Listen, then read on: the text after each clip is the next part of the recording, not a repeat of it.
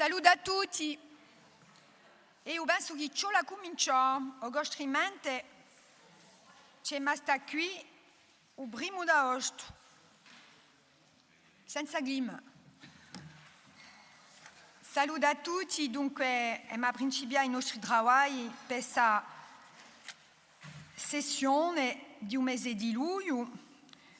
Dunque abbiamo principiato con la seduta di domande a bocche.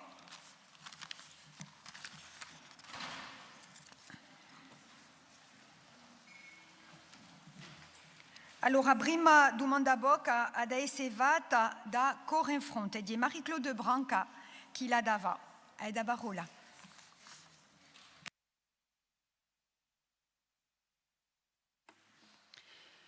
Signor Presidente, ogni anno si festeggia in Corsica il 14 di luglio, secondo il romanzo storico francese. Su 14 di luglio del 1789 venne un trattamento istituzionale francese. Donne e uomini di riacquisto e definitori della nostra storia e della nostra cultura, un polemica concepisce che la presa della Bastiglia sguassi un altro avvenimento della nostra storia. Si tratta di un momento preciso del periodo di indipendenza della Corsica e della messa in ballo della sua Costituzione repubblicana. Tra la bandiera francese, simbolo di occupazione, e la bandiera corsa, simbolo di spanamento nazionale e di libertà, la nostra scelta è presto fatta. Il 14 di luglio del 1755 Pasquale Paoli è proclamato generale capo della nazione dalla consulta di Sant'Antonio di Casabianca. Come palotto di dicembre, festa della nazione corsa, consacrata di maniera istituzionale dalla nostra collettività, il 14 di luglio domanda di noi che questo momento sia rispettato in un nostro paese. Allo stesso tempo, permetteria di costruire un nostro calendario in un spirito di riacquisto. Stopera aria potuto essere messa in ballo dopo la vittoria della maggiorità patriottica dal 2015 sino ad oggi. Anche si parla di un potere legislativo di vasto trattato che non si può modificare né il codice generale della funzione pubblica né il codice del lavoro, non c'è nulla che ci impedisce di usare il nostro potere regolamentario, politico, per organizzare la vita delle nostre istituzioni. Allora, anche se non abbiamo già parlato di calendario, molte volte parlando di un calendario scolare, per il momento non è stato fatto nulla. Si può mettere in piazza nella base di un dialogo sociale e di un volontariato. Come abbiamo fatto la scelta di ufficialità di fatto per la lingua corsa, potremmo fare la scelta di una riconoscenza di fatto della nostra memoria nazionale. Non c'è nulla che ci impedisce di raccampare da avanti i momenti fondatori della nazione corsa attraverso il nostro calendario. Il riacquisto passa di nuovo per i luoghi e i figure maggiori della nazione corsa e per i dati che ci hanno dato il popolo.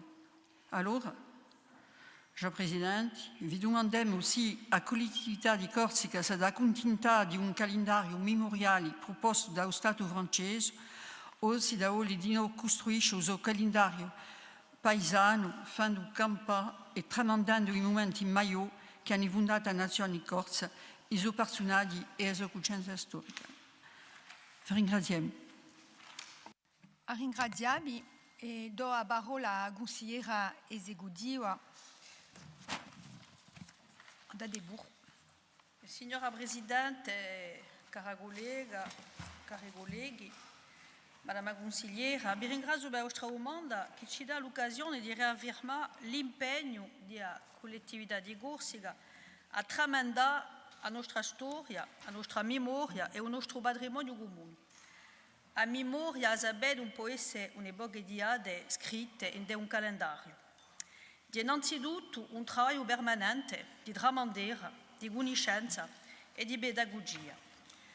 A memoria si costruisce in cui è commemorazione, bella sicura, ma di noi in dei nostri musei, in dei luoghi di memoria, in cui ricerca, in cui colloqui e pubblicazione, l'azione culturale ed educativa che danno a tutte e a tutti, generazione dopo generazione, la possibilità di conoscere la storia del nostro paese e del nostro popolo.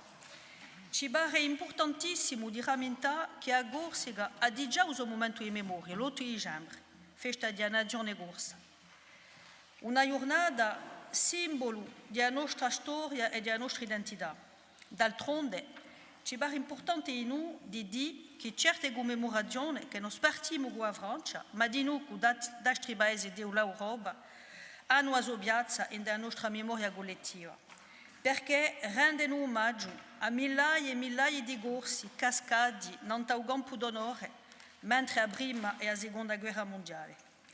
Questi sacrifici a nome della libertà, a nome della pace, a nome dell'umanismo, fanno parte della nostra storia ed è a nostra responsabilità di preservare questa memoria e di tramandarla. Per conto nostro, facciamo nostra questa storia e questa memoria che non suppone a valorizzazione della nostra storia nazionale. La collettività di Corsica aveva già, come per esempio il 14 di luglio, un colloquio è organizzato a Zabede ogni anno a un museo di Merusaglia per parlare del generale della Nazione Corsa, Pasquale Bauli, e celebra la sua nascita politica, istituzionale e filosofica. Di modo più largo, la collettività sostiene ogni anno i musei, le manifestazioni culturali, i progetti che ci permettono di accampare la nostra nascita comune. Penso di noi, di modo naturale, a un progetto esoide facendo la nostra storia, portato dalla collettività, che permette di fare onore con il lavoro di collegiani e di liceani all'uomo e ai donne che hanno scritto la nostra storia comune. Il nostro lavoro e le nostre riflessioni devono continuare. Nulla non ci impedisce, come l'abbiamo fatto per il 14 di luglio, di pensare a creare altre stonde che mettono all'onore i personaggi famosi della nostra storia o i momenti che ci hanno fatto diventare una nazione.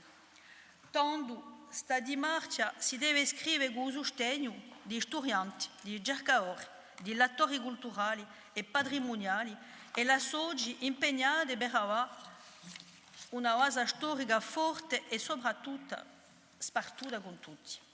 Perché lo scopo non è mica solo di commemorare il passato, è soprattutto di permettere alla nostra gioventù di conoscere la sua storia, di capire l'insegnamento per costruire una bene con una conoscenza sempre più profonda di ciò che fa la nostra identità corsa. D'altronde, conosciamo il nostro impegno in favore di questa memoria nazionale corsa e siamo di sicuro aperti alle vostre proposte che ci daranno la possibilità di allargare la nostra riflessione. Di sicuro, a lui di modo chiaro, ma a ciò che può spartire, non è mica per noi una volontà di opporre memoria, ma di permettergli di coesistere, facendo campare la memoria della nazione corsa, onorando le donne e gli uomini che hanno scritto la nostra storia per trasmettere questa nascita ai nostri e a quelli che scoprono il nostro paese. Vi ringrazio. Ringraziabi. Allora, normalmente c'è una domanda che deve essere fatta d'un soffio no da Georges Mela. Merci Madame la Présidente.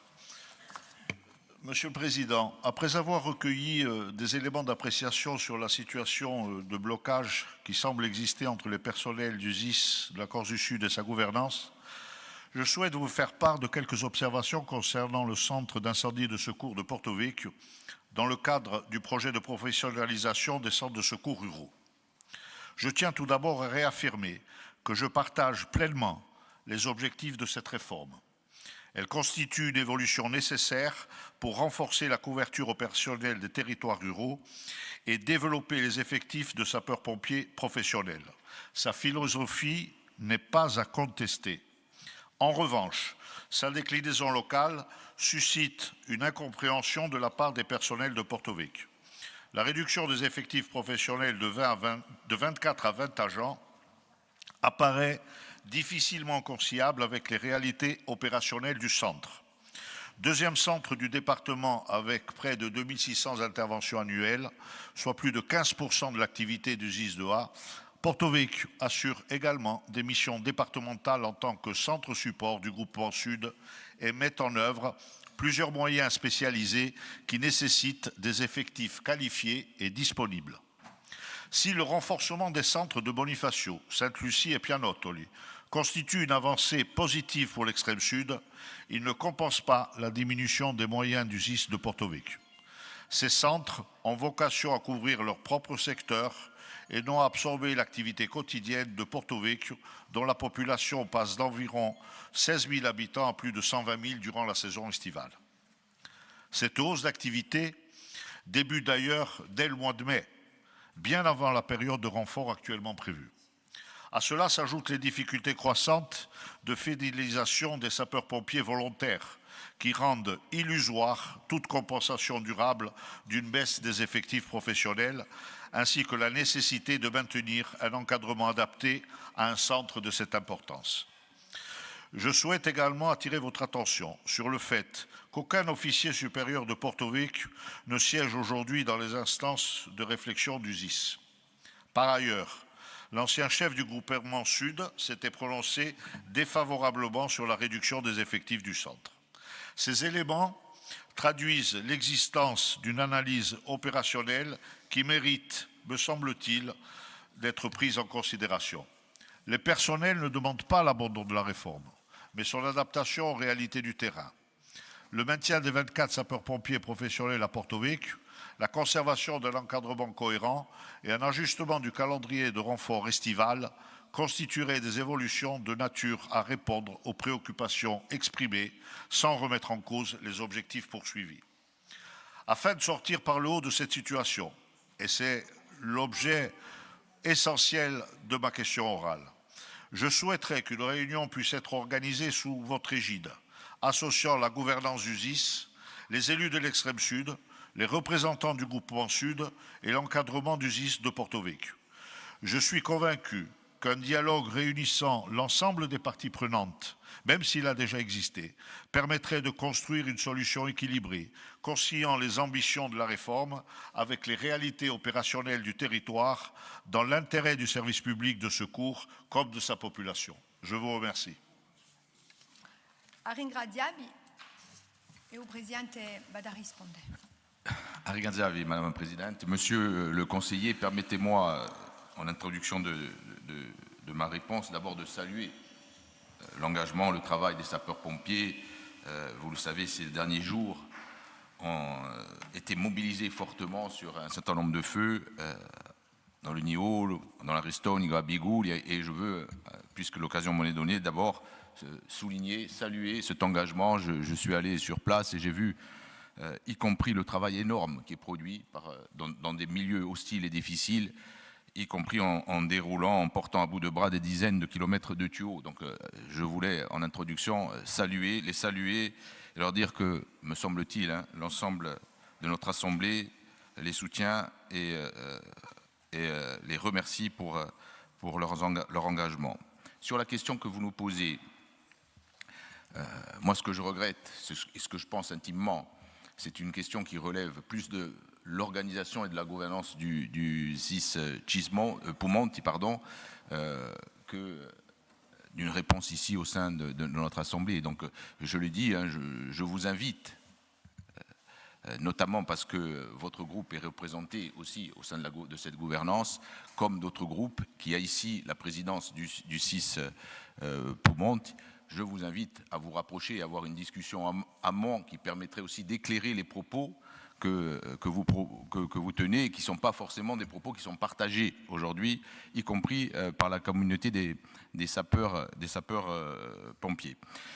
Vous dire aussi que j'ai sollicité Madame Arrighi, bien sûr, la présidente, pour vous apporter une réponse. Ce qu'elle a fait, elle m'a donné une réponse extrêmement détaillée et je ne pourrais pas la délivrer ici parce que ce n'est pas le lieu et je pense surtout la bonne temporalité parce que dans le cadre des questions orales, cela prendrait beaucoup trop de temps. C'est pour ça que je vous invite à organiser une réunion avec elle et les vice-présidents. Je veux vous dire aussi, et vous le savez, qu'à la suite des propos tenus lors de la séance du conseil municipal de Porto-Vecchio du 5 juin 2026, Madame la présidente du CIS a fait parvenir au maire de Porto-Vecchio et à l'ensemble des conseillers municipaux dont vous êtes donc une réponse là aussi écrite et détaillée sur les positions du CIS, sur l'organisation et sur la mise en œuvre de cette réforme.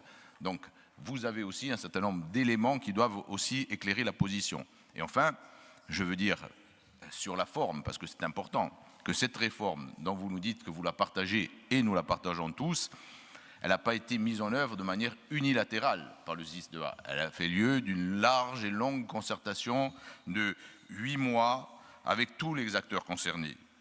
Les partenaires sociaux, bien entendu, mais l'ensemble des acteurs de manière plus large.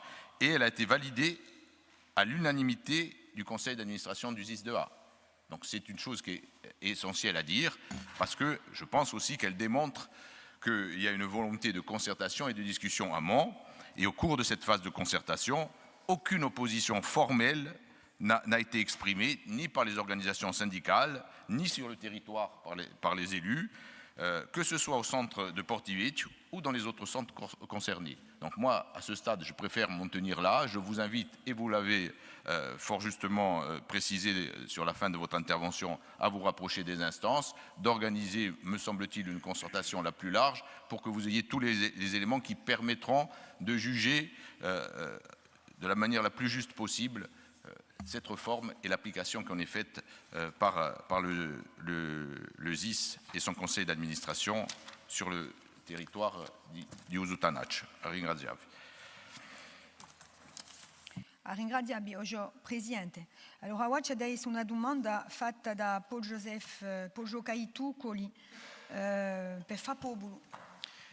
Buongiorno, ringraziavi. Monsieur le Président du Conseil exécutif de Corse, la collectivité de Corse exerce la responsabilité d'autorité de gestion des principaux fonds européens, un rôle essentiel qui permet d'adapter les financements européens aux réalités et aux besoins spécifiques de notre île. Les derniers éléments communiqués à l'issue du comité de suivi des programmes européens témoignent d'une amélioration significative du taux de programmation des crédits FEDER FSE+, pour la période 2021-2027, qui sont passés de 13% à 56%, avec un objectif affiché de 83% d'ici la fin de l'année. Cette dynamique est encourageante. Dans un contexte où la Corse est confrontée à des défis majeurs en matière de logement, de transition écologique, de développement économique, d'emploi, de mobilité ou encore de cohésion territoriale, chaque euro européen constitue un levier indispensable pour accompagner nos politiques publiques. Par ailleurs, la prochaine programmation européenne est d'ores et déjà en préparation et pourrait modifier profondément les modalités de financement, avec notamment un fonds unique regroupant plusieurs dispositifs actuels. La préservation de la qualité d'autorité de gestion de la collectivité de Corse représente donc un enjeu stratégique majeur. Dans ce contexte, Monsieur le Président du Conseil exécutif de Corse, pouvez-vous nous préciser quelles mesures le Conseil exécutif entend mettre en œuvre afin d'accélérer la programmation, la certification et le paiement des fonds européens encore disponibles? Comment le Conseil exécutif entend-il renforcer les dispositifs d'information, d'ingénierie et d'accompagnement à destination des collectivités, des associations, des entreprises et de l'ensemble des porteurs de projets? Enfin, quelle stratégie la collectivité de Corse entend défendre auprès des institutions françaises et européennes afin de préserver les spécificités de la Corse dans la future programmation post-2027 et garantir que notre île continue à bénéficier d'une politique de cohésion pleinement adaptée à ces réalités insulaires? Allora, il Presidente di l'esecutivo che da risponde. Merci Madame la Présidente. Bonjour consiglieri, una questione importante che tratta di l'utilizzazione e la gestione di fondi europei in Corsica. A sapete è un imbusco maggiore per i politiche pubbliche che noi mettiamo in bad e di nuovo per gli investimenti di nostra collettività. Je le disais, donc, le levier essentiel, vous l'avez rappelé, sur les grandes politiques, le logement, la transition écologique, la compétitivité de nos entreprises, l'emploi, la formation, la mobilité ou encore la cohésion de nos territoires. Vous l'avez rappelé aussi, nous avons déjà eu un certain nombre de débats, y compris l'année dernière, sur la montée en charge de cette consommation. Il y avait eu quelques inquiétudes et je pense que nous les avons levées. Vous avez aussi signalé que la Commission européenne s'était déplacée sur Bonifacio il y a quelques jours pour faire un point d'étape sur la consommation de ces fonds et qu'elle a d'ailleurs dit et communiqué, elle était plutôt satisfaite sur la montée en charge de cette consommation. Rappelons que l'année dernière, à cette époque, nous étions à 13% de programmation. Aujourd'hui, nous sommes à 56% de programmation et nous avons l'objectif déjà bien établi d'arriver d'ici la fin de l'année à 83% de programmation, ce qui nous met dans une dynamique extrêmement favorable. Si nous arrivons aujourd'hui à être dans cette logique de bonne consommation, nous le devons aussi à une organisation, une stratégie, une méthode. Je m'en étais déjà exprimé l'année passée autour de plusieurs axes structurants. Le premier axe, c'est bien sûr le renfort de nos capacités administrative en tant qu'autorité de gestion. Notamment, nous avons fait un effort particulier sur la ressource humaine. Nous avons renforcé la ressource humaine et nous allons le faire à nouveau, puisque nous sommes en train de procéder à nouveau à 3 recrutements qui permettront bien sûr quantitativement d'améliorer notre capacité d'action. Le deuxième axe vise à accélérer la chaîne complète de gestion. Là, c'est un choix que nous faisons, stratégique, et qui explique aussi que si on programme beaucoup, on est un peu moins bien sur la certification, tout simplement parce que dans notre stratégie de travail, jusqu'à la fin de l'été, nous travaillons sur la programmation avec l'ensemble des porteurs de projets. À partir du mois de septembre, nous allons commencer à certifier les dépenses, ce qui va nous faire monter naturellement en termes de volume de certification.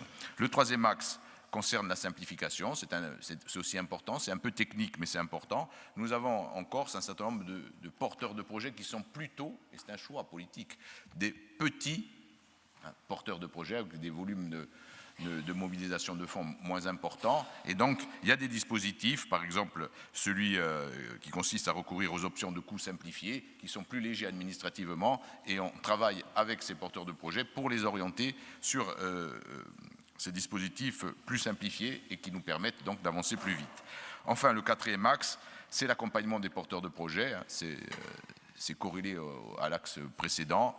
Choix stratégique, avoir une multitude de porteurs de projets, parce que nous considérons qu'il faut ouvrir l'accès aux fonds, notamment aux fonds de cohésion, à de nombreux porteurs de projets, et parce que nous considérons aussi que ça permet aussi d'avoir une équité territoriale, et ça nous semble être important, mais ça demande bien sûr une logique d'accompagnement, d'appui plus importante que nous sommes en train de structurer pour pouvoir permettre à ces porteurs de projets d'être bien sûr mieux accompagnés et plus opérationnels.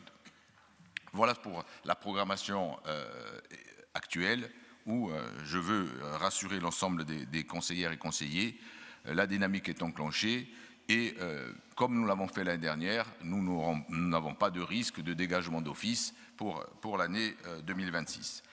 Enfin, vous m'interrogez sur la préparation de la future programmation européenne. Là aussi, rappelez-vous, nous avons eu il y a quelques semaines déjà un débat où nous faisions collectivement part de nos craintes, en tout cas des risques de recentralisation de la gestion des fonds européens dans le cadre de cette prochaine programmation.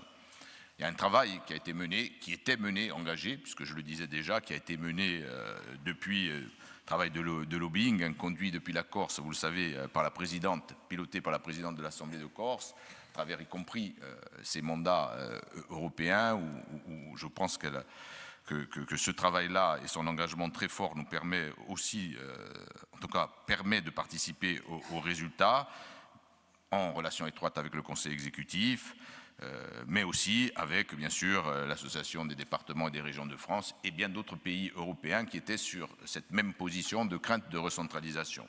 Alors, cette mobilisation collective, elle nous a permis déjà d'avoir une première victoire, en tout cas une garantie politique déterminante, concrétisée par un courrier du Premier ministre Sébastien Lecornu daté du 23 juin 2026 et qui nous confirme que la Corse, ou les régions, mais la Corse, restera autorité de gestion pour les fonds européens. C'était quelque chose d'important et de décisif, c'est acquis et c'est une bonne chose pour nous. Par contre, cette garantie, elle ne lève pas toutes les incertitudes qui entourent la prochaine programmation.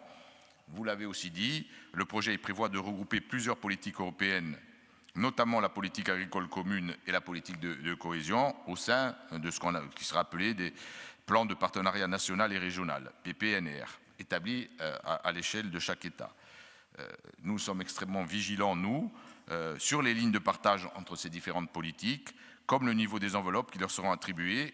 Tout ça reste encore à définir et c'est pour ça que la mobilisation continue sur ces sujets. Mais nous avons une position qui est extrêmement claire. Nous considérons que les crédits consacrés à l'agriculture et à la cohésion territoriale, ils doivent être sanctuarisés. Cet enjeu, il doit permettre à la Corse de faire valoir ses spécificités de territoire insulaire, confrontées, vous le savez, à des contraintes structurelles permanentes, et donc garantir la prise de l'insularité dans le cadre budgétaire européen. Enfin, et parallèlement, et je terminerai par là, nous avons déjà commencé à travailler sur la prochaine programmation pour ce qui est de la collectivité de Corse, afin d'élaborer les futurs chapitres régionaux du volet cohésion du plan national. Cette phase consacrée au diagnostic territorial et à l'identification des priorités, elle sera réalisée bien sûr avec l'appui de l'ANCT. Mais elle se fera, et je veux le dire de manière très claire aussi, en associant l'ensemble des partenaires et des acteurs, bien sûr la collectivité de Corse et ses services, mais de manière plus large, les collectivités, les établissements publics, les acteurs socio-économiques, le monde de la recherche, les associations et les représentants de la société civile. Le but, et notre objectif il est clair, c'est d'associer le plus grand nombre au travail sur la prochaine programmation et ainsi éviter un travail qui serait trop technique ou trop technocratique, trop contraint par, on le sait souvent, des cadres de référence. Donc nous avons l'ambition et la volonté de tenir compte d'abord des besoins de la Corse, de l'ensemble du corps social et économique pour pouvoir construire cette nouvelle programmation. Voilà les informations que je pouvais donner à cette date. Vi ringrazio. Ringraziabi, ojo Presidente. Allora, a umanda da essevata da Jean-Noël Profizzi per correre in fronte, avete la parola. Ringrazio Presidente.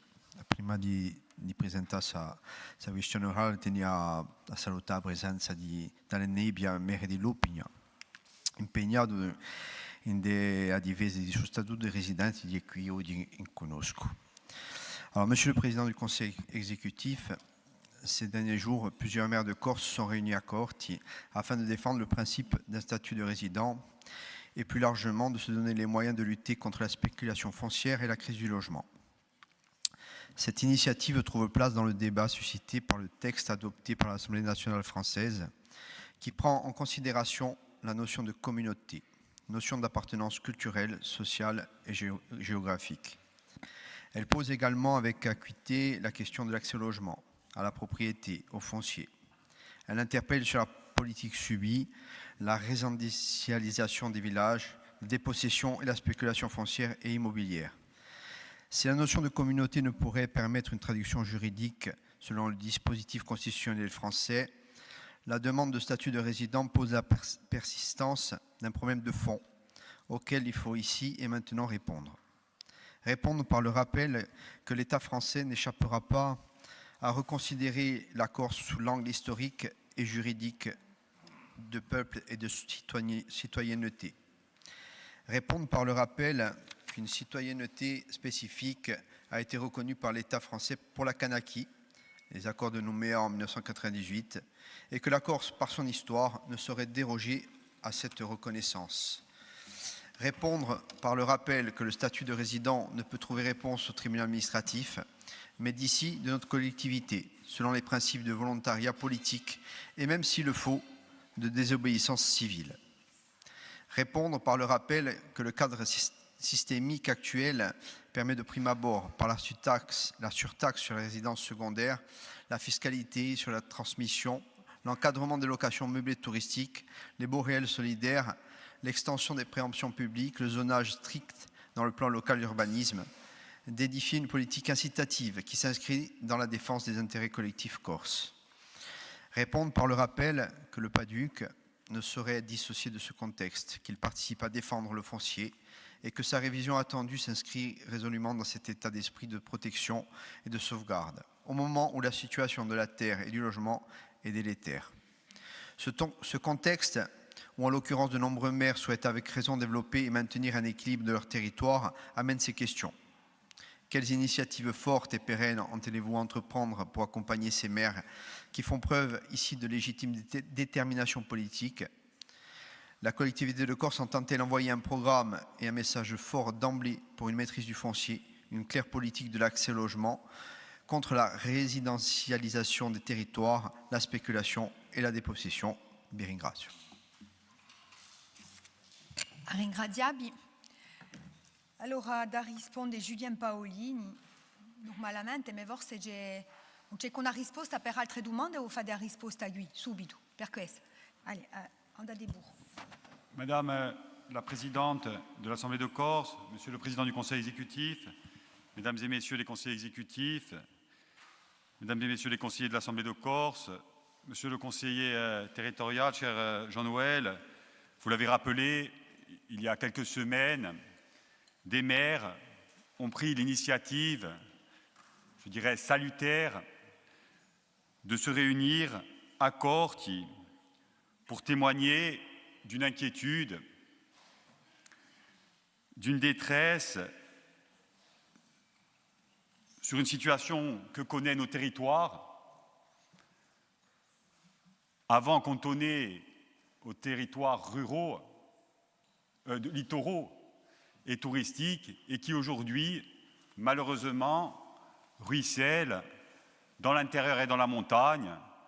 L'inquiétude liée à la dépossession, vous l'avez rappelé, à la spéculation et aux difficultés d'accession au logement, notamment pour les jeunes et les ménages les plus modestes. Et je salue la présence et l'implication d'Alain Nébia sur ce sujet, le maire de Lopigne, qui est avec nous aujourd'hui. Donc pour vous répondre, je veux tout d'abord dire aux élus, aux maires, aux conseillers municipaux que le Conseil exécutif, la collectivité de Corse est pleinement engagée à leur côté et que leur démarche s'inscrit au centre de notre stratégie. Une stratégie qui s'articule autour de deux volets principaux. Le premier volet, l'intégration de leviers de régulation dans le cadre de la révision du PADUC. Et le deuxième volet, l'exigence d'une réponse politique globale dans le cadre de la réforme institutionnelle et du processus d'autonomie. Donc je vais détailler notre stratégie sur ces deux volets. Donc le premier volet, dans le cadre de la révision du PADUC, nous allons proposer, conformément au périmètre de la révision du PADUC adopté en juillet 2025,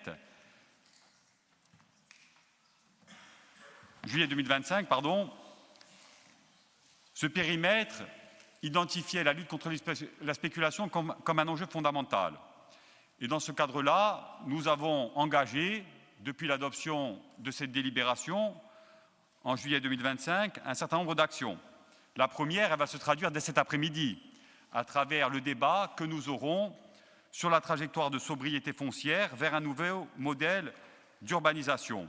Je n'anticipe pas sur les débats et je ne détaille pas ce point-là. La deuxième action, toujours dans le cadre de la révision du PADUC, c'est l'application de la loi Le Maire-Etchaniz, une loi récente de 2024. Et dans ce cadre-là, un travail spécifique est mené par la collectivité de Corse, avec l'Agence d'urbanisme et d'énergie, mais également avec l'Agence du tourisme de la Corse, pour mesurer l'impact des meublés de tourisme sur le marché du logement, mais également leur impact sur la fiscalité locale et notamment les recettes potentielles pour les collectivités. L'objectif de ce travail est de traduire les dispositions aussi bien fiscales, urbanistiques et réglementaires de cette loi dans les mesures opposables du PADUC à chaque fois que c'est possible. Je pense par exemple à la question de la servitude de résidence principale. Et donc un rapport sera présenté à l'Assemblée de Corse avant la fin de l'année, un rapport qui sera axé sur les dispositifs de lutte contre la spéculation foncière et immobilière et qui permettra d'offrir aux élus une boîte à outils sur tous les autres dispositifs opérationnels qui peuvent être mobilisés à droit constant. Donc je vais en citer quelques-uns, vous en avez cité, cher Jean-Noël, par exemple la généralisation du BRS, du bail réel solidaire, le renforcement des zones d'aménagement différé, l'extension du droit de préemption ou encore les droits de préemption urbain et la mobilisation des leviers fiscaux. Donc ça, c'est pour les dispositifs dans le cadre de la révision du PADUC et de la mobilisation de l'ensemble de l'arsenal législatif qu'on peut mobiliser à droit constant. Le deuxième volet de notre action, de notre stratégie, s'inscrit dans le cadre de la perspective d'un statut d'autonomie et, à travers ce statut d'autonomie, de l'obtention d'un véritable statut de résident sur le foncier et sur l'immobilier. Je rappelle que d'ores et déjà, sans attendre ces évolutions, la collectivité de Corse a fait adopter, encore très récemment, un certain nombre de dispositifs qui permettent justement de répondre à cette problématique d'accès au logement et de spéculation. Je les rappelle, le règlement d'aide aux communes, une réserve stratégique qui est prévue et qui sera débloquée à certaines conditions d'action de la part des communes sur la régulation des meublés de tourisme, sur la servitude de résidence principale dans les PLU ou encore sur la surtaxe des résidences secondaires, notamment dans les communes tendues. Autre action, l'intégration de conditions de résidence pour l'accès au dispositif d'aide au logement, notamment sur le dispositif d'aide aux primo-accédants. C'était l'objet d'un amendement du groupe FAPO-POUINSEM, ou encore l'utilisation de clauses antispéculatives dans les règlements et le cahier des charges de l'office foncier pour l'acquisition de foncier et la vente de biens communaux sous condition de résidence une fois de plus. Donc ça, c'est ce qu'on a adopté durant le courant de l'année 2025. Je me félicite que vous nous ayez suivis sur le règlement d'aide en faveur du logement et de l'habitat. Et je regrette que ce n'ait pas été le cas sur le règlement d'aide aux communes qui prévoyait justement l'ensemble de cet arsenal réglementaire. Et enfin, bien sûr, l'ensemble de ces outils ne suffira pas, que ce soit la révision du PADUC ou encore les règlements d'aide aux communes. Il y a des causes qui sont plus structurelles à cette problématique et donc nous avons besoin de la constitutionnalisation du lien entre le peuple corse et sa terre. C'est ce qui est prévu, bien sûr, dans la réforme constitutionnelle qui est envisagée. Et je voudrais aussi tordre le cou à un certain nombre de débats où on nous dit que le texte actuel ne permettrait pas d'obtenir un statut de résident. Ça a été l'objet d'un certain nombre d'échanges à l'Assemblée nationale et ensuite après l'adoption du texte. Et je vais prendre comme exemple la Polynésie. Comme ça, je suis dans le droit français. Et puis après, j'élargirai sur la question européenne, notamment ce qui se passe dans les îles autonomes d'Italie. Alors sur la Polynésie, il y a bien sûr des dispositifs constitutionnels spécifiques, mais c'est bien dans la loi organique que sont prévus un certain nombre de dispositifs instaurant un statut de résident pour l'accès au logement et au foncier. Donc la loi organique en Polynésie, c'est 2004. Et cette loi organique en Polynésie, elle nous dit quoi? Donc ce n'est pas la Constitution, hein, c'est bien la loi organique pour la Polynésie. Je vais essayer de retrouver mes notes.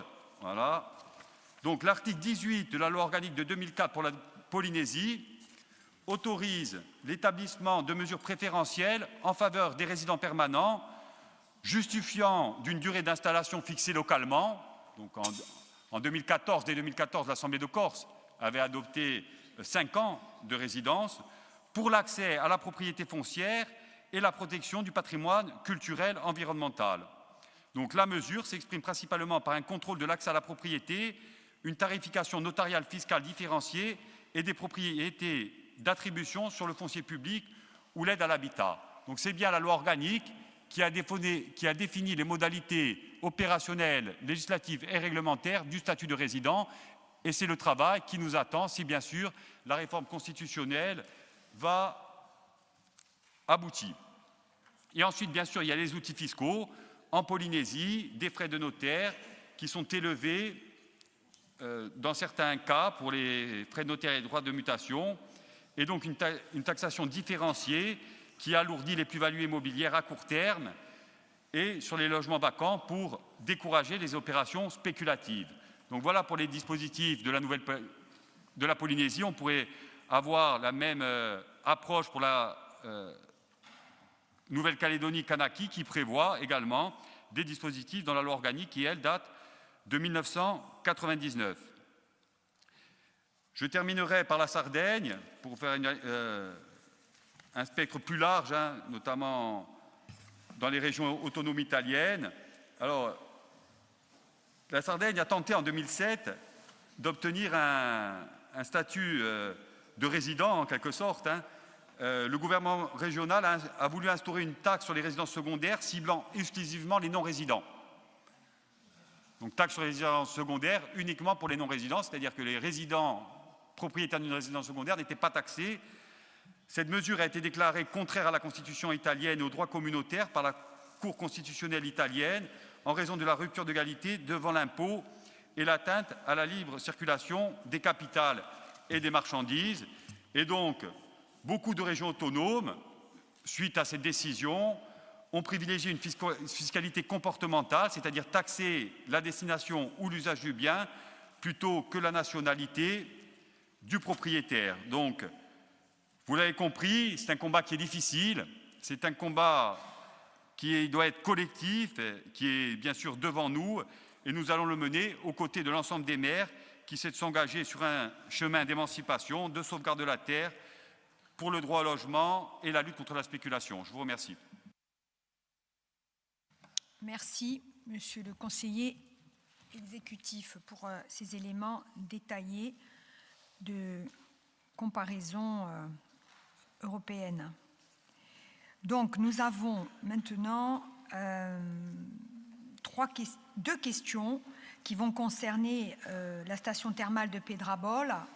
Une qui sera posée par Sawerio Luciani, d'abord, dans l'ordre d'inscription en commission permanente pour Awansem, et ensuite ce sera celle d'Annette Pieri pour Roussofio.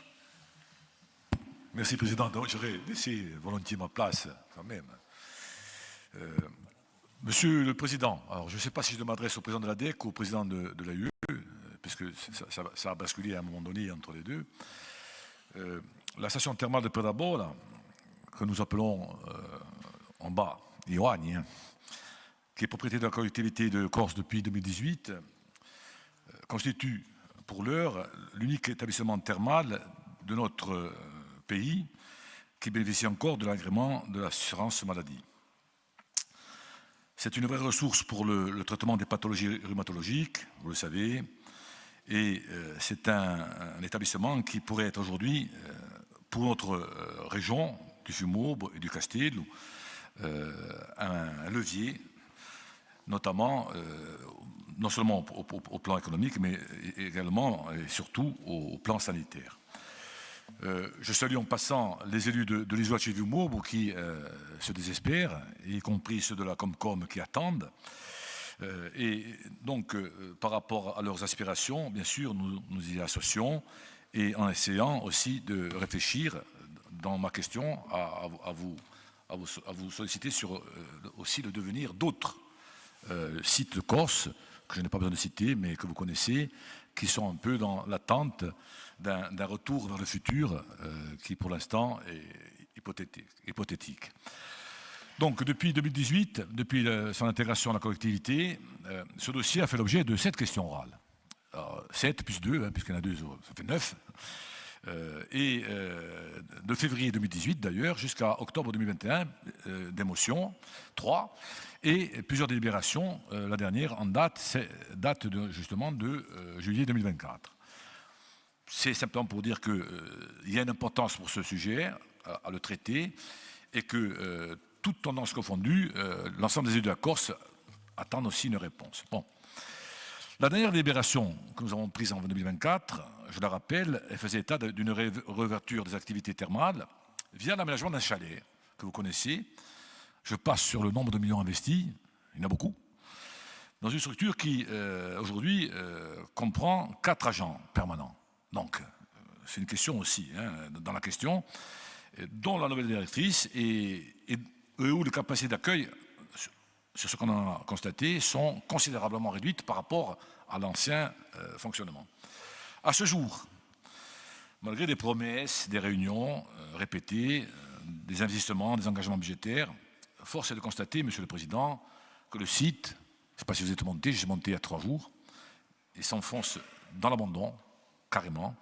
Il souffre de vol, y compris de matériel et d'objets carrément historiques. Et on va vers une dégradation irréversible du bâtiment que je qualifierais d'historique et qui est le grand bâtiment de l'époque. Chacun s'accorde à dire que la prolongation de cette fermeture faisait courir, puisqu'apparemment il y a du nouveau, le risque imminent et irréversible de la perte de l'agrément thermal. Vous savez que sans cet agrément accordé par le ministère de la Santé et de la Sécurité sociale, c'est l'avenir même de la filière thermale publique en Corse qui se trouve définitivement compromis.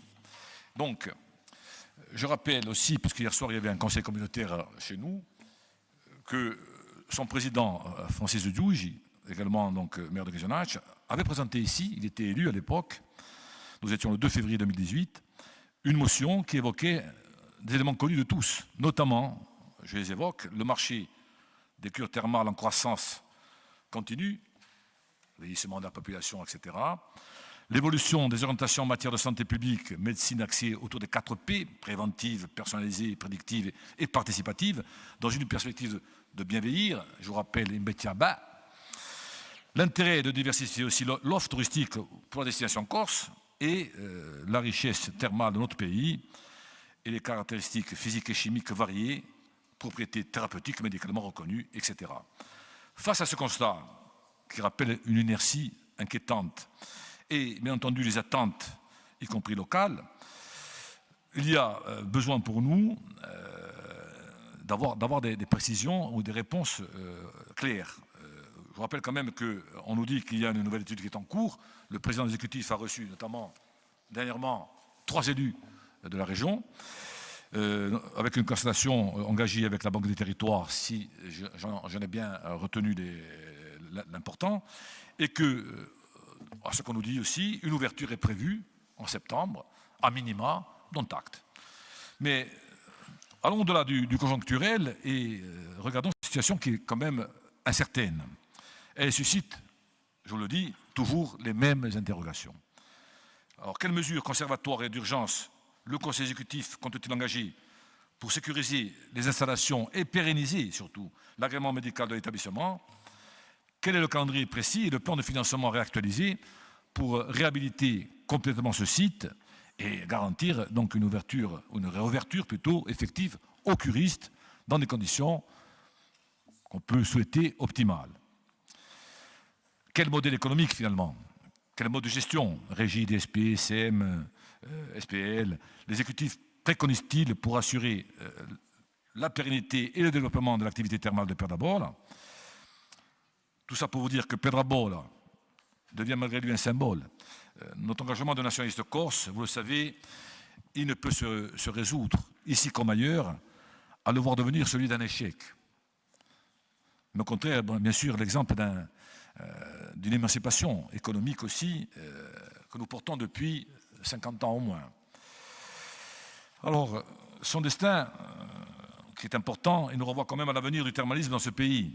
Je veux quand même élargir la question parce que je crois qu'on n'est pas nombriliste. Et même si je suis élu depuis 31 ans du territoire, je crois qu'il y a besoin de lever les yeux et de regarder l'ensemble de nos potentialités. Dans les orientations stratégiques et politiques relatives à la filière thermale portées, je me rappelle, en décembre 2016, par la DEC, mon collègue aurait pu en parler mieux que moi, mon voisin de fauteuil, elles étaient quand même engageantes et porteuses d'un développement économique autour d'une ressource dont notre territoire dispose depuis des siècles et qui est désormais en grande partie inexploitée. Donc ma question, la dernière, sera de vous demander qu'est-ce que vous comptez faire pour concrètement relancer une filière thermale qui en Corse aujourd'hui doit redevenir un atout pour ce pays. Je vous remercie. Merci. Donc, nous allons écouter la question peut-être un peu plus courte d'Annette. Merci Madame la Présidente, Monsieur le Président de l'exécutif, Monsieur le Conseiller exécutif, chers collègues. Alors, cara Presidente, je voudrais reprendre vos mots, torna Pietrapol, e oggi due domande a bocca, una da Ansem, de mon ami Xavier Lucian et une de notre groupe Peron Sofio. Alors, il y a des dossiers qui dépassent les clivages politiques et qui touchent à notre patrimoine, à notre identité, à l'avenir de notre territoire. Et Pietrapol en fait partie. Depuis 2018 que je suis élue sur ces bancs, j'ai posé des questions, une motion sur Pietrapol. J'ai commencé en 2018, j'avais interpellé en fait le conseil exécutif à faire preuve d'une ambition, d'une nouvelle ambition pour Pietrapol. En 2021, j'ai présenté une motion qui avait été adoptée à l'unanimité par notre Assemblée afin de réhabiliter les bains de Pietrapol et que ça devienne vraiment une priorité. En 2022, je revenais devant cette Assemblée pour demander un calendrier précis de réouverture des bains. En 2023, j'alertais une nouvelle fois notre Assemblée sur le retard accumulé et sur la nécessité de préserver l'agrément. Il y a exactement 2 ans, pratiquement jour pour jour, en juillet 2024, mon cher Julien, vous nous avez présenté un rapport de réouverture de la station de Pietrapol avec des travaux qui ont été faits sur un chalet thermal qui a eu un coût relativement important. Je ne reviendrai pas sur le nombre de baignoires qui sont dans ce chalet thermal. Disons que la mise en service avait été annoncée donc, et fixée pour juillet 2024. Vous vous y étiez engagé, mon cher Julien, dans le cadre d'une émission que nous avions faite à Pietrapol, devant le maire de Pietrapol, Jackie Bartoli, devant Francis Giudici, de la réouverture donc en juillet 2024 et une véritable réouverture. La réalité a été tout autre. La station n'a fonctionné en 2024 que 18 jours, une cure. Certes, nous avons sauvé l'agrément que nous risquions de perdre le 19 septembre 2024. Cette petite cure, cette petite ouverture des bains a permis effectivement de réactiver l'agrément pendant 5 ans. Ça a eu au moins ce mérite-là. Donc, depuis des années, je reviens devant vous et je parle de Pietrapol parce que j'estime que c'est un fleuron pour la Corse et qu'aujourd'hui, il faut prendre des décisions et de vraies décisions.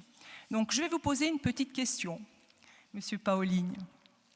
Savez-vous où se trouve en Corse un établissement qui, en 1880, un établissement thermal qui comptait 14 cabines de bain, 2 piscines et un bain de réfrigération? Eh bien, c'était les Thermes de Pietrapol. Qu'en est-il aujourd'hui de ce bâtiment qui est ouvert à tout vent et qui est pillé? Alors, c'est un patrimoine exceptionnel, c'est un outil de santé publique, c'est un levier de développement économique. Alors, je sais qu'il y a eu une réunion de travail qui s'est tenue le 8 juillet à la mairie de Sari-Solenzar en présence du président de l'exécutif, du conseiller Paoligne, du maire d'Isolac, qui est l'âme de Pietrapole, Jackie Bartoli, du maire de Ghisonaccia, Francis Giudici, quand il était sur ces bancs de l'Assemblée, effectivement, il a porté sa voix pour Pietrapole, et du maire de Solenzara, M. Thom. Moi, je me réjouis que cette réunion ait lieu. J'espère qu'elle permettra d'ouvrir de nouvelles perspectives, mais permettez-moi quand même de faire une petite proposition. Pourquoi ne pas aller vers une SPL en associant les territoires, en associant bien sûr la collectivité qui est propriétaire de Pietrapole, mais également le territoire, la commune de Ghisonaccia, la commune d'Isolaccia, la commune de Solenzara, pour qu'il y ait un véritable projet qui soit porté, mais que ce projet ne soit pas porté par le public, mais par le privé. Par le biais d'une SPL, demain, vous pouvez faire un bail à construction avec un privé qui fera l'investissement qu'il faut et donnera les moyens à Pietrapole de revivre. Alors j'espère que cette proposition aura votre agrément. Monsieur Paolini, dans le cadre de l'émission en 2024, vous étiez pour un partenariat public-privé. Qu'en est-il? Alors, Monsieur le Président, pouvez-vous m'indiquer les conclusions de la réunion du 8 juillet? Pouvez-vous me dire le calendrier d'ouverture des bains, mais de façon durable, pas une petite ouverture d'une cure? Et surtout, si la piste d'une SPL peut prospérer. Alors, je forme le vœu qu'un jour, les premiers curistes franchiront les portes de Pietrapole. Et ce jour-là, ce ne sera pas la victoire d'un camp face à un autre, la majorité et l'opposition ou d'un élu. Ce sera la victoire d'un territoire, la victoire de la Corse. Et je crois que cette ambition, nous devons tous la partager. Merci. Donc, Monsieur le conseiller exécutif, président de l'agence d'urbanisme, vous allez répondre. Monsieur le conseiller territorial, Madame la conseillère, je vous remercie de mettre une nouvelle fois à l'ordre du jour de cette session la question des bains de Pietrapole. Vous dire d'emblée que, bien sûr, que comme vous, et je crois comme tous les élus dans cet hémicycle, en dehors de cet hémicycle, nous sommes très attachés aux bains de Pietrapole et nous avons également des ambitions pour cette structure et pour le thermalisme en Corse. Et accordez-moi aussi une constance des positions sur ce sujet. Lorsque j'étais conseiller territorial entre 2018 et 2021, et ensuite en qualité de conseiller exécutif, et ce que j'ai pu dire dans le cadre des interventions à la fois dans cet hémicycle ou lors de mes interventions médiatiques relève à la fois d'un engagement constant et de la volonté de trouver des solutions sur un sujet et dans une situation particulièrement complexe. Et j'accepte tout à fait, en ma qualité de conseiller exécutif, une part des responsabilités inhérentes aux difficultés actuelles de Pietrapole. Mais j'ai envie de vous dire, Madame la conseillère, que depuis la 1880, c'est ça, la date, et je dirais la grande époque des bains de Pietrapole, beaucoup d'eau a coulé depuis à Pietrapole et dans la classe politique, et beaucoup ont, dans la situation actuelle, une part de responsabilité. On prend bien volontiers la nôtre, mais chacun doit aussi regarder ce qu'il s'est passé lorsqu'ils étaient en responsabilité. Vous l'avez rappelé, la station thermale, c'est l'unique établissement agréé sur le territoire. Il a bien failli perdre son agrément, notamment en raison de pollutions répétées depuis, en tout cas, depuis que la collectivité a repris la responsabilité de cet établissement, et donc des pollutions répétées qui, pour des raisons évidentes, de risque à la fois pour les curistes et pour les personnels, nous a conduit à fermer l'établissement et à réaliser des travaux importants, notamment pour sécuriser la source et les approvisionnements des bains.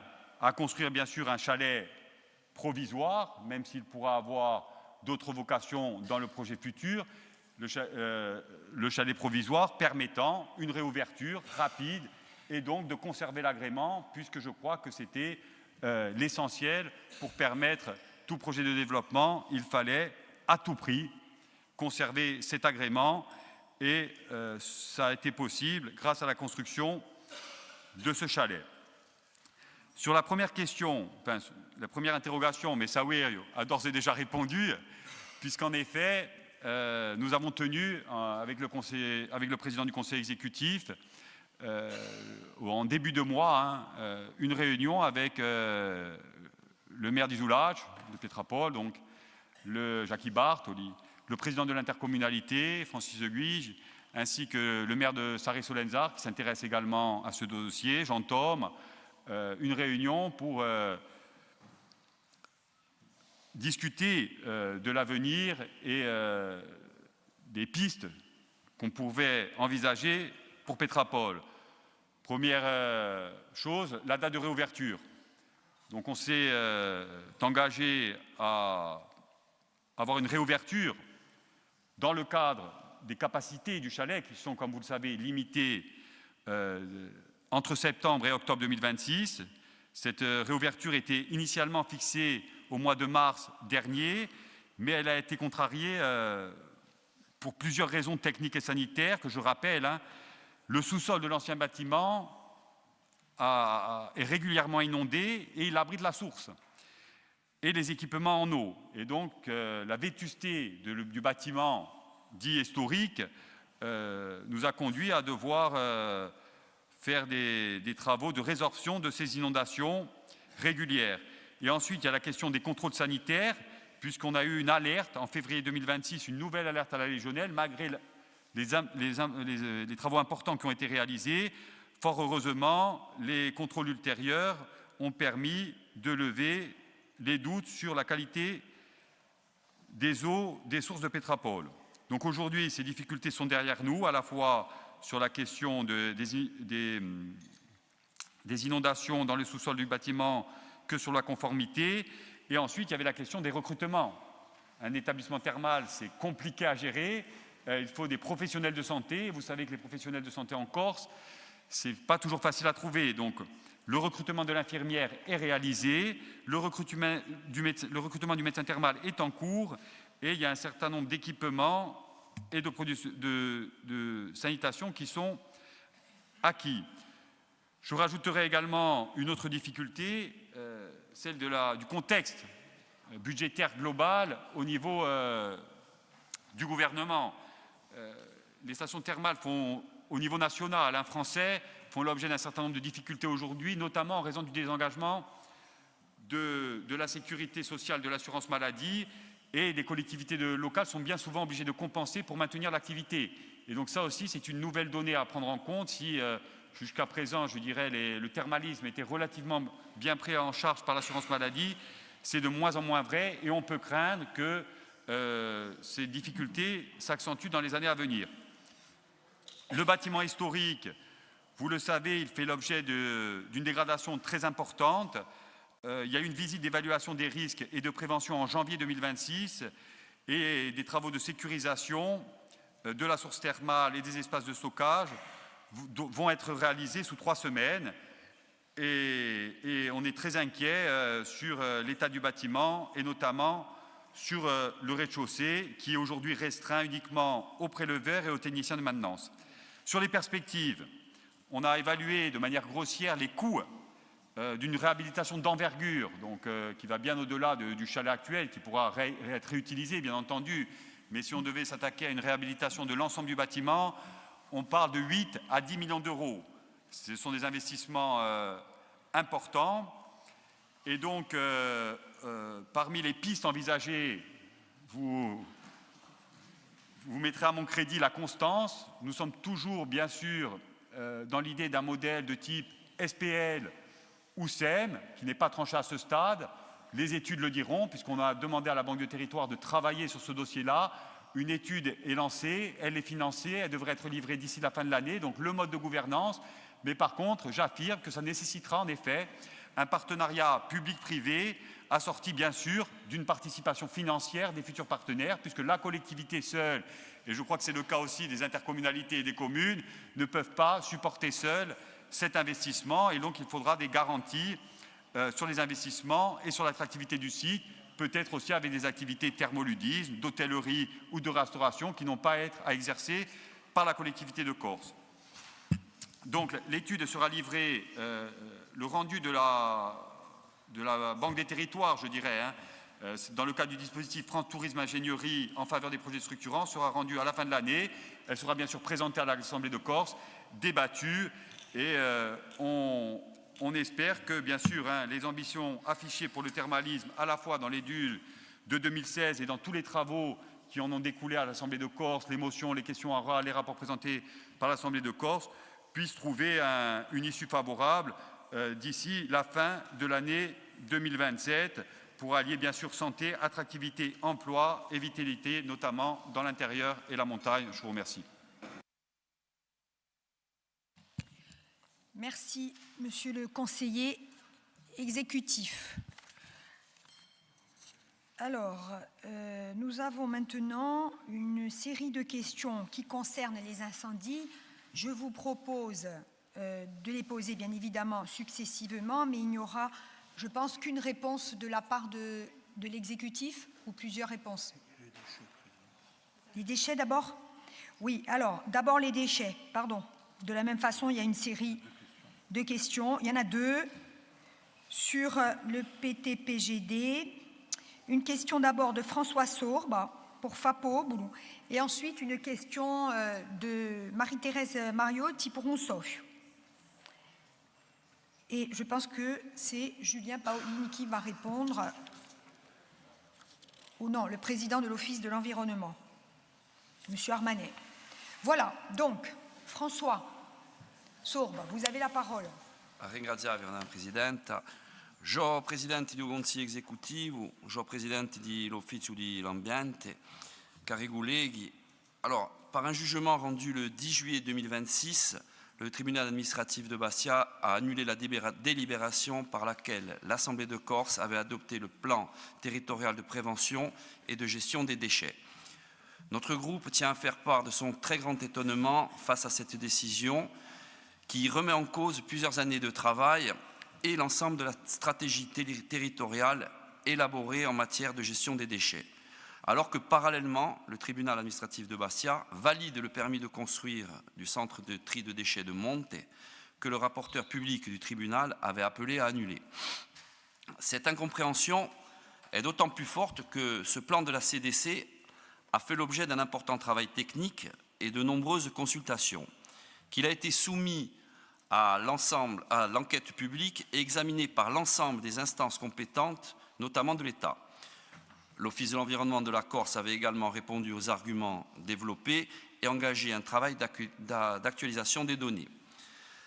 L'annulation intégrante du plan ouvre désormais une période de forte incertitude pour la mise en œuvre de la politique territoriale des déchets, alors que la Corse doit répondre à des enjeux urgents en matière de réduction, de tri, de valorisation et de traitement. Monsieur le Président du Conseil exécutif, pouvez-vous nous préciser les conséquences immédiates de ce jugement, les voies de recours envisagées par la collectivité de Corse et l'Office de l'environnement de la Corse, ainsi que la stratégie qui sera mise en œuvre pour garantir la continuité de la politique territoriale de gestion des déchets. Ringraziavi.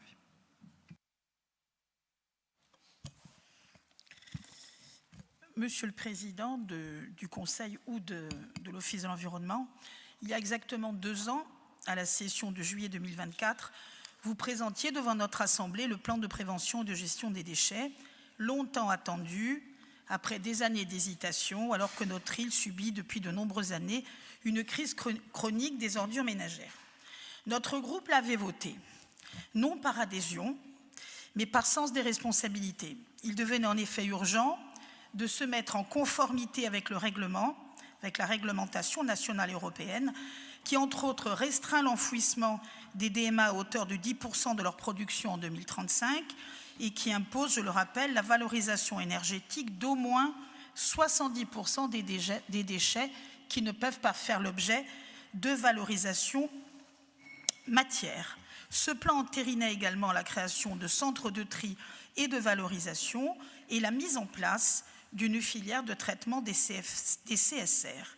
Il offrait enfin aux acteurs de la collecte et du traitement des déchets une feuille de route opposable, mettant fin à l'anomalie d'une Corse, seule région métropolitaine dépourvue d'un plan déchets. Nous avions cependant exprimé réserves et inquiétudes, que l'on retrouve d'ailleurs en partie dans le jugement du tribunal administratif du 10 juillet dernier qui annule le plan suite, je le rappelle, au recours d'associations environnementales, faisant de la Corse la seule région dont le plan est annulé. Vous vous êtes déclaré surpris, Monsieur le Président et cher François. Nous le sommes moins, bien que nous ne souhaitions pas cette issue. Le jugement du TA nous replonge aujourd'hui dans l'incertitude. Au lendemain de cette décision, vous avez annoncé publiquement déposer un recours devant la Cour administrative d'appel de Marseille, recours, je le rappelle, non suspensif, ainsi qu'une requête en sursis et exécution qui, si elle aboutissait, maintiendrait le plan opposable jusqu'à l'arrêt d'appel. D'où nos interrogations auxquelles nous vous remercions de répondre précisément. 1. Pouvez-vous confirmer que ces deux démarches, appel et requête en sursis, ont bien été engagées? 2. Si le sursis n'aboutissait pas, quel serait le cadre juridique pendant l'instance d'appel et quelles conséquences en résulteraient pour le déploiement des infrastructures et des équipements divers en cours ou programmés et bien évidemment à leur financement? Dans l'hypothèse qu'il serait imprudent d'écarter d'une réélaboration complète du plan déchets, quel calendrier de travail proposez-vous afin d'aboutir urgemment à l'adoption d'un nouveau plan? Au regard du parcours long et chaotique qui a conduit au plan déchets aujourd'hui annulé, l'avenir apparaît compromis et sans cap clair. Autant de questions, Monsieur le Président, que se posent légitimement les collectivités et les Corses, lassés, je le rappelle, de trop d'années de non-décision et souvent de posture sur un sujet pourtant bien concret qui appelle la mise en œuvre opérationnelle de directives nationales et européennes et d'une stratégie que vous avez tant tardé à définir. Et enfin, sur ce sujet, je rappelle qu'il n'est nul besoin de légiférer, mais simplement d'agir. Je vous remercie, Monsieur le Président, de ces précisions. Donc, Monsieur le Président de l'Office de l'Environnement, je vous en prie. Ringraziabi, Madame la Presidente, ringraziabi i cari colleghi e oltre domande che penso assai importantissima e a mia risposta penso che potrà chiarire il dibattito. Vous dire, les uns et les autres, bien évidemment que l'étonnement m'a gagné au lendemain de ce jugement et je vous en donnerai les éléments très factuels. Mais pour reprendre vos propos, Marité, trop tardé à installer un plan en Corse qui était la dernière région métropolitaine à ne pas en avoir, j'ai envie de vous dire non, puisque nous l'avons constitué à la suite de 4 années de travail fait par mon prédécesseur. Et les 2 années qui ont suivi ont permis de réactualiser la valorisation énergétique qui n'était pas dans le plan initial afin qu'il soit entériné. Il est de mon devoir de vous rappeler que le parcours, à mon sens, n'a ni été chaotique ni étonnamment tardif. Il a été suivi d'une procédure réglementaire que nous avons mis en œuvre selon les textes. Il a franchi toutes les étapes environnementales, y compris celles de l'État, de l'MRAE, de l'enquête publique, qui ont tous validé le plan. Tous validé le plan, y compris les associations environnementales de l'époque, Zéro Phrase et Oulevante, lors de la première CCES. Au même titre que toutes les intercommunalités. Au même titre que les intercommunalités continentales qui ont dit à la Corse, gérez vos déchets chez vous, chez nous on n'en veut plus. Dont acte. Bien évidemment que ce qui nous surprend dans la décision du tribunal, c'est l'annulation pure et dure du dossier. Alors que, si je me réfère à ce qui s'est fait encore à Fos-sur-Mer contre la région PACA notamment en janvier 2024, où la Cour administrative de Marseille a évoqué le fait qu'un plan ne peut pas tomber pour un manque d'insuffisance précise en volumétrie existante. Mesurer la portée de cette annulation, eh bien, il faut, je pense, d'abord rappeler ce qu'est le PTPGD et ce qu'il représente pour la Corse. Vous l'avez dit, il n'en existait pas, nous étions la dernière région à ne pas en avoir. Il était important d'en avoir un, même si je reviendrai tout à l'heure sur la finalité, parce que le PTPGD fixe la trajectoire, les besoins et oriente les investissements nécessaires. Mais je me dois de vous dire aussi, afin que la compréhension soit la même pour tous, il n'est pas opposable aux personnes privées, contrairement à tout le reste. Mais en revanche, les décisions qui sont prises par les collectivités publiques et les autorités compétentes imposent et fixent le cadre de ce qui doit être fait. Le plan avait été adopté d'ailleurs à une très large majorité où effectivement vous aviez voté afin que l'on ne reste peut-être pas en plan comme l'a précisé Jean-Martin, mais c'est votre choix et je le respecte et je ne reviendrai pas sur les commentaires des uns et des autres, mais je m'attachais à vous dire là où on en est et qu'est-ce qu'on doit faire. Je souhaite maintenant appeler votre attention sur les conditions dans lesquelles l'ensemble de ce travail a été remis en cause. Notre affaire a été examinée au cours d'une audience particulièrement chargée où les questions environnementales étaient prégnantes. La collectivité de Corse n'a disposé que de 2 minutes pour défendre son projet. Et dans ces 2 minutes, le juge a interpellé 2 fois l'avocate en lui demandant d'aller à l'essentiel et d'arrêter de ramener à l'intérêt général le plan.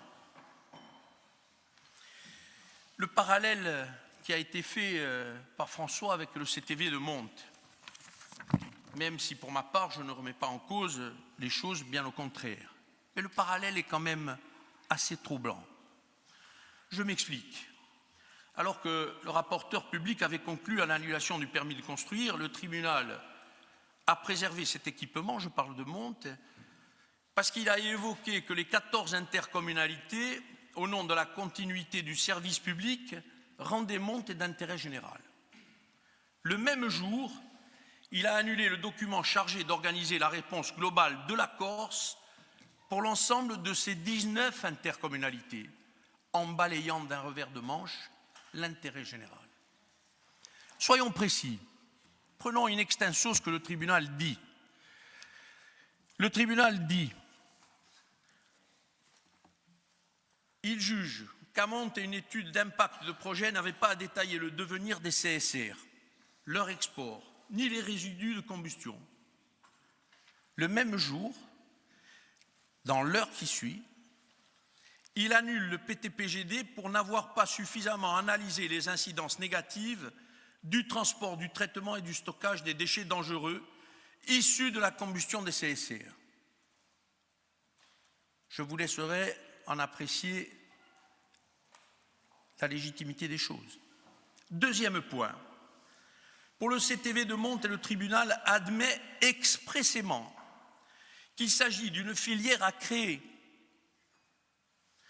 Dans le PTPGD, il censure le plan précisant parce que cette filière n'est pas encore constituée.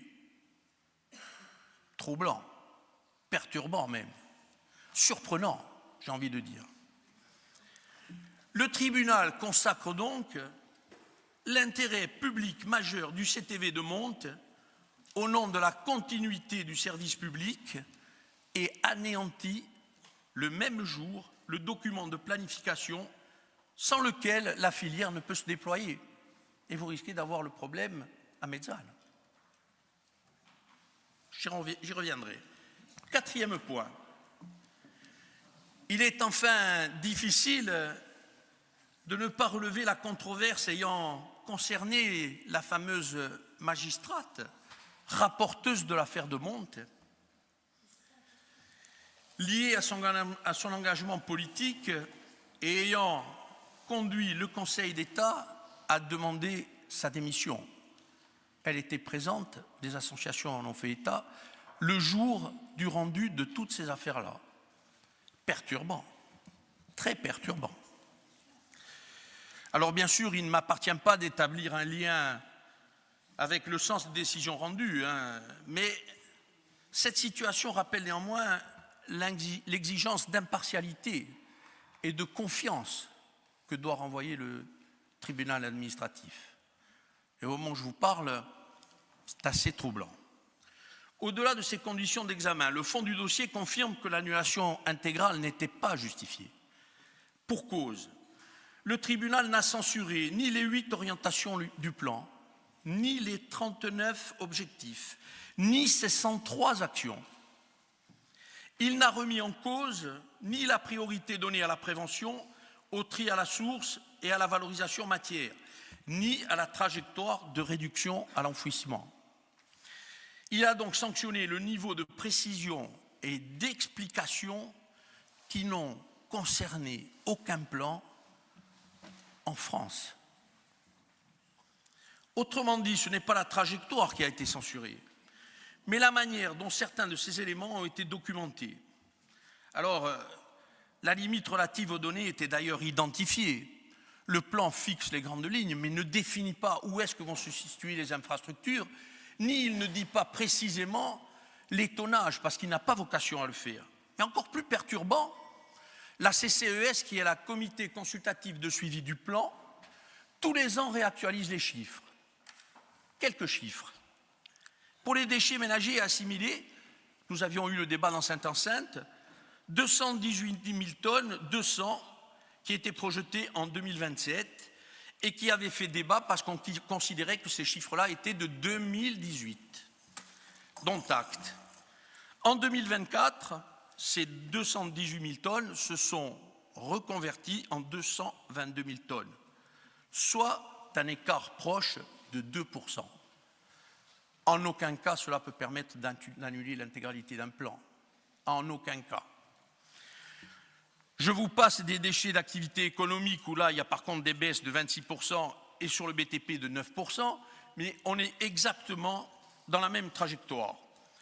Mais pour ces deux dernières données, permettez-moi de préciser que les bases statistiques font référence à l'URSSAF, qui permettent d'améliorer la caractérisation du tissu économique insulaire grâce à des données actualisées relatives au nombre d'établissements, à leur répartition géographique, à leur effectif de salariés et au secteur d'activité.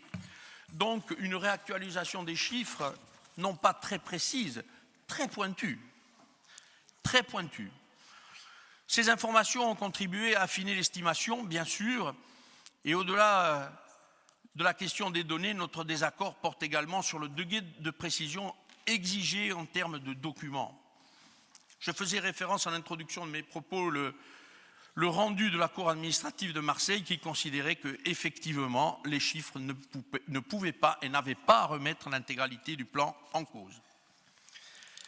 Parce que ces insuffisances étaient régularisables, et j'en viens au dernier point, la collectivité de Corse engagera les recours nécessaires pour préserver un cadre stable pour les territoires, vous l'avez évoqué. L'appel et la requête en sursis à exécution seront déposés dans les délais contentieux avant mi-septembre, parce que nous allons bien évidemment constituer dossier, faire que la collectivité de Corse se verra renforcée par le cabinet Adaltis, aux côtés de son conseil actuel, et l'Office de l'environnement de la Corse interviendra pour sa part avec le concours du cabinet Seattle Avocat, représenté par le maître Mabille. Ces recours visent bien évidemment à obtenir le rétablissement du plan. À défaut de sursis, vous l'avez évoqué aussi, la Corse pourrait être renvoyée au plan de 2015, et je le dis avec la plus grande prudence parce que les travaux qui sont faits par nos avocats n'aboutissent pas à la même convergence. Donc je reste très prudent, mais si je vous donnais un exemple de 2015, ça voudrait dire qu'à Mezzane, on y ferait peut-être un TMB, il serait interdiction de produire des CSR sur l'intégralité du territoire de la Corse et l'ISDND reviendrait aux bioréacteurs. Donc il est effectivement terrible de revenir en arrière pour si peu de choses. Donc à défaut de sursis, voilà ce que l'on pourrait en risquer et je me tiens de préciser que le plan intègre bien évidemment la loi AGEC et la loi Le Nôtre, ce qui n'était pas le cas en 2015 puisqu'elles sont arrivées après, ce qui remettrait en cause tout le parcours que nous avons construit sur l'économie circulaire, sur les ressourceries, sur les déchetteries et bien d'autres. Alors vous évoquiez une réélaboration complète du plan. J'ai envie de vous dire, nous n'avons pas perdu de temps. Nous y travaillons déjà depuis un moment, avant même que le recours n'émette l'annulation du plan. Pourquoi? Parce que ce plan-là est révisable en 2030. Et que nous étions à la manœuvre, parce qu'aujourd'hui, on doit se le dire clairement, de toutes les règles que nous avons énoncées, eh bien, le CIVADEC et les intercommunalités, pas toutes, je précise, il y en a qui continuent à être à la manœuvre, mais on se rend bien compte qu'entre ce qui est écrit dans le plan et la réalisation, il y a un monde. Donc il faudra effectivement réviser. La procédure, elle comporte effectivement des délais incompressibles. Hein. Moi, je tiens à le dire ici, pour établir un plan, il faut 3 ans. Voilà. Donc là aussi, c'est assez incompréhensible, sachant qu'à l'horizon 2030, le plan doit être révisé. Que la procédure en appel risque de durer plus de 2 ans. Et que la remise en route d'un nouveau plan, peut-être 3 ans. Donc il est clair que cette décision arrive à un moment donné où le plan continuait de cheminer son parcours pour être révisé en 2030. Et la régularisation constitue donc la voie la plus cohérente. C'est pour ça que nous allons défendre le plan et que nous nous y attelons d'ores et déjà. Donc la Corse, vous l'avez dit, a besoin d'un cap et d'une stratégie cohérente. Et en tous les cas, on considère que ce plan-là ne peut pas être condamné à ce niveau-là, qui n'a jamais existé, de faire tomber un plan pour une absence de précision des chiffres qui ont été corroborés par le CCES de 2025 et celui de 2026. Donc j'espère avoir été clair et nous continuerons bien évidemment à nous battre pour que le plan soit réhabilité dans ses droits, même s'il était sous une forme de régulation, pourquoi pas. On y était préparé, mais de là à perdre le plan, je trouve ça assez incompréhensible. Aringa Diaby.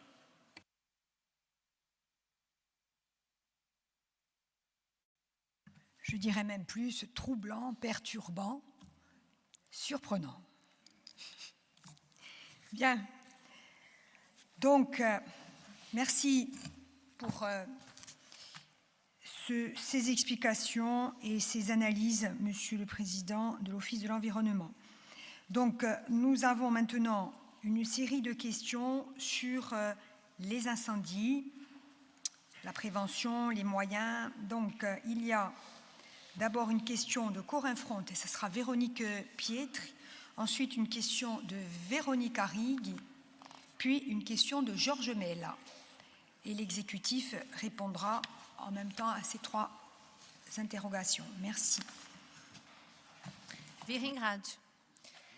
Signor Presidente, les incendies qui ravagent actuellement la Corse viennent une nouvelle fois poser la question des moyens dont nous disposons réellement pour faire face au risque incendie. Nous partageons le constat et la colère du président Hyacinthe Vanni. Les moyens aériens ont manqué ou n'ont pas été activés au moment où ils étaient nécessaires, obligeant les personnes engagées au sol à intervenir dans des conditions particulièrement difficiles et surtout dangereuses. Et lorsque nous constatons les moyens considérables mobilisés très rapidement sur certains incendies en France, la question de la différence de traitement doit être posée. Une question qui se pose d'autant plus avec acuité quand on connaît, via la ministre française des Armées, les moyens financiers exclusivement mis à la disposition des renforcements militaires au détriment, dans ce cas, d'investissements pour la sécurité civile. Dans ce contexte, les propos de la préfète de Haute-Corse, affirmant que la Corse n'a jamais eu autant de moyens, sont particulièrement déplacés. Car la question n'est pas de savoir si nous avons davantage de moyens qu'il y a 20 ans, mais si nous disposons aujourd'hui des moyens correspondant aux risques auxquels nous sommes confrontés et surtout s'ils sont disponibles au moment où nous en avons besoin. Le changement climatique a changé la donne en Méditerranée, en Corse, en Europe. Les périodes à risque s'allongent, les sécheresses s'intensifient et les feux deviennent plus violents, alors que rien n'a été anticipé. Et nous sommes solidaires des régions victimes de tous ces feux. Le contrôleur général des pompiers met justement en garde contre ce qu'il appelle la rupture capacitaire, le risque que plusieurs incendies importants se déclarent simultanément en France et en Corse et mobilisent l'ensemble des moyens disponibles. Nous ne pouvons plus accepter que la protection de la Corse dépendent de la disponibilité de moyens français mutualisés et d'arbitrages décidés ailleurs. Nous contestons également les propos selon lesquels ces incendies ne mettraient pas de vie en jeu parce qu'ils ne menacent pas directement des habitations. La Corse ne devient pas un territoire vide dès que l'on quitte les villages. Dans nos montagnes, il y a des bergers dans les estives, des troupeaux, des personnels engagés au sol. Dans nos montagnes, il y a des bergers. Il y a aussi nos forêts, notre diversité, nos terres et tout un patrimoine naturel vivant que nous avons la responsabilité de protéger. Il y a la végétation qui, si elle recule, peut provoquer ensuite d'autres catastrophes au moment des fortes pluies. Depuis plusieurs années, nous réclamons le positionnement permanent de moyens aériens en Corse, notamment de Canadair. Si la flotte actuelle ne permet pas de garantir ces moyens, alors c'est aussi son dimensionnement qui doit être revu et les moyens diversifiés. La Corse doit pouvoir disposer d'une capacité permanente. Au-delà des moyens de lutte, nous devons remettre la prévention et l'entretien de nos territoires au cœur de notre politique. Le rôle de l'agriculture est ici essentiel. Le pastoralisme permet d'entretenir les espaces et de limiter la biomasse.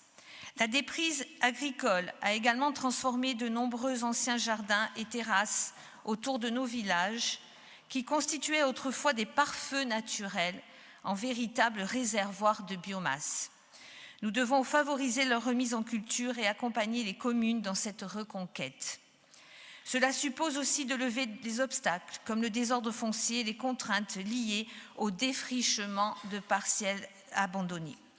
Car nous ne pouvons pas attendre que le feu soit là pour nous demander combien d'avions seront disponibles. Une partie de la réponse est aussi dans un territoire entretenu, cultivé, pâturé et habité. Présidente, face à cette nouvelle réalité climatique et au risque de rupture capacitaire, quelles initiatives comptez-vous prendre pour obtenir de l'État français des moyens aériens permanents, diversifiés et réellement garantis à la Corse? Parallèlement, ne devons-nous pas engager une véritable stratégie de prévention des incendies, fondée notamment sur l'agriculture, le pastoralisme, la reconquête des anciennes terres cultivées et la levée des obstacles fonciers et réglementaires qui empêchent aujourd'hui leur entretien? Vi ringraziem. Ringraziabi. Alors, la demande suivante va être formulée par Véronique Arrighi. Je vous en prie. Merci Madame la Présidente. Monsieur le Président du Conseil exécutif de Corse, les incendies qui touchent actuellement la Corse rappellent avec force la vulnérabilité de notre territoire face au changement climatique, à l'allongement des périodes de sécheresse et à l'intensification des feux de forêt.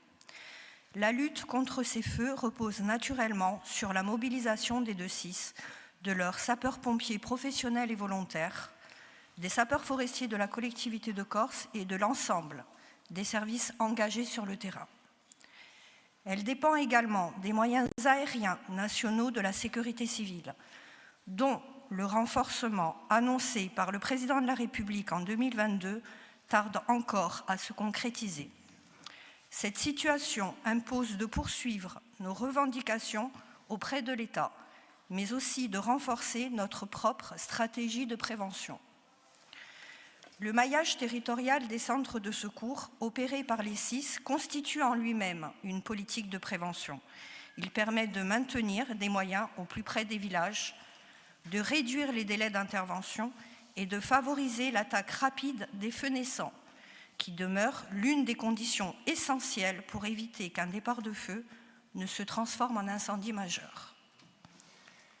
Cette politique repose également sur la coopération entre les sapeurs-pompiers et les sapeurs forestiers de la collectivité de Corse. Et nous devons ici souligner tous ensemble le travail considérable accompli ces derniers jours dont ils assurent quotidiennement la surveillance, l'entretien des ouvrages, la défense des forêts contre les incendies, l'appui aux opérations et l'intervention sur les départs de feux naissants. Ils sont au cœur du dispositif territorial de prévention et de la lutte. Cette logique interservice doit continuer à associer les SIS, les sapeurs forestiers, la sécurité civile, l'Office national des forêts, l'Università di Corsica, mais aussi les communes et intercommunalités. Le projet Goliath a démontré tout l'intérêt de cette coopération entre chercheurs et opérationnels, en développant notamment la prévention par l'éducation des plus jeunes aux moins jeunes, de détection des points chauds et d'aide à la décision par la lutte pour l'aménagement du territoire. Cependant, malgré les moyens engagés et la qualité du travail effectué, nous devons aller plus loin. La question des interfaces entre les espaces habités, les zones boisées ou couvertes de maquis devient centrale. L'extension diffuse de l'urbanisation, l'abandon de terres agricoles, la fermeture progressive des moyens et l'accumulation de combustibles rapprochent toujours davantage le feu des habitations, des villages et des espaces périurbains. Les plans de prévention des risques de forêt élaborés sous l'autorité de l'État doivent donc être approfondis, actualisés et pleinement articulés avec les documents d'urbanisme. Ces plans peuvent limiter ou interdire l'urbanisation dans les secteurs les plus exposés et imposer des mesures destinées à réduire la vulnérabilité des constructions existantes. Mais la réponse ne peut pas être uniquement réglementaire.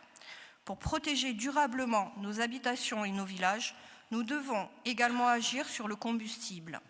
L'agriculture, l'élevage et le pastoralisme doivent être considérés comme des instruments à part entière de la politique de prévention des incendies. Le maintien des terres agricoles, le développement pastoral permet de limiter le combustible et de freiner la propagation des feux. La prévention des incendies doit donc être pleinement intégrée aux politiques agricoles, forestières et foncières, ainsi qu'au choix d'aménagement du territoire, notamment dans le cadre de la révision du PADUC. Il est désormais primordial de réduire l'exposition des populations au feu et d'améliorer la résilience de la Corse. Monsieur le Président du Conseil exécutif de Corse, au regard de l'évolution du risque incendie, quelle appréciation portez-vous sur le dispositif actuel de prévention et de protection en Corse?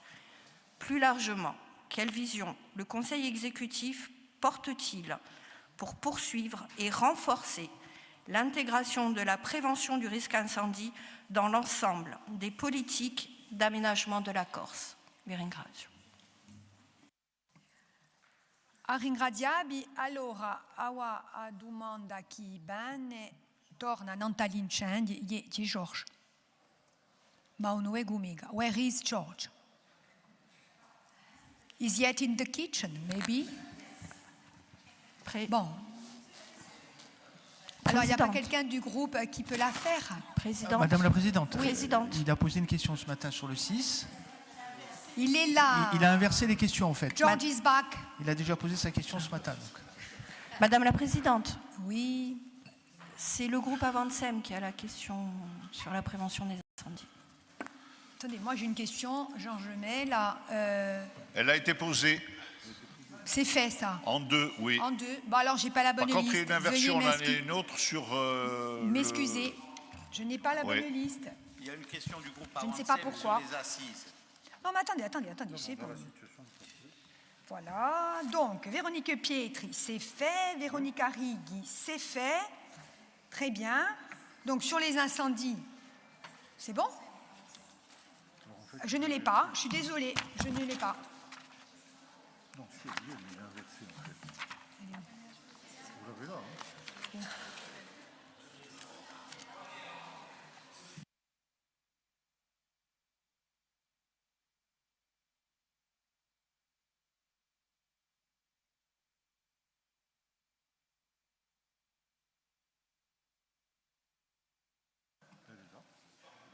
Elle n'est pas après, elle est bien avant. C'est bien ce que je dis. Je ne savais pas, ça n'a pas été dit en commission permanente. Attendez, nous l'avons dans la liste. Elle n'est pas placée avec les incendies, c'est tout ce que je voulais vous dire. Voilà, elle n'est pas dans le groupe des questions orales portant précisément sur les incendies. Si vous voulez poser la question, bien évidemment, vous avez tout le loisir de la poser. Voilà, elle n'était pas située de la même manière sur la liste post-commission. Voilà. Un bel d'ademi, parce qu'on est mon cas combien? D'où hier, et vu le temps qu'on prend, ça sera même plus que 2 jours. Donc, vous avez la parole. Je vous en prie, Madame Le Beaumain. Merci, Madame la Présidente. Monsieur le Président du Conseil exécutif de Corse, avant toute chose, nous tenons à saluer et à remercier chaleureusement l'ensemble des acteurs de la prévention et de la lutte contre les incendies qui, par leur engagement, leur professionnalisme et leur mobilisation, assurent la protection de nos populations, de nos territoires et de notre patrimoine naturel. Depuis le début de l'été 2026, les incendies de végétation connaissent une activité particulièrement soutenue à l'échelle mondiale. On peut citer les feux au Canada, près de 3 millions d'hectares brûlés, aux États-Unis, plus de 1,5 million, et en Europe, où plus de 250 000 hectares ont déjà brûlé fin juillet, avec une forte accélération des incendies au cours des dernières semaines. Ces événements se caractérisent par des feux de forte intensité, des évacuations importantes et des panaches de fumée pouvant parcourir plusieurs milliers de kilomètres et posant des problèmes de santé publique. Avec le dérèglement climatique qui impacte fortement les zones du sud de l'Europe, l'urbanisation diffuse, la déprise agricole et l'accumulation de végétation, nous assistons clairement à un changement de paradigme. En Corse comme ailleurs, et ce qui frappe l'Aquitaine le confirme, nous ne pouvons plus raisonner uniquement en termes d'extinction face au risque incendie. Les interfaces entre zones urbanisées et végétation deviennent aujourd'hui le cœur du problème. Ce constat est aujourd'hui largement partagé tant par les acteurs opérationnels, à l'image des prises de position du contrôleur général Bruno Maestracci, que par la communauté scientifique. Il constitue notamment l'un des enseignements majeurs de la récente expertise scientifique collective du CNRS consacrée à la résilience des interfaces urbaines face aux incendies de végétation dans un contexte de changement climatique. Aucune solution technique ne peut à elle seule répondre à cette évolution. Une prévention efficace nécessite désormais de combiner des mesures techniques, réglementaires, économiques, environnementales et sociales. Dans ce contexte, l'urbanisme devient une véritable politique de prévention des incendies. On ne peut plus dissocier PLU et urbanisation, gestion de la végétation, prévention des incendies et des inondations et gestion de crise. Le modèle doit donc évoluer. Il ne s'agit plus seulement de penser prévention et moyens de lutte, mais d'avoir une approche globale associant renforcement des moyens de lutte, coopération méditerranéenne et européenne, aménagement du territoire, gestion de la forêt et développement de la filière, gestion de la végétation et des interfaces, agriculture, débroussaillement et, lorsque cela est pertinent, utilisation d'additifs chimiques et d'innovation en termes de prévention, de prédiction et des moyens de lutte. L'agriculture et l'aménagement du territoire doivent ainsi redevenir les outils majeurs de prévention et de résilience face aux incendies de demain. Dans cette accélération violente et évolutive des risques naturels, feux de forêt et inondations, sous l'effet notamment du changement climatique, l'heure nous paraît propice et opportune à l'organisation des Assises Corse des risques naturels. Celle-ci aurait vocation à réunir l'ensemble des acteurs concernés, notamment les 6, services de l'État, Université de Corse, rappelons-nous le travail considérable réalisé en son sein, forestiers, collectivités, ONF, CRPF, chercheurs, agriculteurs, urbanistes, gestionnaires de réseaux, chasseurs, associations et acteurs de la société civile. L'objectif général de ces assises, qui pourra s'étendre à la révision du PADUC, sera à la fois de partager et de confronter les expériences, de croiser les connaissances et de construire collectivement de nouvelles stratégies de prévention connectées à une stratégie ambitieuse d'aménagement du territoire. Et, in fine, de préparer la Corse à lutter plus efficacement face aux risques naturels accrus par un avenir climatique inquiétant. Monsieur le Président, partagez-vous notre analyse et êtes-vous favorable à cette proposition d'organiser dans le courant de l'année 2026 ces assises Corse des risques naturels? Je vous remercie.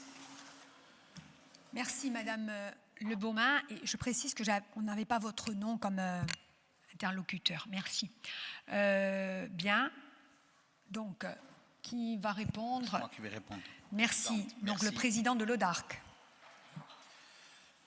Cari consiglieri, je vais répondre en même temps à ces 3 questions quand même. Je vais prendre un peu de temps. Merci.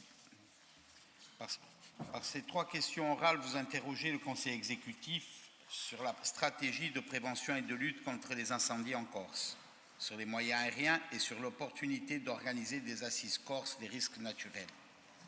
Avant toute chose, nous tenons à saluer l'ensemble des acteurs mobilisés depuis le début de l'été, sapeurs-pompiers, professionnels et volontaires des SIS, du Poumont et du Cismont, sapeurs forestiers de la collectivité, membres de la protection civile, agents de l'ONF, bénévoles, agriculteurs et élus communaux.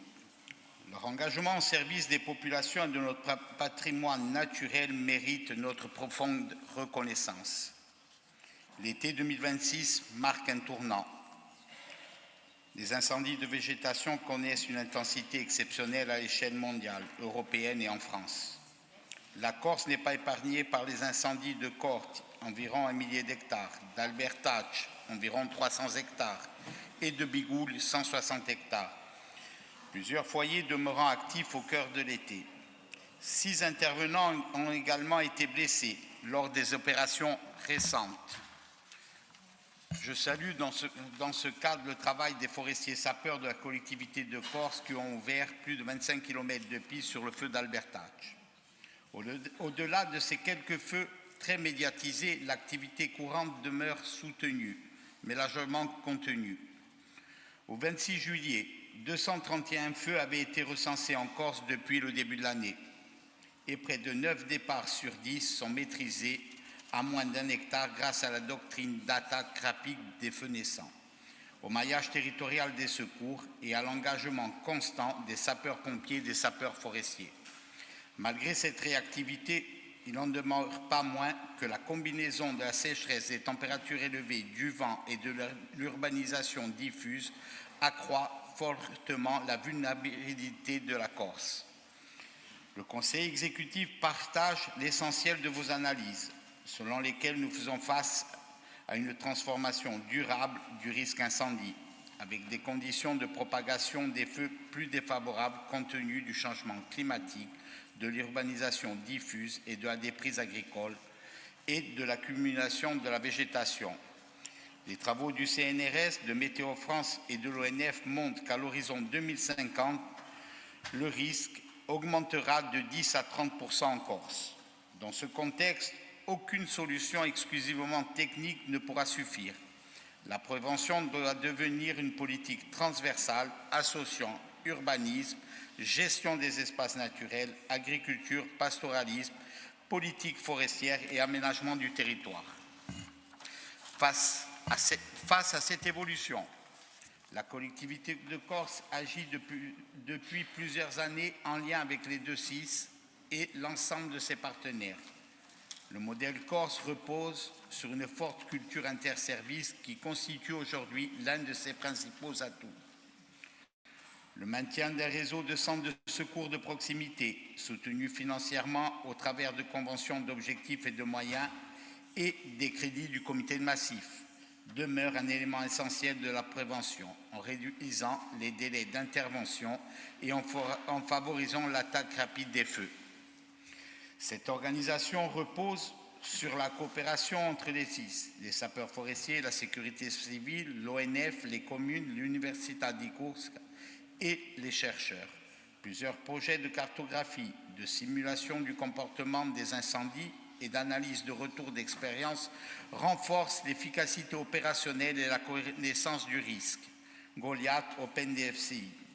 Enfin, soulignons la polyvalence des forestiers sapeurs, également mobilisés lors d'inondations ou d'autres crises naturelles qui constituent un atout qu'il convient de préserver. Le FENI 2024-2033 constitue le document de référence de la politique de prévention. Le programme pour la forêt et le bois Corse complète cette stratégie en développant la desserte forestière, les zones de gestion de combustible, la réouverture de milieux, les travaux civicoles et la valorisation des usages agricoles et pastoraux. Des actions concrètes d'intégration des usages y sont déployées. Enherbement des zones d'appui à la lutte, zone tampon expérimentale notamment au Fiumorbe avec débroussaillement élargi à 200 mètres. Pépinière territoriale de Castellucci pour la production de plants forestiers adaptés aux conditions locales. La collectivité poursuit également une coopération structurée avec la Toscane, la Ligurie et la Sardaigne dans le cadre des programmes européens Interreg et le projet MedStar 2. Cette coopération vise à mutualiser les moyens de prévention et de lutte contre les incendies et à développer une véritable capacité méditerranéenne de réponse, notamment grâce au prépositionnement de moyens et une coopération transfrontalière renforcée. Le projet de création d'établissements publics d'incendie et de secours de Corse constitue une étape importante vers un futur service unique d'incendie et de secours. Cette évolution permettra d'harmoniser les pratiques, de mutualiser certaines compétences et de préparer un établissement unique, mieux adapté aux risques naturels auxquels la Corse devra faire face dans les prochaines années.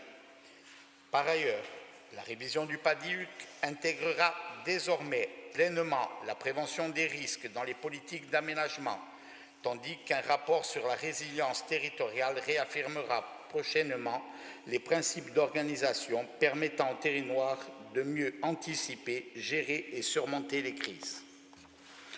Le dispositif Corse est robuste dans sa conception stratégique et ses outils, mais il reste freiné dans sa mise en œuvre. Le désordre foncier et la rétention des biens, les difficultés d'entretien, de signalétique, de mise en œuvre de servitudes dans le cadre des ouvrages des FCI, l'intégration de la question dans les documents d'urbanisme. Enfin, l'agriculture, l'élevage et le pastoralisme constituent des leviers majeurs de la prévention. La Corse dispose depuis les années 80 d'un inventaire des ressources pastorales que le PADUC a pris en compte dans les zonages des ESA et des territoires, ressources pour le pastoralisme. Il faut s'appuyer sur les relais agricoles et pastoraux pour l'entretien pérenne des milieux ouverts, généraliser les approches intégrées, enherbement des halles, zones tampons élargies, sylviculture préventive, brûlage dirigé raisonné, gestion harmonisée des estives et renforcer la production de plants adaptés via la pépinière de Castellucci. Le pastoralisme permet d'entretenir les espaces et de limiter la biomasse. Il faut également, partout où cela est possible, favoriser la remise en culture des anciens jardins et terrasses qui constituaient autrefois des pare-feux naturels et accompagner les communes dans cette reconquête.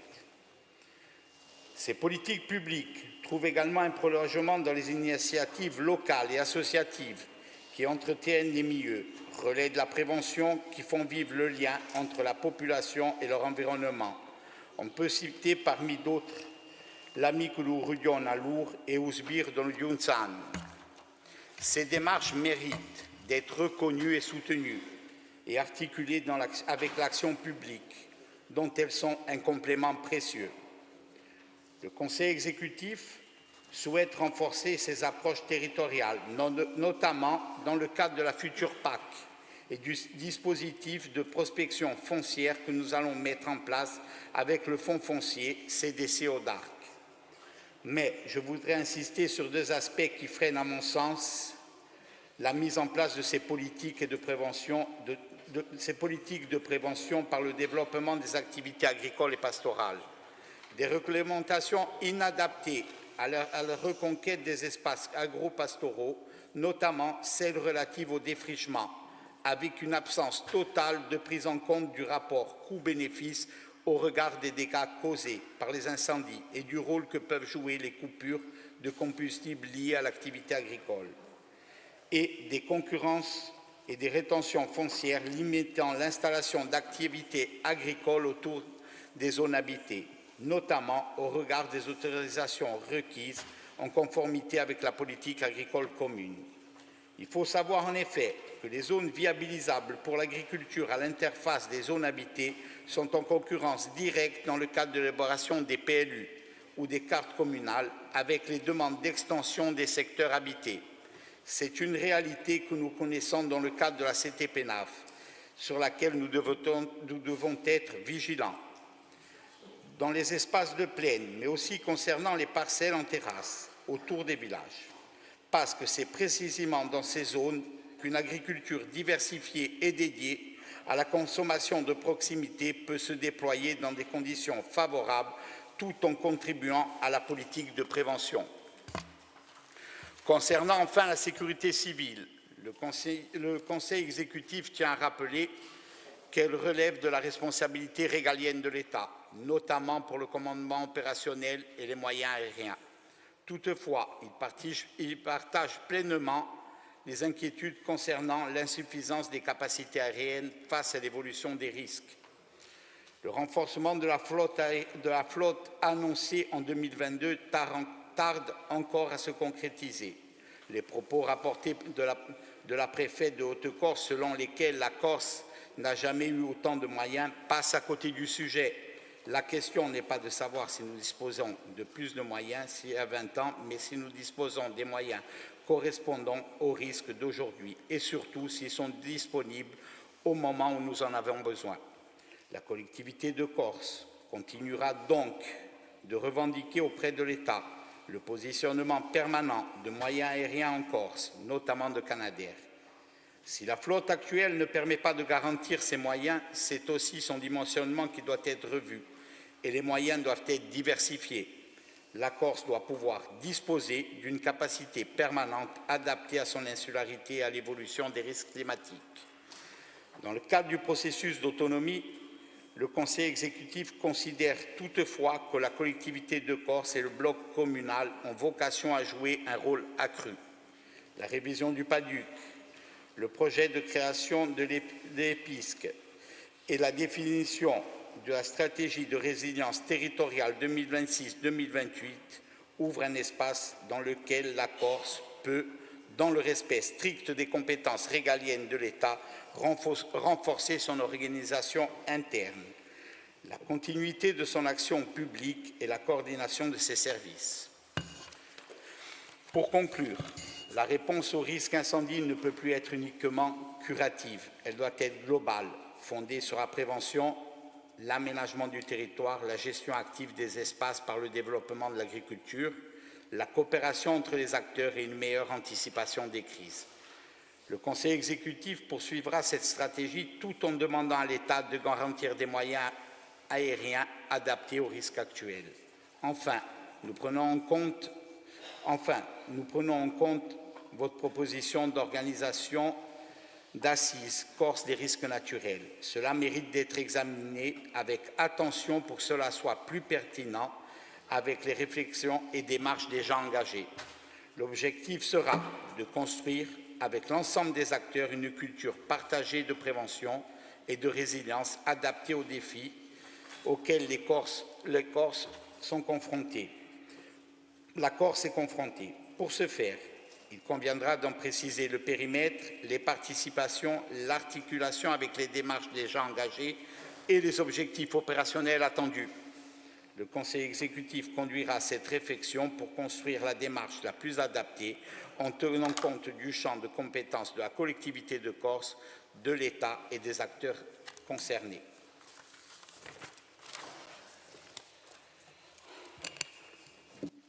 Bien, merci. Aringradiabi. Donc, Georges Mel, il vous reste une question à poser. J'attendais la parole, Madame la Présidente. Vous l'avez? Ok, eh bien je la saisis. Au bon. Monsieur le Président du Conseil exécutif, le 29 juin dernier, un vol commercial à destination de l'aéroport de Figari a dû être dérouté en raison de son arrivée tardive, le service de contrôle aérien n'étant plus en mesure d'assurer l'atterrissage de l'appareil au-delà des horaires réglementaires de fonctionnement de la tour de contrôle. Au-delà de cet incident ponctuel, cet événement soulève une question plus générale quant à l'adéquation des horaires d'exploitation de services de contrôle aérien avec la réalité du trafic observé à l'aéroport de Figari, en particulier durant la saison estivale, période marquée par une forte fréquentation et des retards plus que fréquents. L'aéroport de Figari-Sud-Corse constitue une infrastructure essentielle pour le développement du sud de l'île. Il joue un rôle déterminant dans le désenclavement du territoire, l'attractivité touristique, la continuité des échanges et le soutien à l'activité économique de toute une micro-région. À ce titre, il apparaît indispensable que son organisation opérationnelle puisse évoluer afin de répondre aux besoins des usagers, des compagnies aériennes et plus largement de l'ensemble du territoire. Si l'organisation du contrôle aérien relève de la Direction générale de l'aviation civile, cette problématique appelle une mobilisation concertée de l'ensemble des acteurs concernés. La Chambre de commerce et d'industrie de Corse, en tant que gestionnaire de la plateforme, et la collectivité de Corse ont toute leur place pour engager un dialogue avec les services de l'État afin d'examiner les adaptations susceptibles de mieux répondre aux réalités de l'exploitation de l'aéroport.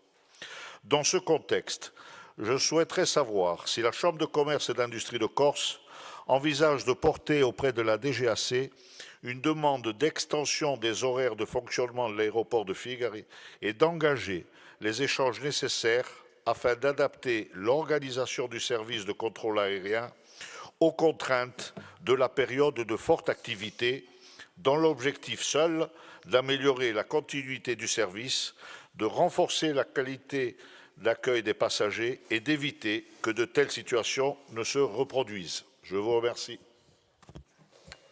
Merci Georges. C'est le président de l'Office foncier, mais aussi de l'EPCIC, qui va vous répondre. Oui, merci Madame la Présidente de l'Assemblée de Corse. Monsieur le Conseil territorial, merci pour votre question. On a l'occasion de revenir à partir d'un incident qui a été largement repris, de revenir sur la situation actuelle et ce qu'il est possible de faire pour l'améliorer. L'incident, c'est bien sûr le coup de colère de Jean-Charles Orsucci, dont le vol a été dérouté. Il n'était pas seul sur le vol, mais en tout cas, il a exprimé la colère ressentie par l'ensemble des passagers et une colère légitime.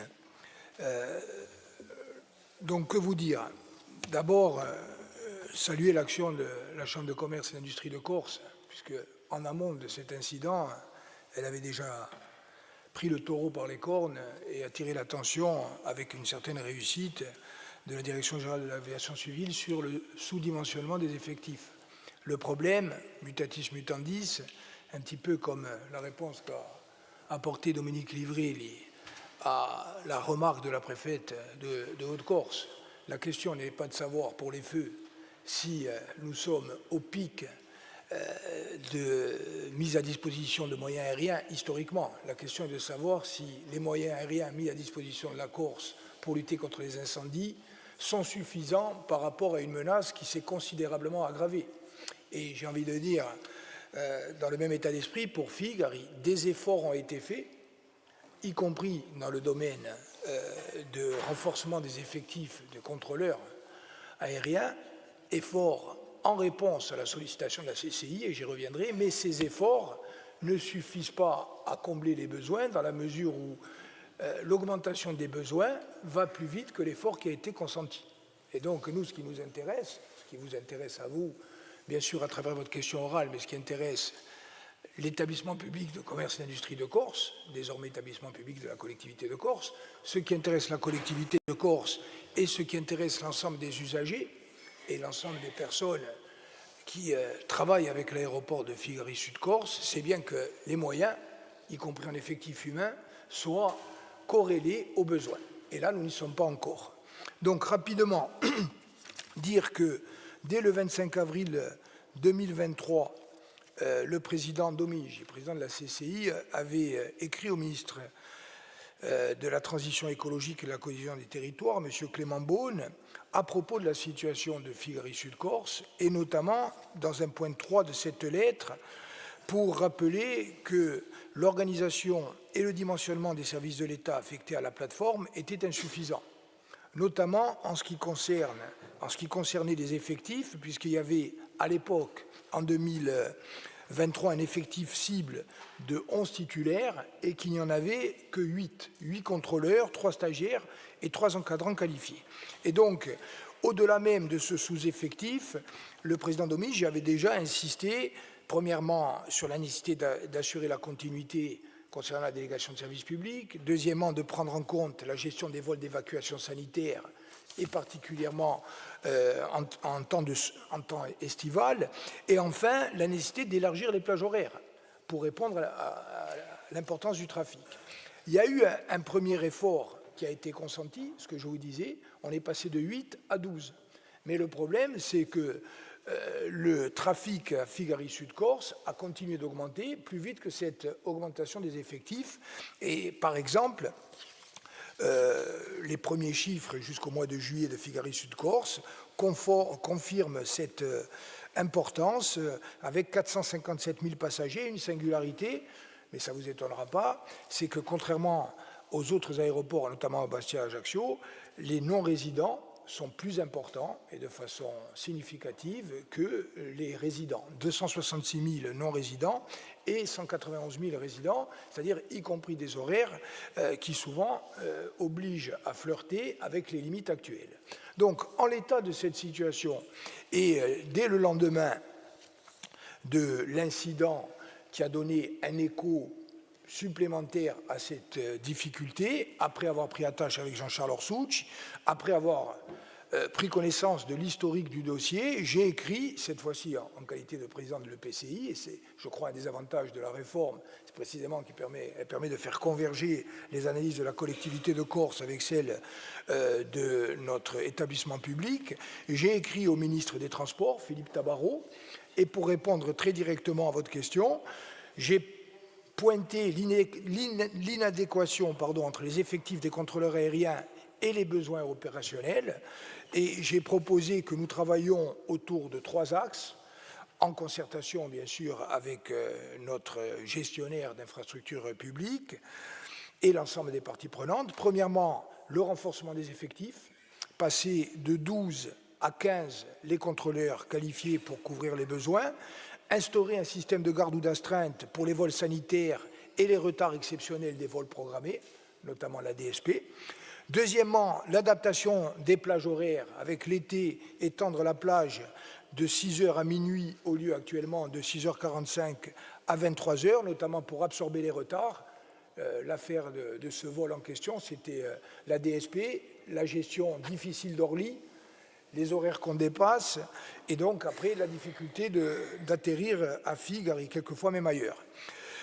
Anticiper donc la possibilité de programmer des départs plus matinaux, et l'hiver passer de 6h à 23h, 6h45 et 22h, et enfin, troisième point, une protection renforcée des vols sous obligation de service public afin d'éviter toute interruption ou tout retard significatif dans ces liaisons essentielles. Donc, nous avons saisi le ministre, nous attendons une réponse. Je crois que ces questions couvrent le champ des interrogations que vous avez formulées et des attentes qui sont partagées. Et dans cette lettre, je rappelais également qu'il y a d'un côté l'augmentation du trafic. Après, on a une discussion, on a bien sûr une discussion à avoir sur que signifie ce trafic, y compris en termes de retombées pour le territoire. Qu'est-ce qu'il nous dit de l'activité économique, de l'activité touristique, de la part entre résidence principale et résidence secondaire. Mais ça, c'est aussi une discussion qu'on aura notamment cet après-midi, une discussion qui montre bien que tout est lié. La réponse de Doumé-Livré sur les incendies, la réponse ce matin de Julien Paolini sur notre vision stratégique, et cette réponse sur une infrastructure qui est essentielle. Et donc vous dire que dans ma lettre, j'insiste aussi sur le fait que nous avons fait des efforts et nous continuons de faire en termes d'investissement des efforts importants pour tous les ports et aéroports, mais singulièrement pour l'aéroport de Figari. Je sais que c'est une inquiétude que vous exprimez souvent. Je voudrais quand même rappeler avec force que sur la période 2019-2023, nous avons investi 25 millions d'euros à Figari-Sud-Corse, dont 4,5 millions d'euros sur l'aviation d'affaires, que nous avons investi 9,5 millions d'euros pour améliorer la desserte routière qui est essentiel pour désengorger le trafic. Et enfin, que concernant les investissements programmés, ce sont aujourd'hui d'ores et déjà 23 millions d'euros qui vont être engagés dans les années à venir, notamment, vous le savez, pour la création d'un pool dédié aux missions de sûreté, l'extension des salles d'embarquement et du poste d'inspection filtrage, la création de bureaux et d'espaces de travail, le tout pour accompagner la montée en puissance de l'activité. Donc la collectivité de Corse, la CCI, en partenariat avec l'État, font leur part sur les investissements. En ce qui concerne la régulation optimale du trafic, je crois qu'on a clairement posé les enjeux. À nous maintenant d'essayer d'obtenir ensemble les réponses attendues.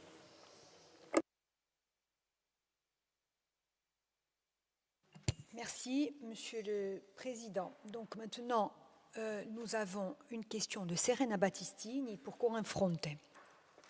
Merci. Cher Présidente, cher Julien, alors que la Corse s'est fixée comme objectif l'autonomie énergétique à travers la programmation pluriannuelle de l'énergie en 2050, nous continuons d'être bridés dans nos capacités de production renouvelable. Le secteur du photovoltaïque au sol en fournit une illustration. En France, les appels d'offres de la Commission de régulation de l'énergie, de la CRE, intègrent le dispositif dit du cas 2 bis, permettant d'associer production d'électricité et activité agricole, l'agrivoltaïsme, sous des conditions évidemment strictement encadrées. Pourtant, dans les cahiers des charges relatifs aux zones non interconnectées, la Corse est totalement privée de ce cas 2 bis. La Guadeloupe, la Guyane et la Réunion bénéficient naturellement d'un cadre pour postuler aux appels d'offres de la CRE dans le contexte de projets agrivoltaïques.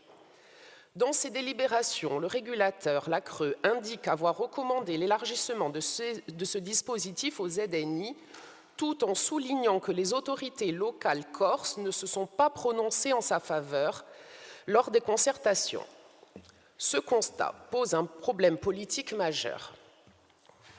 Sur le plan énergétique, nous sommes bloqués par l'absence d'outils adaptés, condamnant la Corse à souscrire aux appels d'offres et à ralentir une part de la transition énergétique. Pourquoi le Conseil exécutif de Corse ne s'est-il pas prononcé en faveur de l'intégration du cas 2 bis lors des consultations de la CRE, laissant la Corse au bord du chemin, contrairement à d'autres territoires insulaires? S'agit-il d'une faute d'arbitrage ou d'une négligence administrative de l'Agence de l'urbanisme et de l'énergie? Quelle démarche comptez-vous engager auprès du ministère de la Transition énergétique et de la CRE pour demander un modificatif au cahier des charges et intégrer la Corse dans les prochains appels d'offres?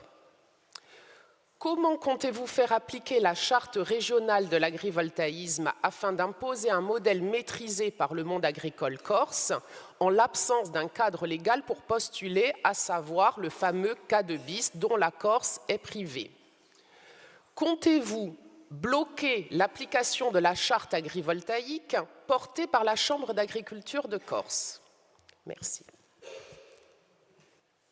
Donc c'est Julien Paolini qui vous répond. Merci, Madame la conseillère.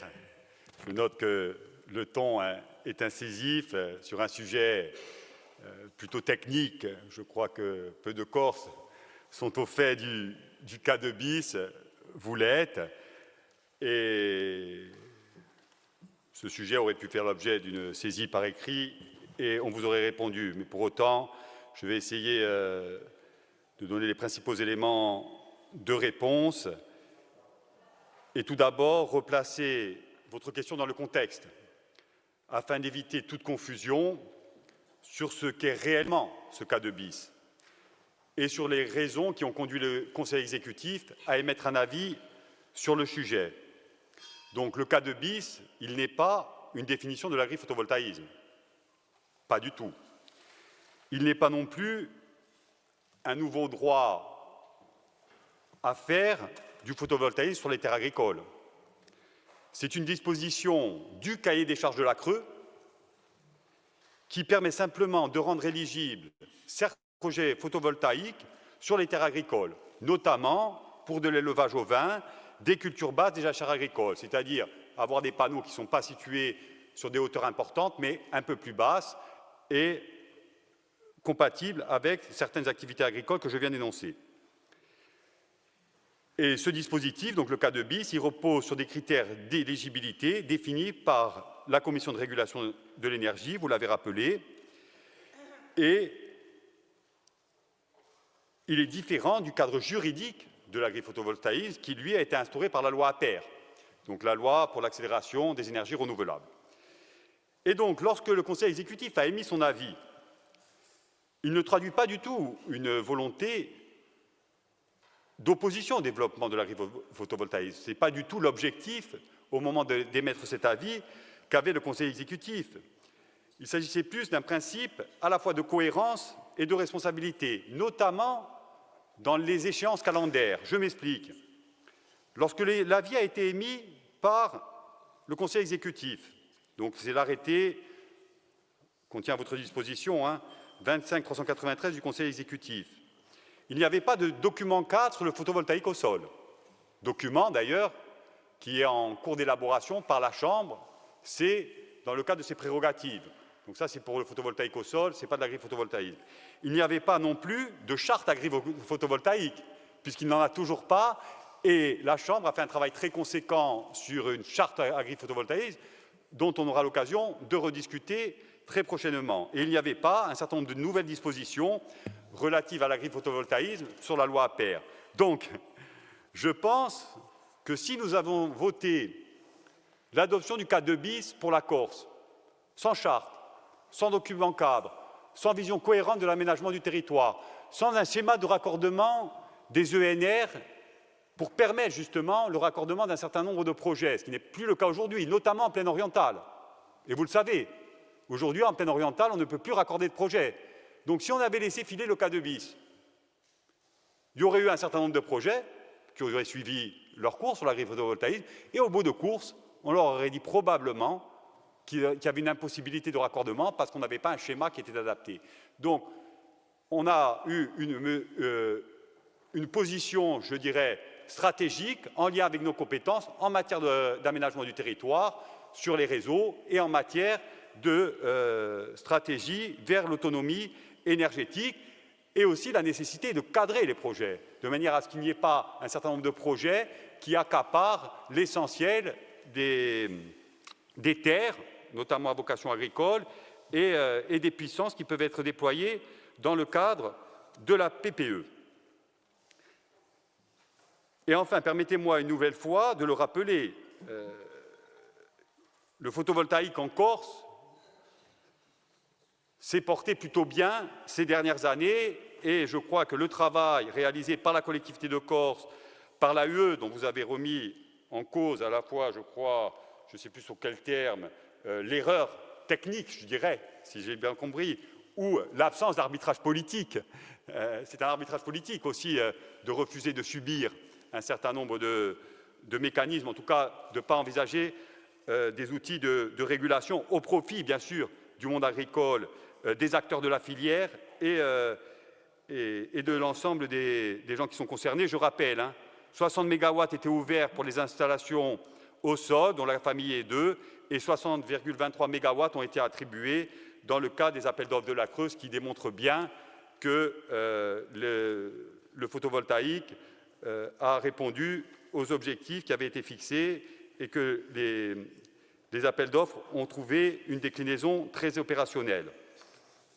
Et enfin, je terminerai en vous disant que, bien sûr, il n'y a pas de volonté de freiner ni le photovoltaïque, ni l'agri-photovoltaïque, mais il faudra bien à la fois concilier les objectifs de transition énergétique, ceux de souveraineté alimentaire, ceux de la préservation agricole et du foncier. La charte agri-photovoltaïque, nous allons la valider, mais aujourd'hui, le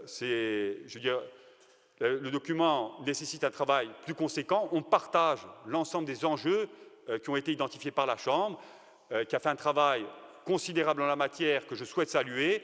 En revanche, au vu de ses implications et du document cadre et de la charte photovoltaïque, en matière d'aménagement du territoire, renforcement du réseau, en matière d'impact que ça pourra avoir sur les communes, notamment sur le développement du photovoltaïque dans les communes de l'intérieur et du littoral, en matière de partage de la richesse sur ces dispositifs. Ça nécessite, à mon avis, à minima, un travail au-delà du travail qu'a réalisé la Chambre, avec les élus, bien sûr, dans le cadre de la Chambre des territoires, par exemple, au sein de cette Assemblée de Corse, et on aura à en débattre, notamment dans le cadre d'un rapport qui sera présenté très probablement d'ici la fin de l'année, et pour mesurer à la fois les avantages et les inconvénients de ces projets agri-photovoltaïques qu'on souhaite accompagner dans le cadre de la souveraineté énergétique de la Corse. Je vous remercie.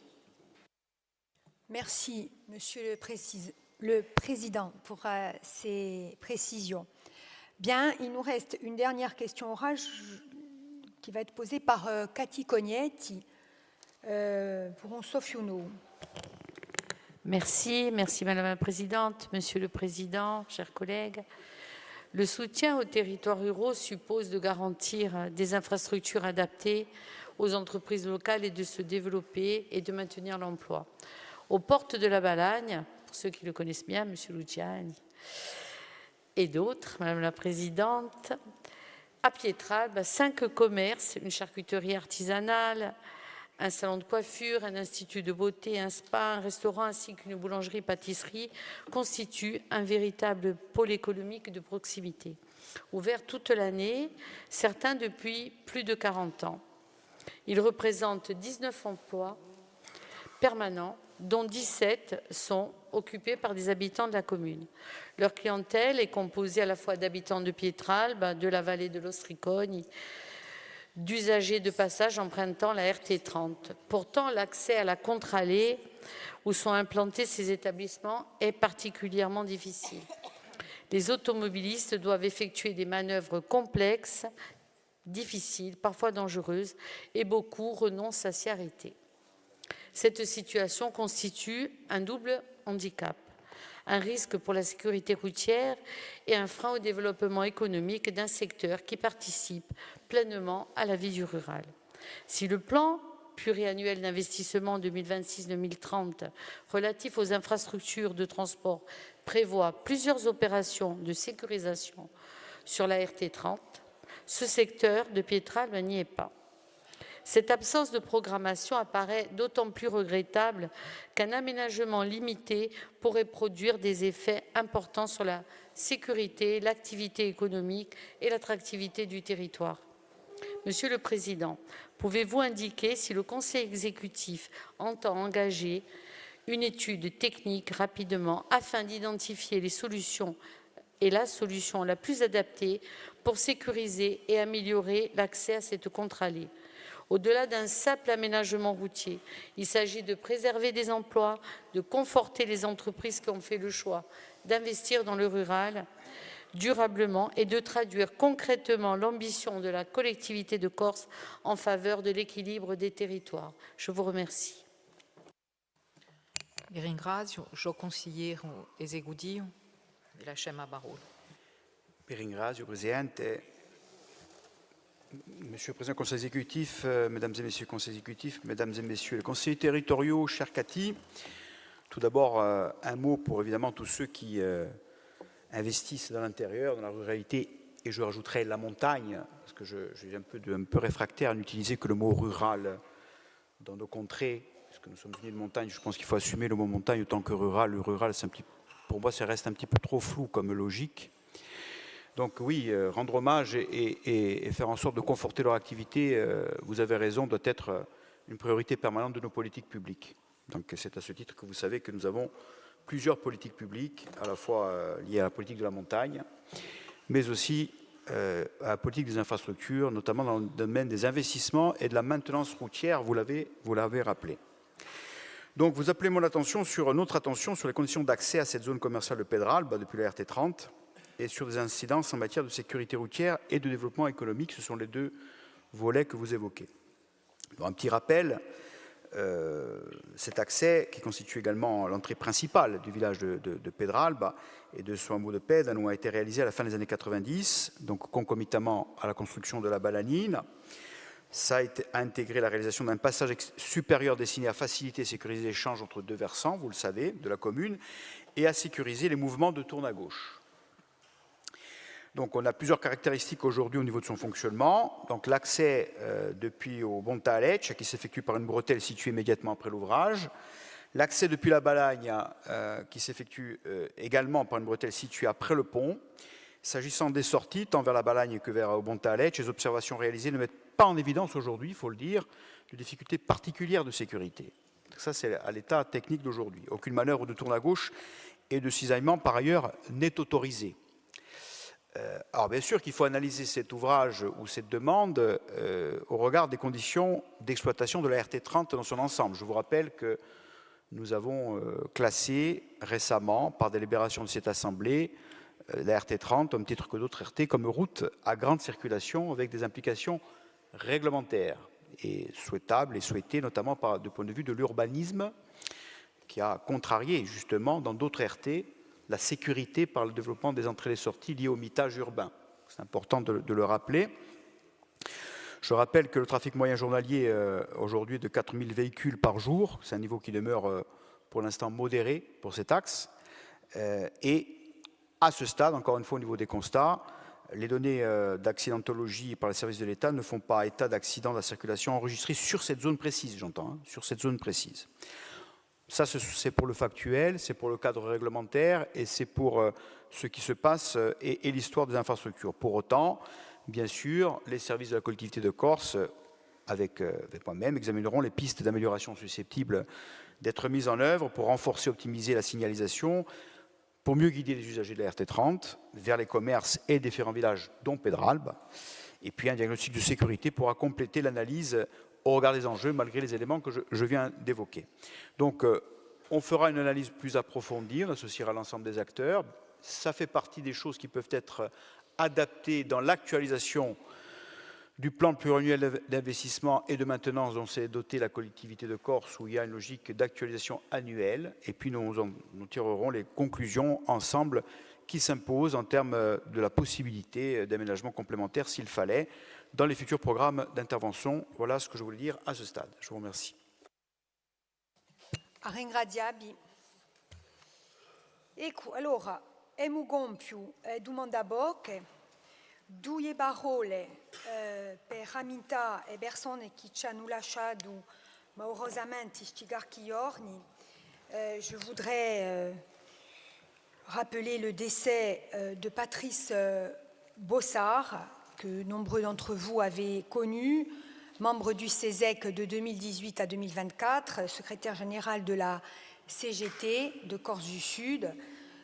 Patrice Bossard, avec lequel j'ai échangé à de nombreuses reprises, mais évidemment le Conseil exécutif aussi incarnait une ligne syndicale combative, je dirais, mais généralement ouverte au dialogue, bien sûr, avec les institutions. Et je dois dire avec tout le monde, son décès prive les partenaires sociaux d'un interlocuteur de qualité, capable de faire le lien entre les réalités de terrain et les instances nationales de la CGT. Pour les collectivités territoriales et en particulier pour l'Assemblée de Corse, sa disparition marque la perte d'un acteur reconnu des politiques sociales, régulièrement associé aux échanges relatifs notamment à la protection sociale. Son rôle pour la CPAM n'est plus à démontrer pour la question de l'accès aux soins, aux politiques de solidarité. Et je voudrais avoir une pensée non seulement pour lui, bien sûr, mais pour sa fille, Carl André, qui a été membre de l'Assemblée à Diaduantu et qui n'a que 21 ans. Voilà, et je pense évidemment à toute sa famille et à ses camarades syndicalistes et ses amis du Conseil économique, social, culturel et environnemental de Corse. Je voudrais rappeler aussi la mémoire de Stefano Rabazzani, militante nazionaliste di Prima Drinka, fondatore di Usindicado Gioventù Paolina, è stato professore di lingua e di cultura corso.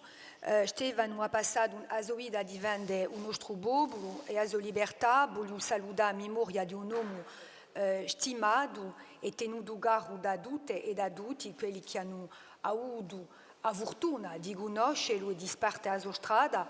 Quello e poi di nuovo a sua gorcia mamma che se n'è andata qualche ora dopo a sapere che li riposano in santa pace. Je voudrais également que l'on ait une pensée pour Marie-France Casanova, qui est un agent du secrétariat général, mais au tout début de l'Assemblée de Corse, en 1984, qui a participé activement donc à la structuration de cette institution, dans son fonctionnement administratif, notamment les sessions, les commissions, et qui, de manière appuyée, a travaillé notamment sur la gestion, pour ramener à des questions qui nous concernent directement, la gestion des indemnités des membres de l'Assemblée de Corse et du Conseil économique et social. Avec son époux Martin, qui était lui responsable de la reprographie, ils ont dû affronter des épreuves douloureuses.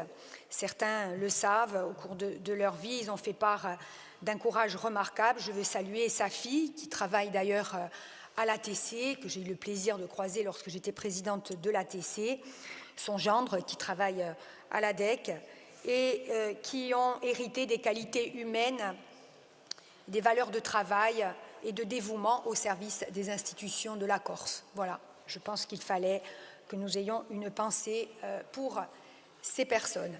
Monsieur le Président. Oui, merci Madame la Présidente.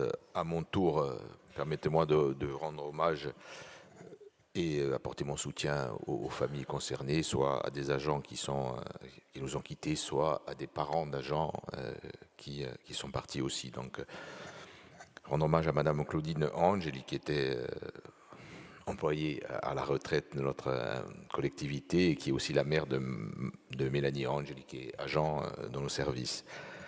Avoir une pensée aussi pour Madame Dominique Padovagne, agent 10, qui a perdu son époux, Monsieur Jean-Mathieu Padovagne, Madame Hélène Tricou, qui est directrice RH à l'AUE, qui a perdu son père, Madame Dominique Pianet, qui est directrice adjointe de la gestion des moyens roulants pour le Cismonte et qui a perdu son père aussi, Madame Anne Bossard, agent CDC des milieux aquatiques, vous l'avez rappelé, qui a perdu son frère, Monsieur Patrick Bossard, Monsieur Bruno Guidini, directeur des forêts et Forsaps, qui a perdu son père, et enfin Madame Marie-Paul Michel-Ange, agent CDC, qui a perdu elle aussi son père.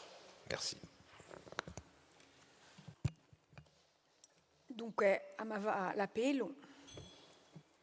Angelini Jean-Christophe, Antonini Daniele, Arrighi Véronique, Battestini Serena, Benedetti Paul Félix, Bicherai Didier, Borri Jean-Marc, Borromei Vanina, Branca Marie-Claude, Caetucoli Paul-Joseph, Campana Françoise, Casanova Nicolai Paul, Casanova Servas Marie-Hélène, Ciappini Angèle, Cognetti Turchini Cathy, Colombani Anna Maria, Colonna Romain, Combette Christelle, Dansari Frédéric, Duval Santa, Fanny Muriel, Filippi Petranto, Francisci Paoli Lisa, rappresentata da Elisa Tramoni, Galloni d'Istria Eveline, Dionga Pierre, Giabigoni Jean-Charles, Giacometti Pireda Josefa, Gianecchini Paul-Louis, Guidoni Pierre, Lebaumin Vanina, Lemao Diansanto, Lucchini Jean-Jacques, Lucioni Don Joseph, Luciani Antonia rappresentata da Muriel Fagni, Luciani Saverio, Mariotti Marie-Thérèse, Mattei Flora rappresentata da Nadine Nivagioni, Maupertuis Marie-Antoinette, Mela Georges, Mondoloni Jean-Martin, Mosca Paola rappresentata da Madame Campana, Nivagioni Nadine, Panzani Jean-Paul, Pedinielli Chantal, Peraldi Antoine Joseph, Pieri Marianne, Pietri Véronique, Poli Antoine, Poli Pierre, Ponsera Giuliette rappresentata da Paul Louis Gianecchini, Pozzo di Borgo Louis, Provizi Jean-Noël, Quastana Paul rappresentato da Marie-Claude Branca, Saveli Jean-Michel, Saveli Joseph, Seateli Jean-Louis representato da Georges Mel, Sorba François, Terigui Charlotte, Tiberi Julia, Tramogni Elisa, Valdrighi Hervé, Vanni Hyacinthe, Volimaci Charles. La ringraziavi.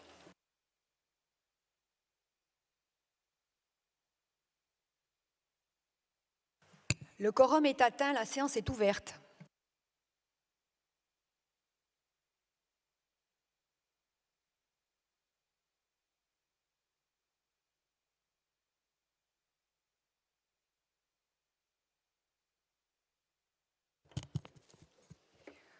Oggi Presidente di l'esegudi, o signore e signori consiglieri esegudi, i cari tutti.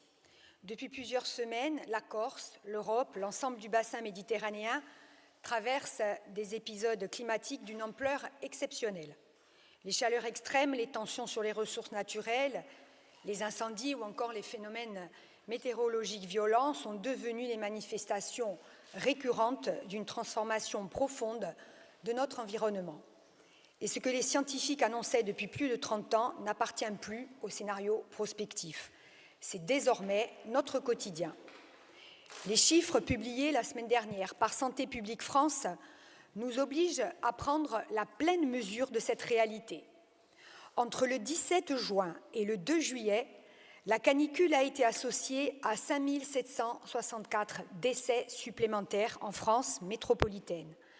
Un bilan supérieur encore à celui de la tragique canicule de 2003. Ces chiffres nous rappellent avec brutalité que les conséquences du changement climatique ne se mesurent plus seulement en degrés, en courbe de température, en baisse de productivité, puisqu'il y a des conséquences économiques, ou en perte de biodiversité, mais désormais en souffrance humaine. Ils nous confrontent également à une réalité difficile à accepter. En 2026, dans un pays riche, supposé disposer d'infrastructures et de moyens parmi les plus développés au monde, des milliers de personnes demeurent exposées au point de mourir sous l'effet de la chaleur. Pour la Corse, cette réalité revêt une dimension particulière car notre cohésion sociale, la solidarité intergénérationnelle, l'engagement collectif nous permettent d'éviter encore les catastrophes. Mais jusqu'à quand? Notre île concentre en effet tous les risques climatiques et naturels contemporains. D'abord parce que nous sommes une île méditerranéenne et que la Méditerranée est identifiée comme l'un des espaces du monde où les effets du changement climatique se manifestent le plus rapidement et le plus intensément. Ensuite, parce que notre territoire concentre un grand nombre de vulnérabilités identifiées par la communauté scientifique, ça a déjà été évoqué ce matin lors des questions orales, la raréfaction de la ressource en eau, le risque incendie, l'érosion du littoral, les atteintes à la biodiversité, les pressions foncières ou encore la fragilisation de certains équilibres économiques et sociaux. Ces évolutions ne relèvent plus de projections lointaines. Elles sont déjà à l'œuvre. Nous constatons chaque année une pression accrue sur la ressource en eau. Nous observons des épisodes de chaleur plus précoces, plus fréquents et plus longs. Nous assistons enfin à la fragilisation progressive de nos écosystèmes et à une multiplication des événements extrêmes. Face à cette réalité, notre institution n'est pas demeurée dans l'attente. Au cours des dernières années, sous l'impulsion du Conseil exécutif de Corse, nous avons progressivement fait évoluer nos politiques publiques afin d'intégrer ces nouveaux défis. Prospective, protection du foncier, préservation des ressources naturelles, adaptation de nos outils de planification, accompagnement des territoires, développement de la transition énergétique et écologique, renforcement de notre capacité d'anticipation, notamment avec Corsica Prospettiva 2050. Chers collègues, au moment même où nous nous réunissons, notre île est encore confrontée à plusieurs incendies. Et je souhaite, comme d'autres ce matin, rendre hommage à l'engagement exemplaire des sapeurs-pompiers, des agents des SIS, des forestiers sapeurs, des forces de sécurité, des élus locaux et de l'ensemble des personnels mobilisés sur le terrain. Leur courage, leur professionnalisme et leur sens du devoir forcent notre reconnaissance. Je souhaite également saluer l'élan de solidarité remarquable de nos concitoyens, de notre tissu associatif, de nos confréries qui se sont organisées pour soutenir nos forces de secours. Et je voudrais avoir un mot, évidemment, de remerciement en particulier pour les deux présidents des CIS. Ces incendies nous rappellent chaque été que l'adaptation au changement climatique n'est pas un concept abstrait. Elle est une réalité humaine, opérationnelle et parfois dramatique. Je veux à ce titre adresser aussi mes pensées, mon soutien aux régions françaises fortement touchées par des feux de forêt dévastateurs comme la Gironde, les Landes, le Var, à leurs habitants et à leurs forces de secours. Cette réalité doit éclairer les débats dont notre Assemblée est aujourd'hui saisie. Je pense naturellement au rapport qui sera examiné cet après-midi sur le foncier, aux discussions relatives au PADUC et aux objectifs de sobriété foncière et de lutte contre l'artificialisation des sols, car ces sujets ne relèvent pas uniquement de l'aménagement du territoire. La manière dont nous utilisons l'espace, dont nous préservons les terres agricoles, dont nous protégeons les espaces naturels, dont nous organisons l'habitat ou sécurisons nos ressources stratégiques détermine directement notre capacité de résilience face aux bouleversements à venir. La question qui nous est posée est celle de la capacité de la Corse à demeurer habitable, vivable et surtout transmissible aux générations futures. Notre responsabilité collective est d'en prendre pleinement conscience et d'en tirer toutes les conséquences. Ces débats qui nous réunissent aujourd'hui nous engagent à faire des choix lucides, cohérents et durables. C'est le sens du travail que nous menons et c'est, j'en suis convaincue, la responsabilité qui doit continuer à nous rassembler au service de la Corse et des Corses. A ringraziarvi.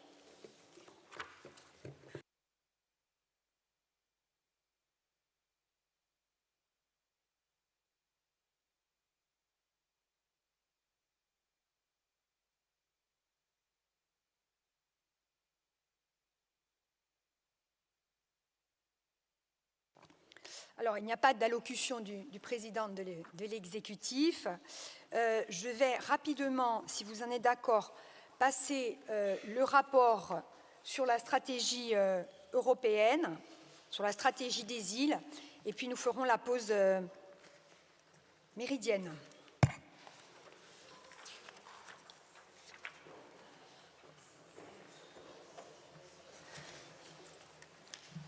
Alors, à Garrigou-Léguy, le 9 juin dernier, la Commission européenne a franchi une étape historique en présentant la première stratégie européenne consacrée aux îles. Pour la première fois, une stratégie européenne reconnaît que les îles ne sont pas une variable marginale de la construction européenne, mais l'une de ses composantes à part entière. Era ora l'Europa principia infine a cambiare uso sguardo ananta eso isole. Depuis plusieurs décennies, et vous le savez, la Corse porte cette conviction. Aujourd'hui, l'Europe la fait sienne. Noi ci siamo sempre considerati come una parte sana dell'Europa e oggi questa non è più solo una parola, è una realtà riconosciuta. Pendant trop longtemps, vous le savez, les îles ont dû justifier jusqu'à leur existence et à leur légitimité européenne. Aujourd'hui, elles sont enfin reconnues pour ce qu'elles sont, une richesse pour le projet européen et des territoires d'avenir. Cette avancée n'est pas arrivée par hasard. C'est une conviction politique qui a traversé plusieurs générations d'élus, ici, en Corse, bien sûr, dans d'autres îles de Méditerranée également, mais de manière plus marginale dans le nord de l'Europe. C'est le fruit aujourd'hui d'un engagement collectif et d'un maillage politique exceptionnel entre des territoires insulaires aux quatre coins de l'Europe. Et je suis vraiment heureuse et fière que la Corse ait été à l'avant-garde de ce combat au sein du Parlement européen, du Comité des régions, de la Commission des îles, de la Conférence des régions périphériques et maritimes, de l'Université de Corse aussi, et de nos liens naturels et politiques avec les autres territoires insulaires. Aujourd'hui, l'insularité a un nom, une réalité mesurée, avec un indicateur utilisé dans les politiques européennes, je l'espère, le coût de l'insularité. Ce que nous disions depuis toujours, c'est que vivre dans une île comporte un coût. Ce coût structure nos économies, structure nos territoires, pèse sur le quotidien de 17 millions d'Européens. Et l'Europe aujourd'hui écrit ce coût de manière très claire dans sa stratégie. Elle le reconnaît et c'est une avancée considérable. Évidemment, la stratégie qui vous a été d'ailleurs transmise n'épuise pas le sujet, loin s'en faut. Elle ouvre surtout une méthode qui consiste désormais à examiner toutes les politiques européennes à l'aune des réalités insulaires, qu'il s'agisse du régime des aides d'État, de la collectivité, des obligations de service public ou encore des grandes réglementations relatives au transport ou à la transition écologique. Mais cette stratégie consacre une évolution profonde. Les enjeux propres aux îles ne sont plus traités à la marge, ils trouvent désormais leur place au cœur des grandes politiques européennes, qu'il s'agisse de la mobilité, de l'énergie, de l'innovation, du logement, de la transition énergétique, de la résilience, de la coopération entre régions ou encore, tout simplement, de la qualité de vie dans les territoires insulaires. Elle reconnaît surtout que les meilleures réponses se construisent avec les territoires et à partir des territoires. J'en suis véritablement convaincue, au regard des défis que l'Europe aujourd'hui a à relever. L'Union européenne de demain sera territoriale ou ne sera pas une union. Donc l'intégration de tous les territoires et la cohésion de tous les territoires est essentielle, et en particulier celle des territoires insulaires. Nous n'avons jamais été spectateurs de la construction européenne. Nous en avons toujours été un acteur, fidèle à notre vocation méditerranéenne et profondément attaché au projet européen, e continueremo con l'istessa determinazione a far sente a oggi di Agorsiga ogni volta che lo si decide di la bene di l'Europa. Di Boi Pasquale Bauli, quando Agorsiga parla d'Europa, parla di uso bene. E quando l'Europa riconosce le sue isole, riconosce di noi una parte di a sua forza e di a sua ricchezza. Ringraziapi. Alors, ce rapport a donné lieu à un examen en commission des affaires européennes et internationales. Donc, je vais donner la parole au président ou au rapporteur, ou le remplacement peut-être du rapporteur. C'est ça? Voilà. Je vous en prie. Jean-Jacques. Donc, il y a eu deux interventions. Intervention de Pojo Kaitouc, qui a remercié Madame la Présidente de l'Assemblée de Corse pour son engagement, et l'a félicité pour les avancées significatives permises par cette stratégie. Il a toutefois souhaité appeler l'attention sur les moyens financiers qui seront mobilisés afin d'assurer la mise en œuvre effective de la stratégie des îles, en s'interrogeant sur les ressources qui lui seront consacrées. Madame la Présidente de l'Assemblée de Corse a rappelé que cette stratégie constituer un cadre de référence permettant de mieux faire connaître les spécificités des territoires insulaires et de favoriser la mise en place de dispositifs adaptés. Elle a souligné qu'elle offrirait également aux territoires insulaires un appui supplémentaire dans leurs échanges avec les États membres et s'agissant de la Corse avec l'État français, notamment lors des négociations relatives à la politique agricole commune, à la gestion des crises sanitaires, aux obligations de service public dans le domaine des transports, ainsi qu'au renforcement de la connectivité numérique. Elle a toutefois précisé qu'au-delà de ce cas stratégique, la concrétisation de ces objectifs reposerait avant tout sur la négociation politique menée conjointement entre les autorités insulaires, nationales et européennes. Elle a enfin estimé que cette stratégie renforcerait la capacité des territoires insulaires à défendre leurs intérêts, notamment face aux conséquences des évolutions de la fiscalité environnementale et à leurs répercussions sur le pouvoir d'achat des insulaires. Donc, bien sûr, la Commission a pris acte de ce rapport. Merci. Qui souhaite la parole? Oui, Charlotte Terrigui. Merci, Madame la Présidente. L'insularité n'est pas une contrainte à compenser, elle peut et doit être une richesse à valoriser. La construction d'une véritable stratégie européenne dédiée aux îles représente une opportunité majeure pour l'Union européenne. Elle est aussi la reconnaissance que les territoires insulaires ne peuvent être appréhendés selon les mêmes critères que les territoires continentaux.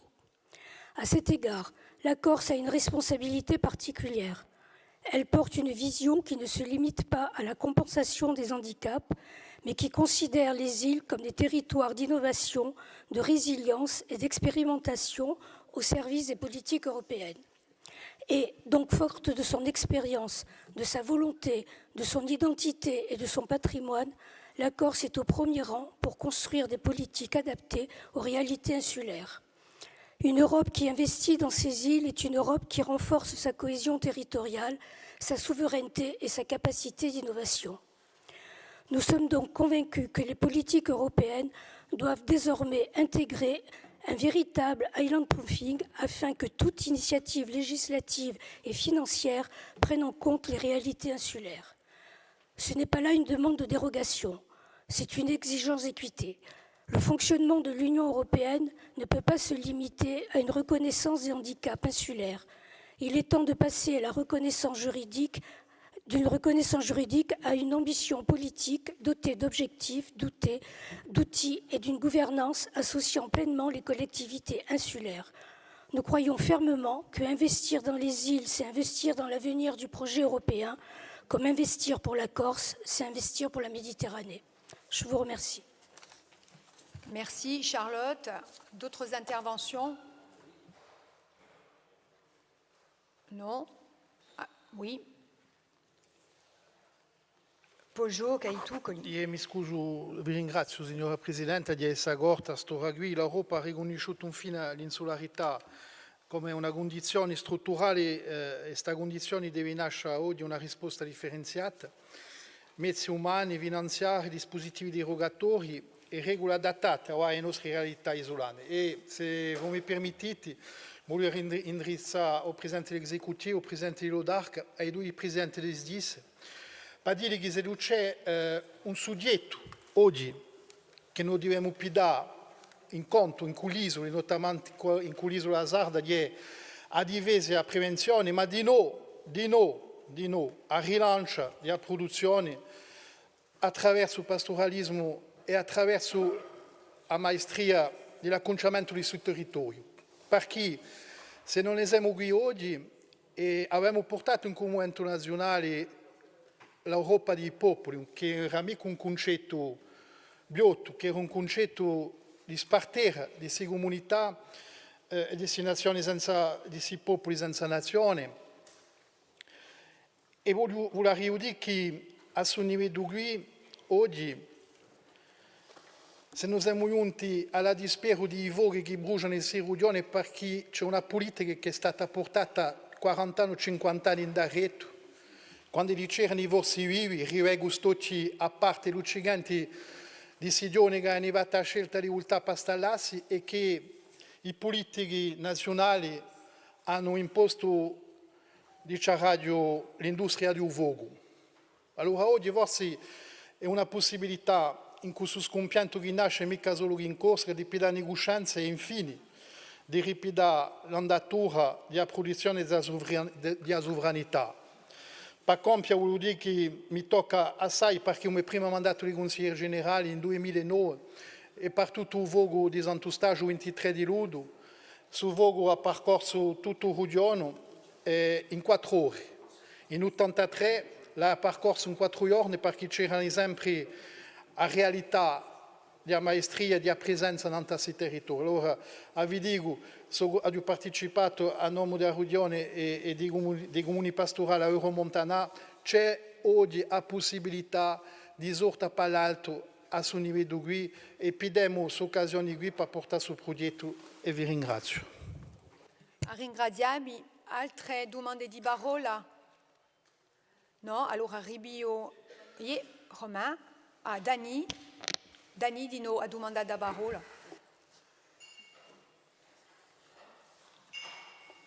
Ce rapport marque une étape importante, presque historique, pour les territoires insulaires d'Europe et la Corse au premier rang. Le 9 juin dernier, la Commission européenne a franchi un pas que nous appelions de nos voeux depuis des années avec la publication de la stratégie consacrée aux îles européennes. Vous l'avez dit, Eraora. Je vais d'abord saluer le travail mené depuis plusieurs années par vous, Madame la Présidente, au sein du Comité européen des régions et de la Commission des îles de la CRPM, c'est-à-dire la Conférence des régions périphériques maritimes. C'est ce combat politique, patient et constant, qui a fait bouger les lignes à Bruxelles. Pour la première fois, en effet, les textes reconnaissent l'existence des îles et surtout ils admettent que l'insularité n'est pas un handicap ponctuel, mais une contrainte permanente qui pèse sur l'économie, sur les services publics, sur le logement, les transports, l'énergie et finalement sur la vie quotidienne de nos concitoyens. La présence de la Corse à Paphos, aux côtés des autres territoires insulaires et du vice-président de la Commission européenne pour porter l'exigence d'un pacte européen contraignant, montre que notre voix compte quand elle est portée avec sérieux et dans la durée. La reconnaissance du coût de l'insularité est à cet égard une avancée majeure. Quand la Commission admet que les surcoûts des transports peuvent dépasser 300%, que certaines dépenses publiques locales sont supérieures de 30 à 50%, que le logement peut coûter jusqu'à 130% de plus que sur le continent, elle confirme ce que nous disons depuis longtemps. La Corse ne part pas dans les mêmes conditions que dans les autres territoires européens. Cette stratégie ouvre maintenant une nouvelle étape, elle fixe un cap, trace une méthode, donne un cadre de référence pour les évolutions à venir des politiques européennes. À nous, avec les autres territoires insulaires, de faire vivre cette ambition pour qu'elle irrigue progressivement les prochaines initiatives législatives, les politiques sectorielles et les futurs instruments financiers de l'Union. Pour la Corse, les perspectives sont importantes.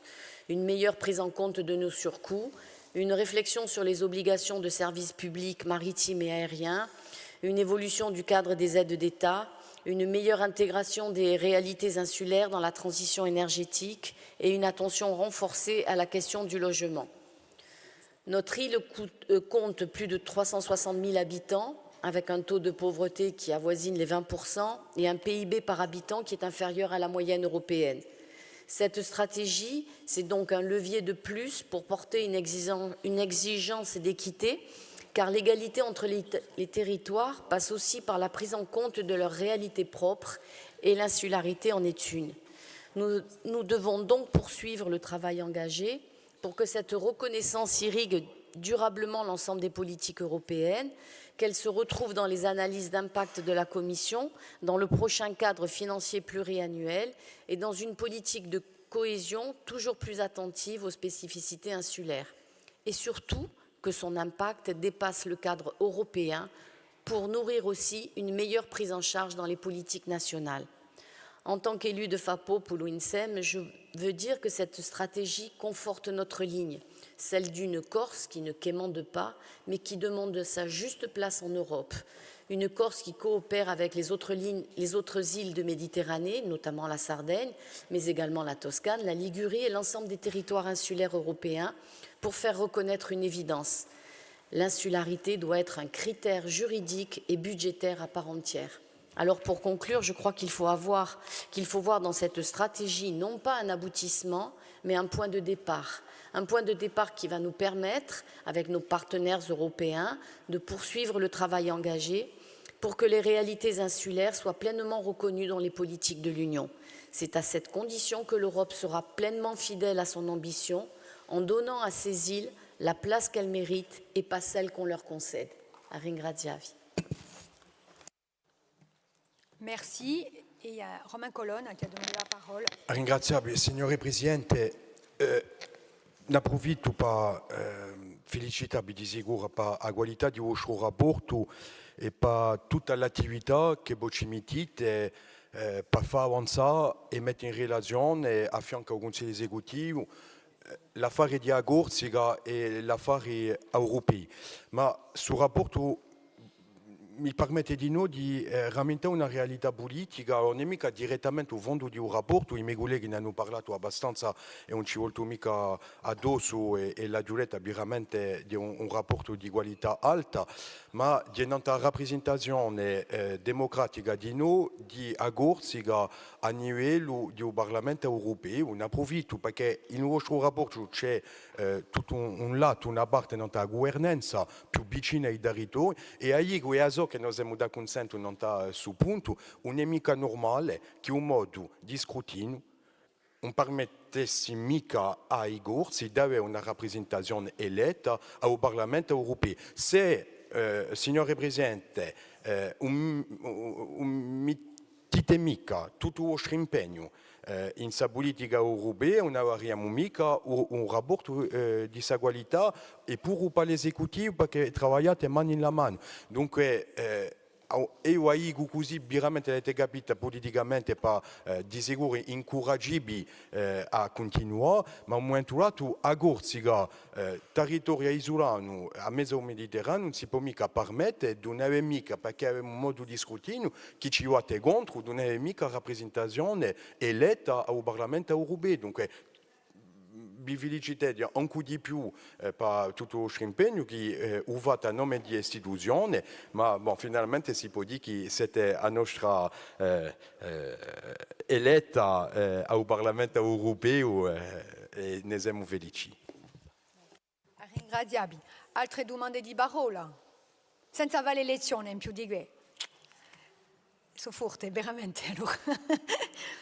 Je vi ringrazio a tutti. Je sais qu'à cette heure-ci, il est difficile de capter votre attention, mais je voudrais quand même, s'il vous plaît, au-delà évidemment de souligner à nouveau toute la satisfaction que nous pouvons partager d'avoir enfin une stratégie des îles. Qui n'est pas, comme ça a été dit, un point d'aboutissement, mais un début. Je voudrais attirer votre attention sur le fait qu'il va y avoir des conséquences très concrètes. Prochaine délégation de services publics aériens maritimes. L'État français devra prendre en compte les éléments qui sont spécifiés dans la stratégie des îles. De la même façon, sur un sujet dont on va traiter très vite dans les 2 jours, sur la fiscalité carbone, les ETS. Il y a certaines îles qui ont obtenu des dérogations, les îles de moins de 200 000 habitants. Donc, il y a des négociations qui se font avec les États. Ça a des conséquences directes sur notre quotidien, parce que nous allons avoir des coûts de transport, nous, qui vont augmenter du fait de la fiscalité aussi. On verra tout à l'heure, nous en rediscuterons avec le conseiller qui nous présentera, le président de l'Office des transports, qui nous présentera des rapports. La lutte contre les incendies, c'est l'actualité.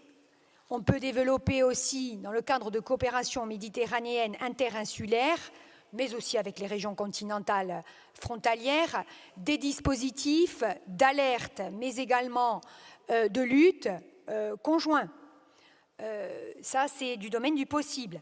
Un dernier exemple très concret qui concerne la jeunesse, puisque je suis présidente de l'Assemblée à Diadiointou, nous avons fait valoir un argument, un étudiant qui part en Erasmus. Lorsqu'il est dans une île, il a des surcoûts. Il doit d'abord rejoindre le continent avant de pouvoir se rendre dans la nouvelle université qui l'accueille.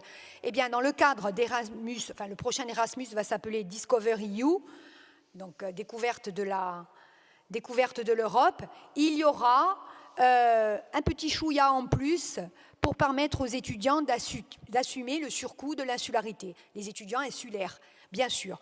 Donc vous voyez que ces grands cadres généraux sur lesquels il a fallu des mois, voire des années de négociations, je rappelle aussi que Gilles Siméon a été président de la Commission des îles et qu'il y a bien longtemps, Jean Bajogne aussi s'est battu en faveur de l'insularité, il est clair que aujourd'hui, ces grands cadres et ces grandes directives générales, ces grandes stratégies peuvent avoir, si l'État membre s'en saisit, des conséquences favorables, directes, sur notre quotidien, sur notre qualité de vie et sur notre niveau de vie aussi. Je remercie tout le monde je vous remercie tous pour vos interventions, tous ceux qui ont été intéressés par le sujet. Nous en reparlerons, Monsieur le Président de l'Exécutif, très prochainement au moment des négociations avec l'État concernant le PPNR, le plan partenarial national régional, que vous évoquiez tout à l'heure, puisque nous avons obtenu qu'effectivement les régions auraient un chapitre régional dans le cadre de ces plans de partenariat. Nous concernant, j'espère que ce sera un chapitre insulaire à part entière. Voilà, je vous remercie de votre attention, de vos remarques aussi en commission. Et nous nous retrouvons cet après-midi. Vous prenez acte, bien sûr, du rapport, il n'y a pas de vote.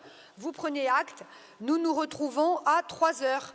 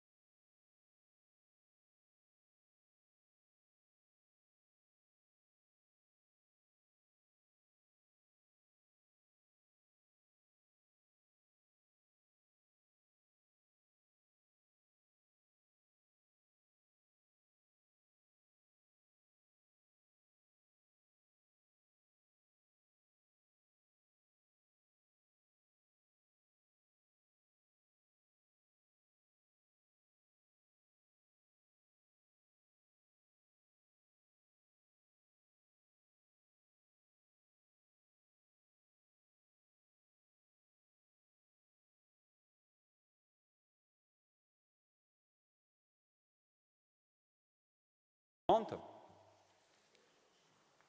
en comparaison de la période de référence 2011-2021. Donc pour toutes les régions françaises, et ça c'est vrai également pour la Corse, la période de référence pour mesurer la consommation foncière, c'est 2011-2021, et donc pour les régions françaises, une réduction de 50% à l'horizon 2031. Pour atteindre, et la loi l'impose également, le zéro artificialisation nette en 2050. Et une fois n'est pas coutume, et c'est important de le souligner, la loi, pour une fois, a reconnu les spécificités de la Corse en matière de foncier. Un foncier, bien sûr, limité en Corse, limité du fait de l'insularité, on ne peut pas s'étendre au-delà de la mer. Un foncier aussi contraint, ne serait-ce que par le relief d'îles montagnes, un foncier probablement plus difficile à mobiliser qu'ailleurs. Et puis un foncier qui, chez les Corses, a bien sûr une dimension d'attachement profond, un lien indéfectible entre la Corse et leurs terres, qu'il faut également intégrer dans cette réflexion. Et si cette spécificité a été reconnue dans la loi de 2021 et 2023, c'est aussi grâce au travail de nos députés, et notamment du député Aquavivre, qui a confié au PADUC, à travers un amendement, le soin de définir cette trajectoire dans le temps et dans l'espace. C'est-à-dire que le PADUC, et la Corse, donc, doit atteindre le zéro en 2050, ça c'est non négociable, mais en revanche, il peut définir à quelle vitesse on va l'atteindre, et il peut définir également la répartition de l'effort sur les territoires.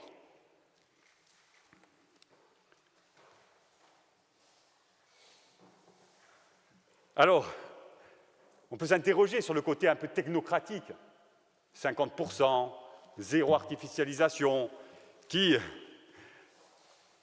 forcément, ne fait pas rêver. Mais, au-delà de cet aspect, je dirais, qui peut apparaître réducteur, sur un certain nombre de niveaux, ils sont pourtant indispensables, et peut-être plus indispensables en Corse qu'ailleurs, cet objectif. Indispensable au vu d'enjeux économiques, sociaux et environnementaux liés à la consommation foncière. Les enjeux environnementaux, tout d'abord les enjeux liés au changement climatique,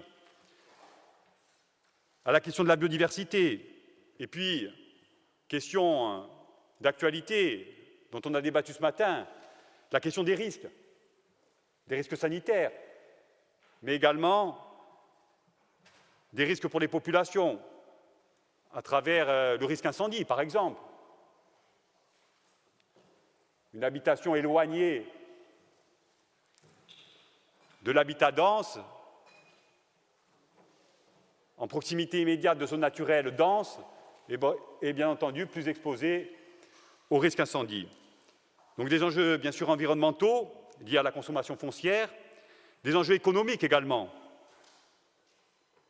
notamment pour une économie productive, et en premier lieu pour les terres agricoles, mais aussi pour du foncier à vocation économique, industrielle ou artisanale. Et enfin, le dernier enjeu, la consommation foncière, c'est bien entendu la question de l'accès au logement. La question de l'accès au logement, notamment pour répondre aux besoins des Corses, les jeunes, notamment, et les ménages modestes. Et donc, pour répondre à ces enjeux, dans le cadre de ce rapport, le Conseil exécutif propose un certain nombre d'orientations dont on aura à débattre. Mais avant de discuter des orientations proposées par le Conseil exécutif, je crois qu'il est important, avant de définir une nouvelle trajectoire, de regarder un petit peu dans le rétroviseur et de s'interroger sur ce qui s'est passé. sur le temps long, sur le moyen terme et sur le court terme. Qu'est-ce qui s'est passé encore sur le temps long? Il y a 150 ans, 1875, la Corse est passée, en 1875, de 280 000 habitants à 360 000 habitants aujourd'hui. C'est une augmentation, une croissance démographique que je qualifierais de modérée, multipliée par 1,3.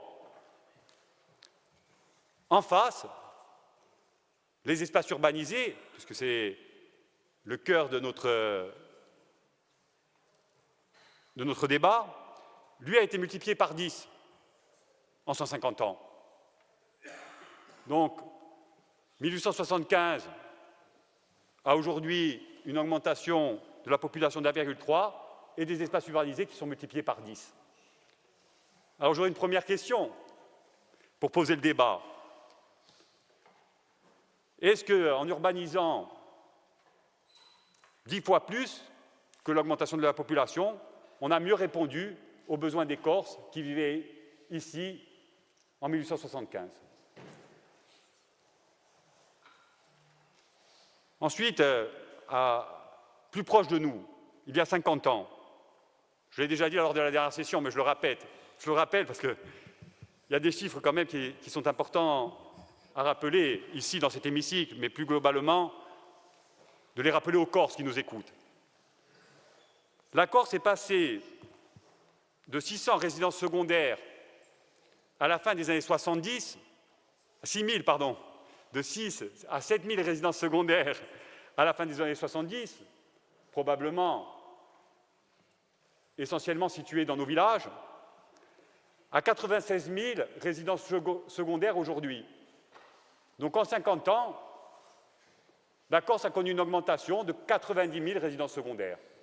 Alors très probablement en raison de la déprise des villages de l'intérieur et de montagne, où les gens sont venus s'installer dans les zones urbaines ou périurbaines. Mais je ne pense pas que ça explique une augmentation aussi significative et marquante des taux de résidences secondaires qui ont surtout connu une augmentation dans les zones littorales et touristiques. Et j'en veux pour preuve, là, sur le court terme, sur les 10 dernières années, notamment sur la période de référence du ZAN, 2011-2021. Là encore, les chiffres sont parlants. On a construit sur les 10 dernières années, en tout cas sur la période de référence 2011-2021, autant de résidences principales que de résidences secondaires, quasiment autant. 40 000 logements créés pour 18 000 résidences secondaires et 21 000 résidences principales. Il s'est construit 2 fois plus de logements qu'on a accueilli de ménages sur ces 10 dernières années. Et on a consommé donc beaucoup d'espaces qui n'ont pas bénéficié aux résidents corses. Et ce matin, Jean-Noël Profis nous interpellait sur le statut de résident. On a construit donc beaucoup de logements qui n'ont pas bénéficié aux Corses qui vivent et qui travaillent sur l'île. Alors, s'il y a un chiffre à retenir dans ces calculs, je dirais, qui peuvent apparaître parfois comme des calculs d'apothicaire, entre 2011 et 2021, donc la période de référence du ZAN, on a consommé en Corse, quels que soient les modèles qu'on utilise, alors l'Agence d'urbanisme et d'énergie a une méthodologie qui lui est propre, le MOS, d'autres, le CEREMA, s'appuie sur d'autres systèmes pour comptabiliser les hectares consommés, mais j'ai envie de dire peu importe. On retombe toujours sur nos pattes. Entre 2011 et 2021, on a consommé 3300 hectares, à quelque chose près, en Corse. Et on a consommé 3300 hectares essentiellement pour du logement, 70 à 80% de la consommation. Mais ce qui est plus éloquent, c'est que cette consommation d'escope passe, au-delà d'avoir été mobilisée plutôt sur de la résidence secondaire que sur de la résidence principale, c'est qu'elle est très inégale, cette consommation d'espace, d'un point de vue territorial. On a une Corse à 3 vitesses Tout d'abord, les zones urbaines ou périurbaines, c'est-à-dire celles qui ont connu la plus forte croissance démographique. Sur les 10 dernières années, les chiffres nous donnent 2 à 3% de croissance démographique dans ces secteurs-là. N'a pas été dédiée, cette croissance démographique, à entraîner bien sûr une consommation d'espace, mais essentiellement pour créer de la résidence principale, pour accueillir l'augmentation démographique que la Corse a connue ces 10 dernières années. Et ce qui a bien sûr entraîné un choc, un bouleversement dans notre société, perte de repères et sentiment de dépossession, voire de dilution. À côté de ça, les zones littorales, dites rurales, souvent à vocation touristique. Et là, en revanche, on a une explosion des résidences secondaires. Et je tiens à votre disposition les dernières études menées en partenariat entre l'INSEE et l'AUE qui démontrent l'explosion dans ces secteurs-là, littoraux, touristiques, du nombre de résidences secondaires, où on a parfois perdu de la population, bien qu'on ait construit beaucoup de logements. Et enfin, les troisièmes secteurs, la troisième typologie, bien sûr, les zones de l'intérieur et de montagne, qui, elles, n'ont connu quasiment aucun dynamisme, aucune consommation, et je le préciserai par la suite, mais par contre, qui observent un phénomène nouveau aujourd'hui, où de plus en plus de maisons de village se vendent. Ce qui était invendable il y a encore 10 ans le devient aujourd'hui. Ce qui provoque chez les maires une inquiétude bien légitime, notamment en ce qui concerne les maisons patrimoniales dans nos villages, qui se retrouvent aujourd'hui également menacés par les mécanismes spéculatifs. Et ça risque de s'accentuer si on considère que le réchauffement climatique va s'accélérer. On peut bien imaginer que les vacances sont plus agréables en montagne qu'en plaine aujourd'hui. Ces inégalités territoriales, dernier exemple de chiffres, elles sont criantes lorsqu'on regarde ce qui s'est passé sur les 3 principales villes de Corse. En termes de consommation, en comparaison de l'augmentation du nombre de ménages. Alors, prenons d'abord Ajaccio. Ajaccio, entre 2011 et 2021, a accueilli 3 000, 3 500 ménages nouveaux, permanents. Je parle bien d'installation de ménages permanents. Et pour cela, Ajaccio a consommé 100 hectares, sur les 3 300 dont je parlais tout à l'heure. Bastia, sur la même période, 2011-2021, Bastia a accueilli 2 000 à 2 500 ménages permanents et a consommé 50 hectares, 2 fois moins qu'Ajaccio, pour 1 000 ménages de moins. Enfin, Porto Vecchio, de plus, merci, il y en a qui suivent. Porto Vecchio a consommé, durant la période 2011-2021, 200 hectares et a accueilli 100 ménages nouveaux. 2 fois plus d'Ajaccio, une consommation 2 fois plus importante que celle d'Ajaccio, pour un différentiel de près de 3 000 ménages.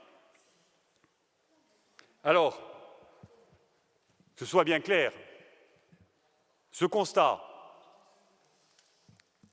c'est un constat froid, chiffré, incontestable. Cette démonstration-là, elle n'est pas faite pour distribuer les bons ou les mauvais points, essayer d'identifier, et ce n'est pas mon style, hein, les bons ou les mauvais élèves. Il n'y a pas d'enjeu polémique ni électoraliste, c'est un constat objectif. Et pour beaucoup, de maires aujourd'hui aux responsabilités, en tout cas depuis 2020, il n'était pas aux responsabilités sur la période 2011-2021. Et beaucoup œuvrent aujourd'hui de Bastia à Bonivaz pour enrayer et favoriser l'accès à l'année au logement de leurs résidents.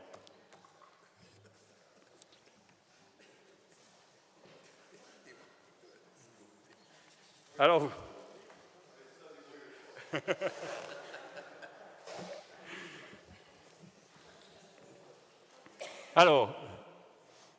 j'ai essayé, dans mon exposé, de préciser pourquoi on avait construit en Corse sur les 10 dernières années. Vous l'avez compris, on n'a pas forcément construit pour répondre aux besoins de logements permanents à l'année. J'ai essayé aussi de vous démontrer où on avait construit, essentiellement. Dans les territoires littoraux, touristiques et dans les territoires périurbains. Mais ça, chaque Corse le constate aujourd'hui. Mais je ne vous ai pas dit comment on avait construit, parce que ça aussi c'est intéressant de savoir comment on avait construit. Parce que la promesse du droit en Corse,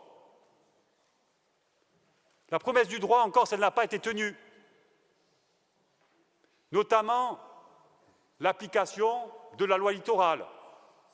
Et la loi littorale, elle ne date pas de 2015 et du PADUC. La loi littorale, elle date de la fin des années 90. Et la loi littorale, qu'est-ce qu'elle dit? Pardon, j'ai dit 86, très exactement, merci, monsieur le conseiller exécutif. 86, en effet. Donc la loi littorale, qu'est-ce qu'elle disait, la loi littorale? Les principes de la loi littorale, en tout cas pour les communes au RNU, c'est-à-dire les communes sans document d'urbanisme. Elle disait, principe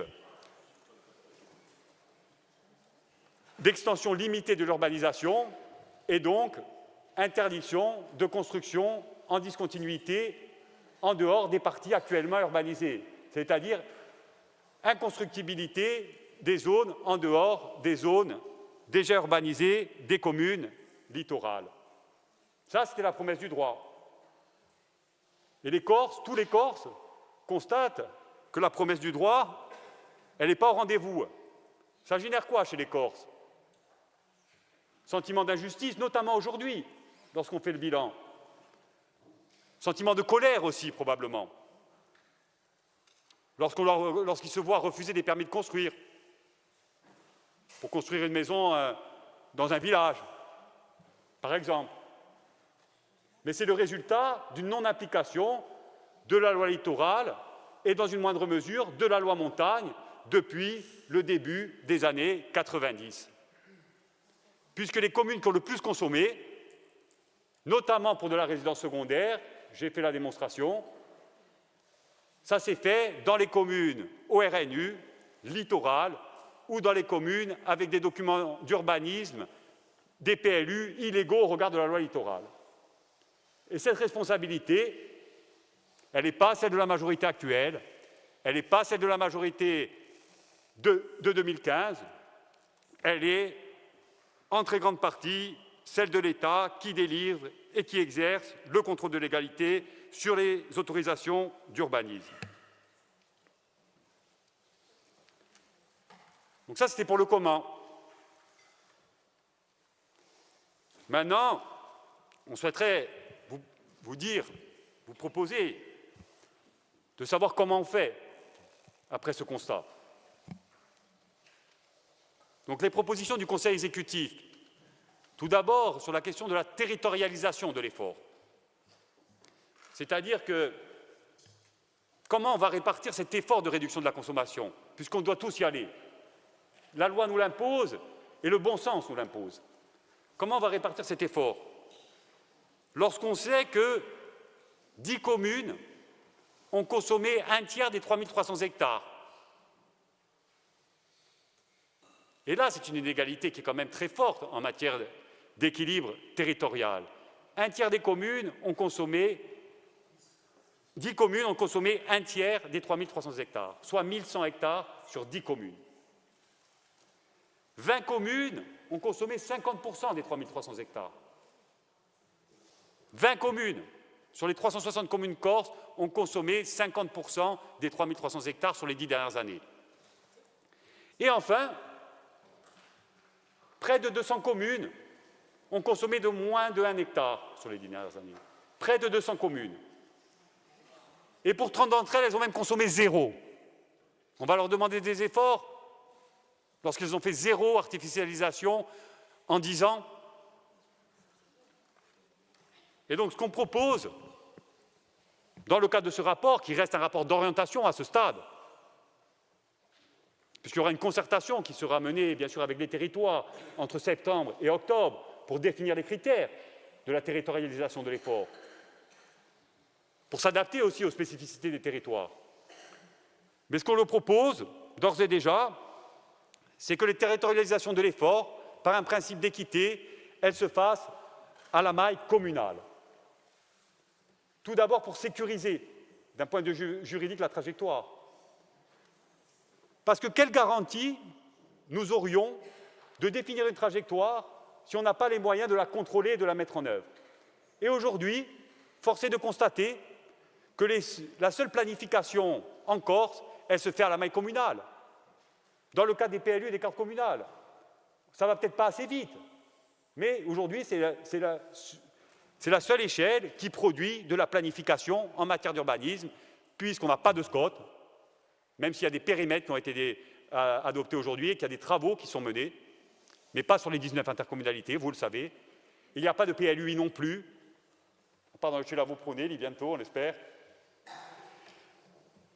Et donc, vous voyez bien que pour sécuriser juridiquement la trajectoire du ZAN, il faut définir une échelle de répartition, à la fois pour garantir l'équité entre les territoires et pour sécuriser cette trajectoire. C'est ce qui est proposé aujourd'hui.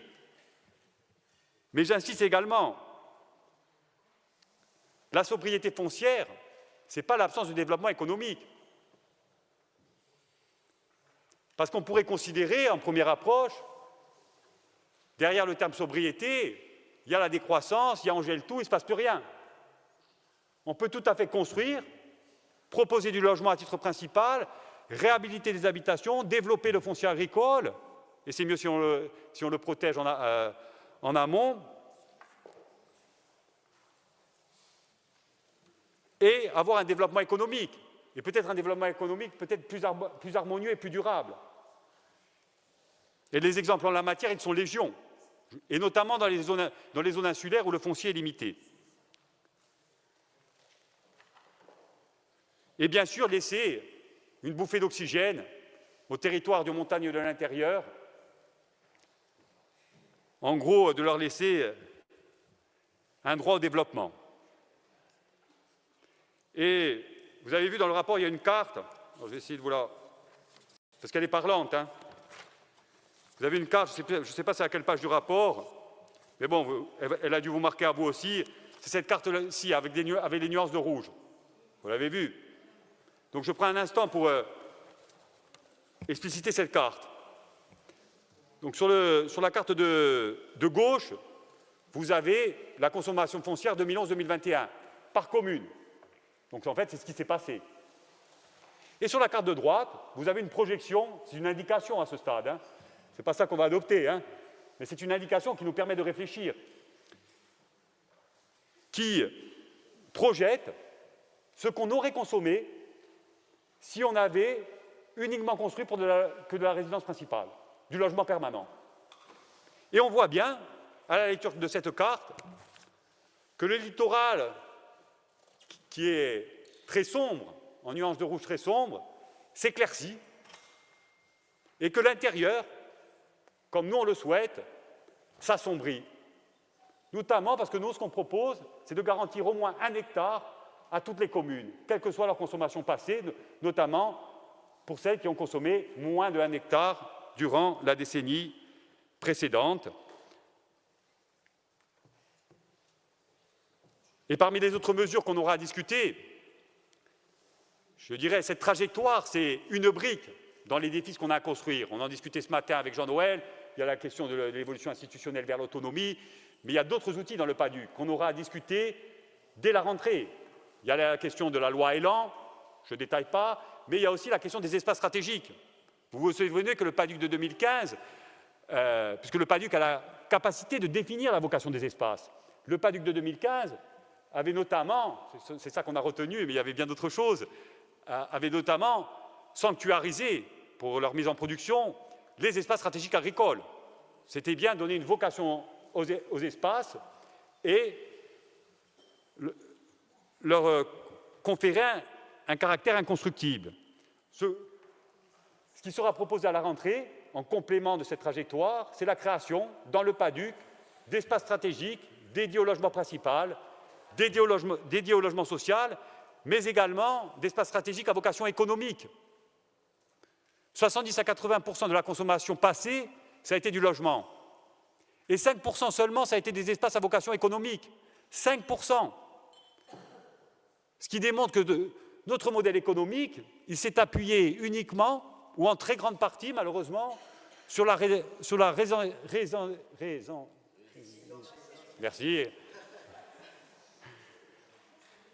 rente foncière et sur les mécaniques spéculatifs. Et pas pour un développement d'une économie productive.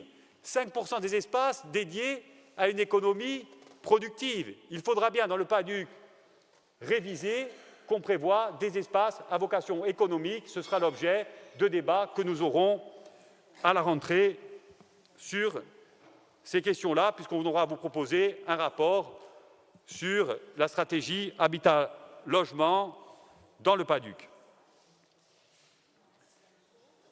Et je termine, Madame la Présidente, je termine sur la trajectoire que le Conseil exécutif propose. Vous l'avez vu, nous proposons une trajectoire de rupture par rapport au modèle que je viens de vous présenter. Une trajectoire de rupture qui prévoit une réduction de la consommation d'espace de 65%, 2/3, sur la période 2025-2035 par rapport à la période de référence. Ce qui devrait nous conduire, si on fait ce choix-là, s'il est validé après concertation avec les territoires et dans le cadre du calendrier du PADUC, c'est-à-dire un arrêt et une approbation à la fin 2027, qui devrait nous conduire à une consommation d'espace de 1200 hectares environ à l'horizon 2035, c'est-à-dire entre 2025 et 2035, en comparaison des 3300 hectares de la période de référence. Ça, c'est notre proposition qui permet de répondre à plusieurs enjeux, au-delà des chiffres. Et les enjeux, je vais en expliciter quelques-uns avant de terminer. Tout d'abord, une trajectoire de résistance face à une croissance démographique qui n'est pas voulue, qui est bien souvent subie aujourd'hui en Corse. Et les projections de l'INSEE, alors, je vais revenir là-dessus pour expliciter cette question de la croissance démographique subie. Lorsque le PADUC a été adopté en 2015, les projections de l'INSEE, qui restent des projections, prévoyaient 360 000 habitants en Corse en 2040. Ça, c'était des projections en 2015 de l'INSEE. 340 000 habitants en 2040. 360 000. On a atteint 360 000 habitants en 2020.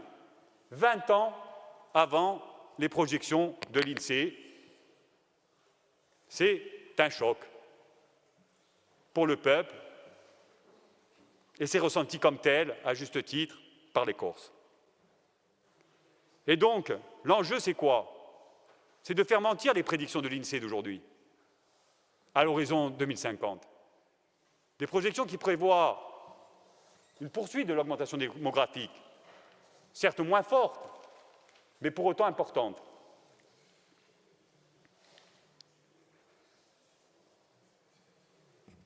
Et pour cela, il nous faut des outils. L'autonomie, bien sûr, le statut de résident, la fiscalité, mais également des dispositions pour réguler cette croissance à travers la révision du PADUC, la trajectoire ZAN, les espaces stratégiques et bien d'autres outils dont on aura à débattre. Et ça permet aussi de s'interroger sur la capacité d'accueil d'un territoire, et notamment dans une île, c'est-à-dire la capacité de charge, notamment au regard de nos ressources en eau, avec des territoires particulièrement fragiles, nos ressources en électricité, nos ressources en infrastructures routières et nos ressources vis-à-vis d'un monde qui change, notamment d'un point de vue des risques climatiques, mais pas seulement.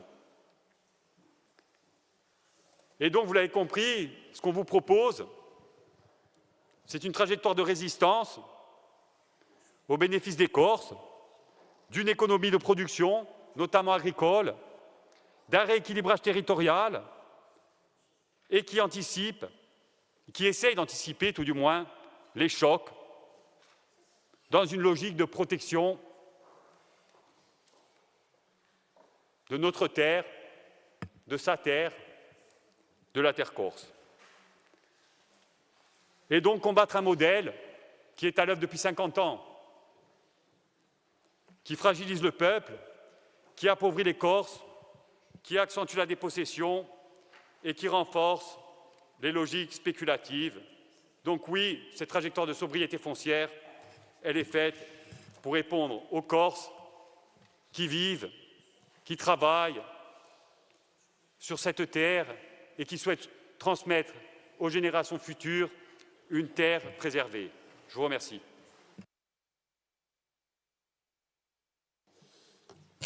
Merci, Monsieur le Président de l'Agence d'urbanisme et de l'énergie de la Corse. Merci beaucoup pour cet exposé très didactique et très clair. J'invite le rapporteur de la CDNAT à donner lecture du rapport, s'il vous plaît. Donc, la Commission a émis un avis favorable. Non-participation des groupes Unsofiuno, Corinne Front et de Mme Josefa Giacometti-Pireda, absence du groupe Avancem et de Mme Julia Tiberi. Alors, il y a également un avis de l'Assemblée d'Iadiuentu avec un certain nombre de recommandations. Il y a donc des voix favorables, des voix réservées, pas de voix défavorables. Voilà. Il y a un avis réservé, mais avec des questionnements de l'Assemblée d'Iadiuentu, à laquelle vous répondrez. Je pense qu'il faudra aller devant l'Assemblée d'Iadiuentu. Voilà, ça serait bien. Merci. Et ensuite, concernant le CESEC, là, il y a une prise d'acte du CESEC et avec des encouragements bien évidemment, et le CESEC se félicite parce qu'il souhaite véritablement que ce projet et cette analyse soient co-construites à venir et qu'il soit partie prenante. C'est la proposition que vous lui aviez faite. Voilà, merci. Donc, qui souhaite s'exprimer sur ce rapport ?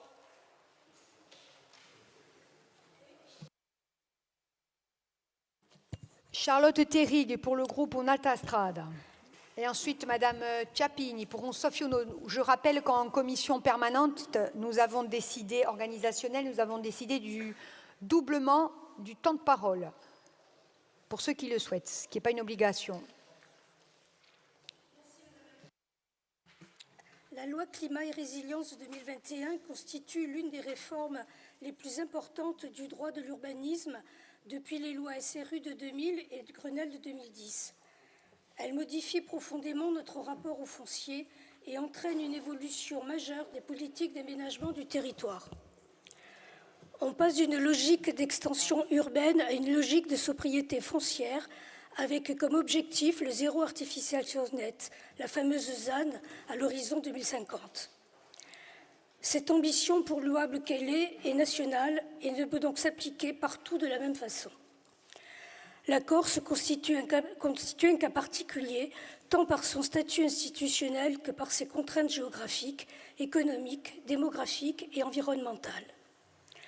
Le PADUC n'est donc plus un simple document de planification, mais il devient l'outil permettant de territorialiser la transition écologique en tenant compte des réalités insulaires.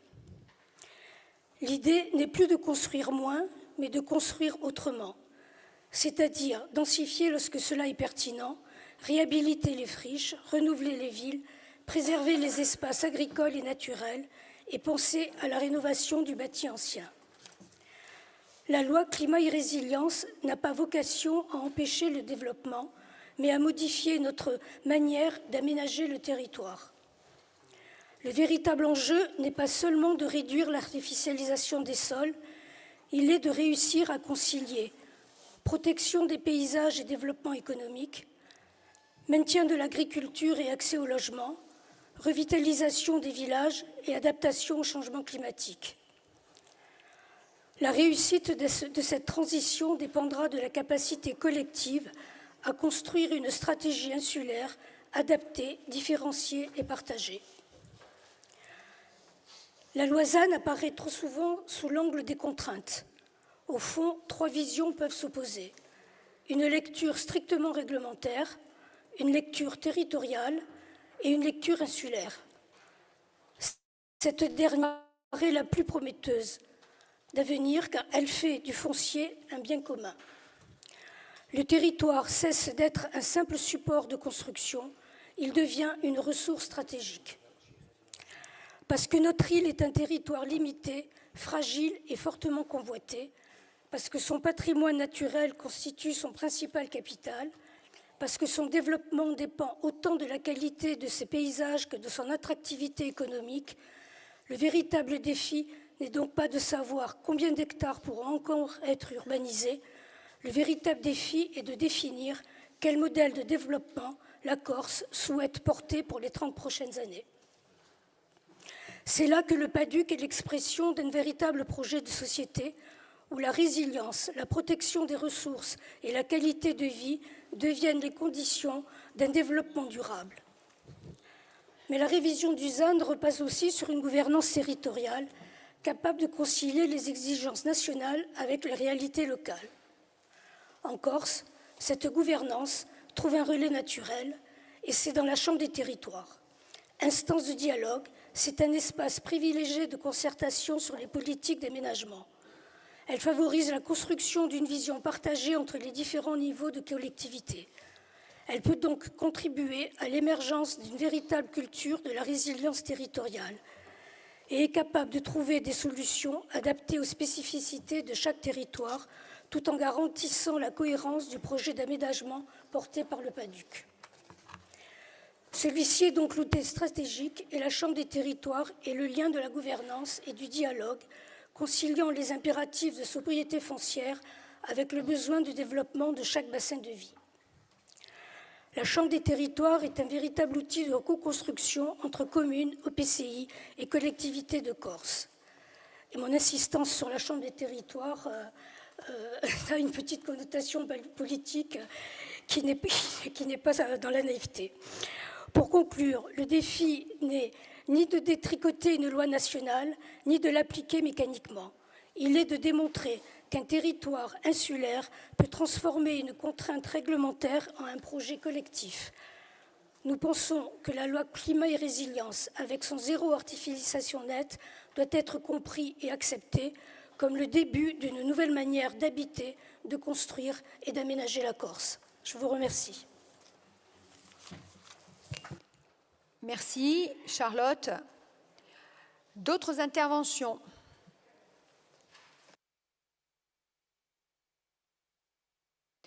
Angèle Tiapini, pour un Sofio. Merci, Madame la Présidente.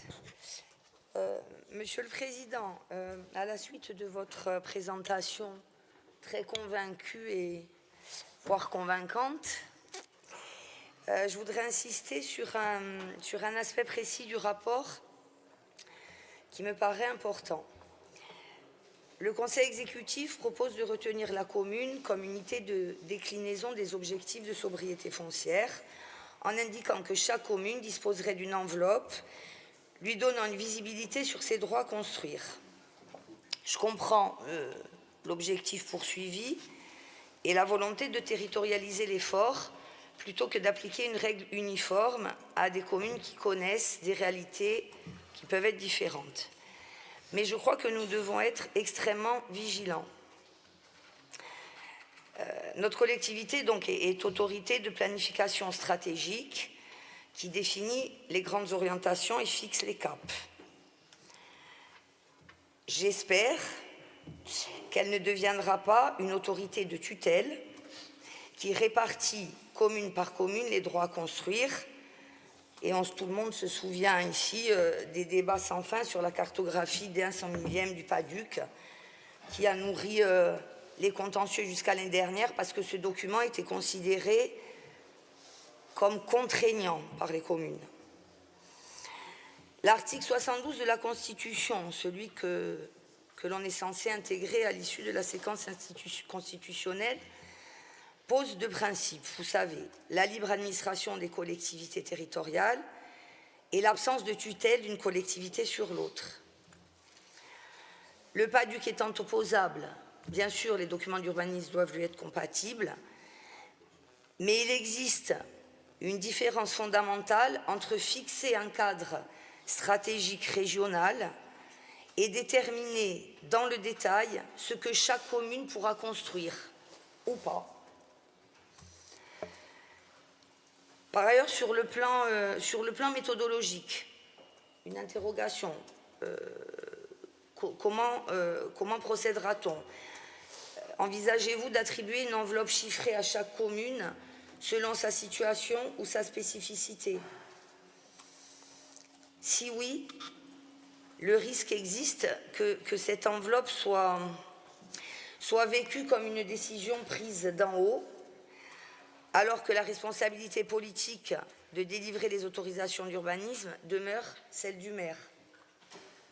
Autrement dit, les responsabilités seraient locales, mais les marges de manœuvre deviendraient régionales. Cette situation juridiquement fragile sera sans doute politiquement mal admise. Je ne crois pas que l'objectif soit d'opposer la collectivité de Corse aux communes. Le rapport, d'ailleurs, rappelle lui-même que les communes ont besoin d'accompagnement, de sécurité juridique et de stabilité. Et c'est vrai. Mais il faudra faire attention, accompagner n'est pas administrer. Et j'espère que nous pourrons éviter que le Padduc, qui est un document de projet, ne soit compris encore une fois comme un document de quota. Je vais rappeler une évidence souvent passée sous silence, même si vous l'avez souligné à un moment donné dans votre présentation. Les maires sont les premiers aménageurs du territoire. Ils les connaissent, ils connaissent leurs contraintes, ils connaissent leurs besoins. Le rôle de notre collectivité est de leur donner une vision d'ensemble, des règles communes, une sécurité, des outils, des moyens, mais pas de se substituer à eux. Auquel cas, si cette trajectoire n'est pas politiquement partagée, elle risque de ne pas porter ses fruits, et ce serait dommage. Aujourd'hui, c'est un rapport sans vote qui précède un temps de concertation avant de revenir dans l'hémicycle, d'ici le printemps, je crois. Je vous invite dans cet intervalle à bien prendre la mesure de ce qu'on envisage de faire, d'étudier la viabilité juridique d'une répartition commune par commune des droits à bâtir. C'est important pour le ZAN, mais c'est aussi important pour la révision du Padduc dans son intégralité. Je vous remercie. Merci, Madame la conseillère. Jean-Jacques Lucchini pour FAPOBLU. Madame la Présidente, cari tutti, je voudrais d'abord saluer le gros travail de Julien Paolini et de ses services sur ce dossier. Et aujourd'hui, le constat que l'on peut faire, c'est une Corse scindée en deux. La Corse du littoral, avec 3 grandes villes, Ajaccio, Portivietti et Bastille, qui regroupent 80% de la population, et la Corse du rural avec seulement 20% des habitants. Avec des zones touristiques sur le littoral qui ont consommé avec excès des terres à fort potentiel agricole pour construire de la résidence secondaire.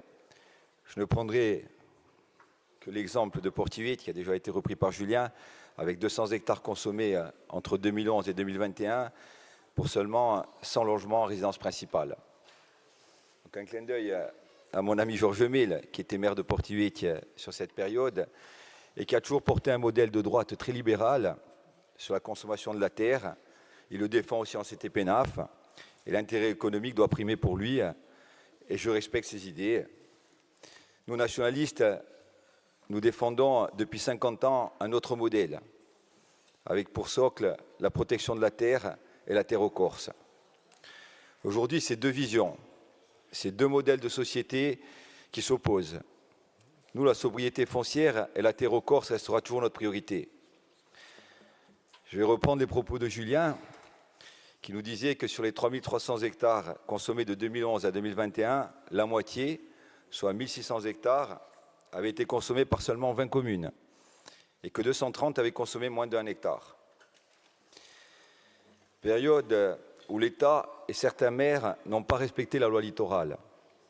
Période soumise souvent au RNU avec des documents d'urbanisme non conformes au PADUC.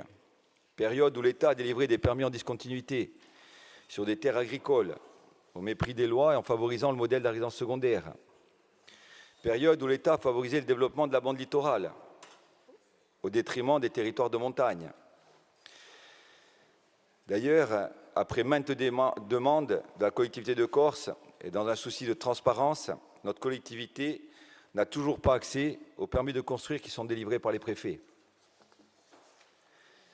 Il faut se rappeler, il n'y a pas si longtemps, des propos d'un préfet qui nous expliquait que 80% des habitants qui vivaient dans les 3 grandes villes de Corse, Ajaccio, Bastille et Portivietti, et que dans 15 ans, ce serait 95%. Et que donc 95% du PTIC serait investi dans ces zones littorales. Notre discours nationaliste est clair et constant depuis toujours. Et nous l'avons décliné dans nos politiques publiques au quotidien, avec pour seul objectif inverser la tendance pour les 20 prochaines années, avec pour but 40% de la population qui vivrait dans le rural et 60% dans les villes. L'amendement 1 de notre député Jean-Félix Aquavive nous permet d'écrire aujourd'hui la loi ZAN au profit de la Corse et des Corses. On va pouvoir corréler la loi ZAN à d'autres outils, comme la révision du PADUC. On va se donner la possibilité de distinguer géographiquement nos zones de montagne et nos zones littorales, et ainsi de redéfinir à l'application de la loi montagne et de la loi littorale. C'est avec ces seuls outils, qui sont certes insuffisants, que nous allons nous battre, afin d'enrayer les phénomènes de spéculation et de consommation de nos terres au détriment des Corses. Bien entendu, l'espoir aujourd'hui est dans la révision constitutionnelle et le statut d'autonomie, qui pourrait décliner un statut de résident, aujourd'hui, je pense, attendu par tous les Corses. Actuellement, nous sommes, avec notre vision et notre déclinaison de la loi ZAN, dans la continuité de notre engagement nationaliste pour la survie et la réappropriation des zones rurales. Quand nous sommes la première région à investir 350 millions d'euros dans la fibre pour tous les habitants de Corse et sans oublier le petit agriculteur isolé en montagne. Quand 60% de notre budget va aux aides aux communes et prioritairement avec des taux de 80% pour les petites communes du rural. Ça, c'est du jamais vu, et tous les maires le savent. Quand la politique de soutien économique de l'ADEC, comme celle de tourisme de l'ATC, est essentiellement orientée vers les territoires ruraux, quand le programme des routes priorise un système de notation sur les itinéraires routiers les plus dégradés, il priorise surtout les routes d'accès à nos villages, qui sont les plus endommagées et qui ont été oubliées depuis trop longtemps. Quand le comité des massifs, le parc régional de Corse, l'ODARC, l'Office d'environnement ont une politique offensive avec des financements adaptés pour encourager la vie dans nos villages, préserver nos sites et développer l'agriculture de montagne avec la reconquête du pastoralisme et des estives. Quand les maisons de santé se multiplient sur nos territoires ruraux par la politique dynamique de notre conseiller exécutif Banca Fazzi, quand l'Office hydraulique, pour la première fois, se déploie déploie des projets en zone de montagne et vient en aide pour du stockage et des réserves d'eau pour les agriculteurs de nos villages. On peut affirmer que notre discours politique est en cohérence avec nos actions. Ces actions sont visibles par tous. Il en aurait été beaucoup d'autres à citer et sont toujours dictées par nos choix politiques nationalistes. Depuis notre accession en responsabilité, nous les concrétisons au quotidien. Et les maires et les habitants du rural peuvent en témoigner. De plus, notre vision avant-gardiste pour favoriser le retour des populations vers les villages d'altitude devient aujourd'hui une réalité évidente qui s'impose à nous avec les effets du réchauffement climatique. Alors la loi ZAN que nous allons mettre en place, c'est la continuité de nos actions. C'est ce rééquilibrage des territoires avec des zones littorales de construction que l'on va diminuer encore plus. Aujourd'hui, le cadre général du ZAN, Julien l'a rappelé, prévoit la réduction de 50% d'artificialisation des terres à moins de 10 ans.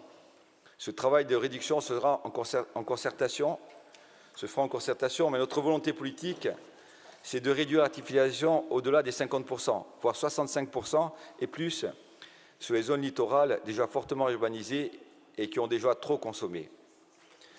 Ce rééquilibrage et ces transferts se feront au bénéfice des communes du rural, qui pourront bénéficier d'1 hectare minimum de constructibilité, et voire plus.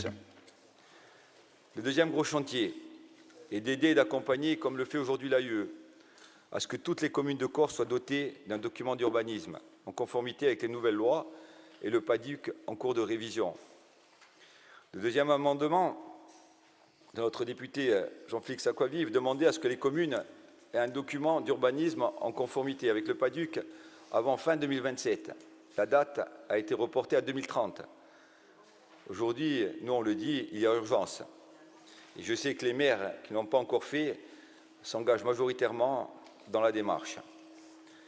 Alors l'aménagement de la loi ZAN, permis par le premier amendement de Jean-Félix Aquavive, reste un outil en corrélation avec, bien entendu, la révision du PADUC actuellement en cours. Je le répète, c'est avec l'ensemble de ces outils qui sont pour nous largement insuffisants que nous allons essayer d'enrayer toutes ces pratiques spéculatives et de rééquilibrer nos territoires. Aujourd'hui, on ne peut plus accepter qu'un jeune Corse ne puisse pas avoir accès à la propriété dans son village, que nous, parents, ne puissions plus léguer nos maisons de famille à nos enfants, avec des frais de succession qui explosent, avec la même fiscalité appliquée aux résidences secondaires spéculatives et à nos maisons patrimoniales. Par exemple, sur ma commune, je vais prendre ma commune, Montleccia-Dolène, plus un jeune ne peut acheter un morceau de terrain. On est à plus de 200 € du mètre carré. Plus un parent n'aura assez d'argent pour payer les frais de succession. Les maisons de village qui étaient estimées il y a 15 ans en arrière à 100 000 ou 150 000 € sont aujourd'hui estimées à 400 000 ou 500 000 €, voire plus. Il s'est vendu une vieille maison en ruine, sans terrain, au village, il ne reste plus que 4 murs, 350 000 €. Il y a un industriel qui vient d'acheter une maison à 1,3 million d'euros au village. Quels seront les Corses qui pourront payer 80 000 ou 100 000 € de frais de succession? Chez nous, au village, il n'y en a pas beaucoup. C'est pour cela que nous nous battons, avec les moyens qui sont les nôtres. Les Corses, et les jeunes en particulier, ont beaucoup d'espoir dans le statut de résident et une fiscalité adaptée qui pourrait nous donner l'autonomie dans le cadre de la révision constitutionnelle. Je côtoie au quotidien les jeunes de nos villages. Ils sont désespérés, mais je vous le dis, ils ne sont pas résignés. Ils ont beaucoup de colère. Et moi, je suis inquiet, très inquiet. Et je pense qu'aujourd'hui, en dehors de la politique politicienne qui peut nous animer, nous devons collectivement entendre cette détresse liée à un sentiment de dépossession. Le travail que nous avons devant nous pour enrayer la spéculation, la dépossession et pour préserver la terre des Corses ne pourra se faire que collectivement. Alors aujourd'hui, malgré un climat très anxiogène, moi je garde espoir dans le pouvoir et la force des Corses à se mobiliser pour défendre leurs terres, comme ils ont toujours su le faire. Ringraziavi. Bravo, ringraziati. Josefa Giacometti.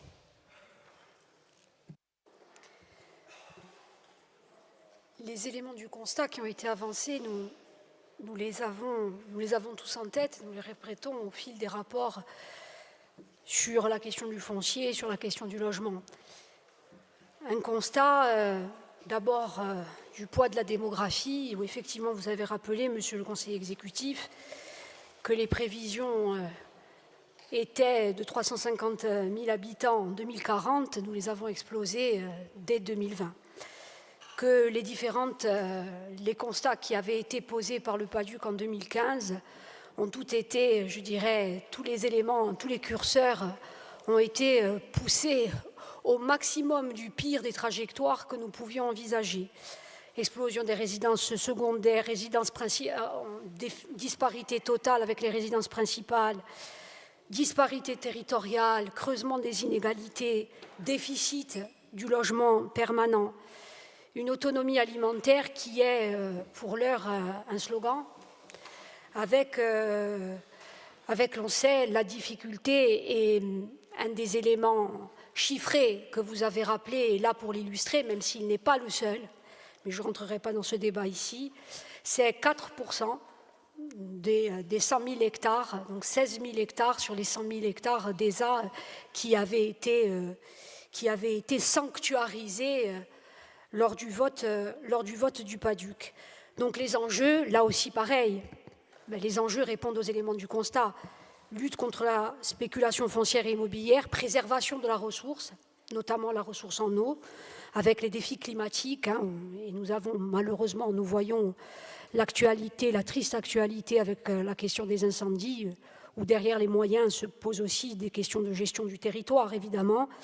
La question de la soutenabilité, vous l'avez rappelé, parce qu'un territoire, ça doit, le modèle que l'on y développe, le modèle que l'on y construit, économique, social, territorial, culturel, eh bien, il doit être soutenable pour le territoire. Et à un moment donné, une île, elle ne se démultiplie pas.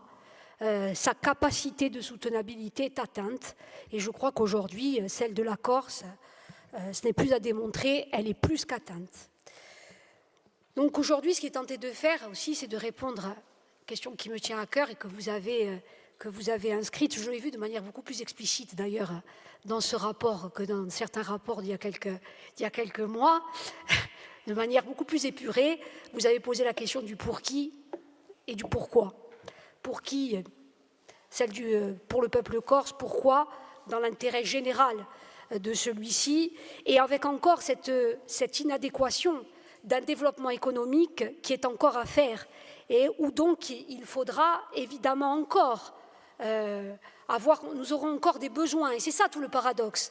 Nous savons que plus rien n'est soutenable, mais nous savons que les besoins demeurent parce que tout s'est fait à côté des besoins.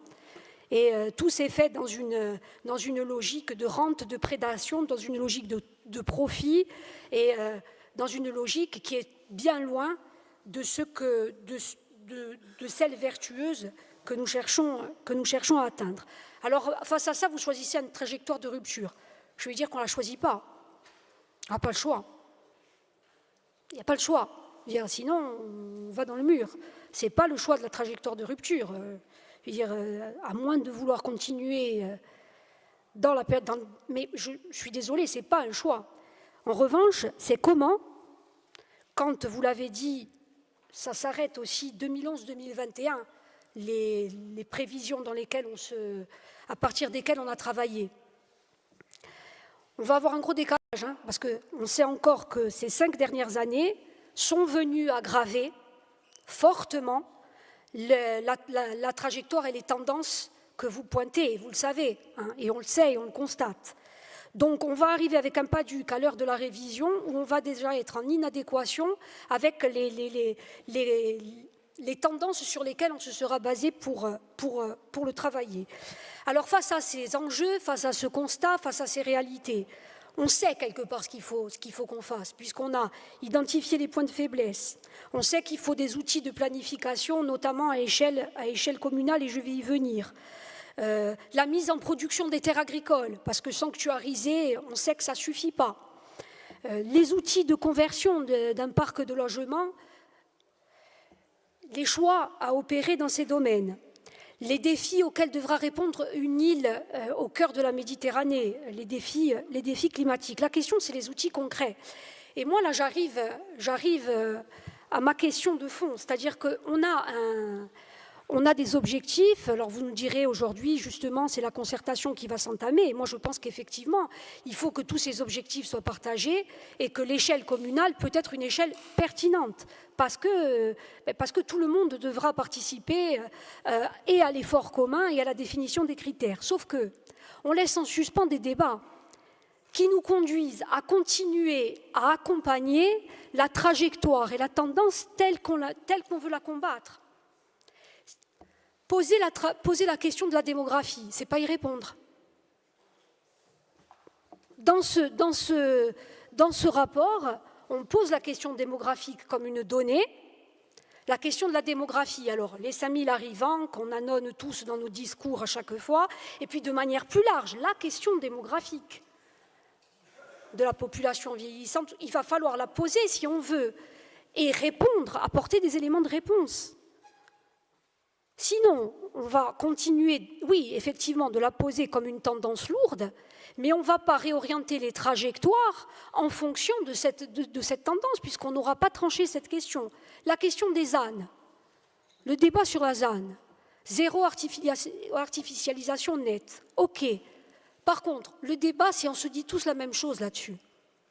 Est-ce qu'on se dit tous la même chose sur ces questions-là? Est-ce qu'à un moment donné, on va se poser des questions de fond telles que va-t-on réinvestir seulement le bâti existant sur certains territoires, bien sûr, en tenant en compte des disparités territoriales et en ne répondant pas de manière doctrinale de la même façon pour n'importe quelle commune ou intercommunalité de Corse. Est-ce qu'on va dire plus de construction nouvelle, densification, réinvestissement du bâti ancien, rééquilibrage, pour répondre à cette inadéquation entre le fait qu'on a encore besoin de répondre à ce qui se présente à nous, mais on ne peut plus y répondre de la même façon. Parce que sinon, ça va continuer. Ça va continuer comment? Eh bien, on va faire le tour des régions, on va concerter, et là où s'exprimera le besoin le plus fort en besoin de construction, on va être obligé d'y répondre en tentant de critériser, de mettre des critères de pondération. Donc les débats, il faut qu'on les pose, il faut qu'on les tranche et que la trajectoire, elle soit recalibrée en fonction de ce qu'on aura décidé à partir de ces données-là.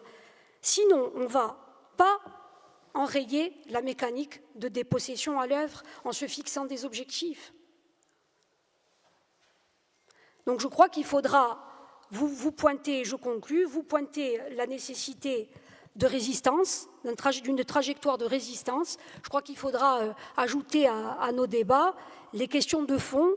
Répondons tous de la même manière aux questions de fond qui se posent et donc ensuite quels outils on met en place pour réussir à réorienter véritablement la trajectoire vers la préservation de cette terre et des intérêts de ce peuple.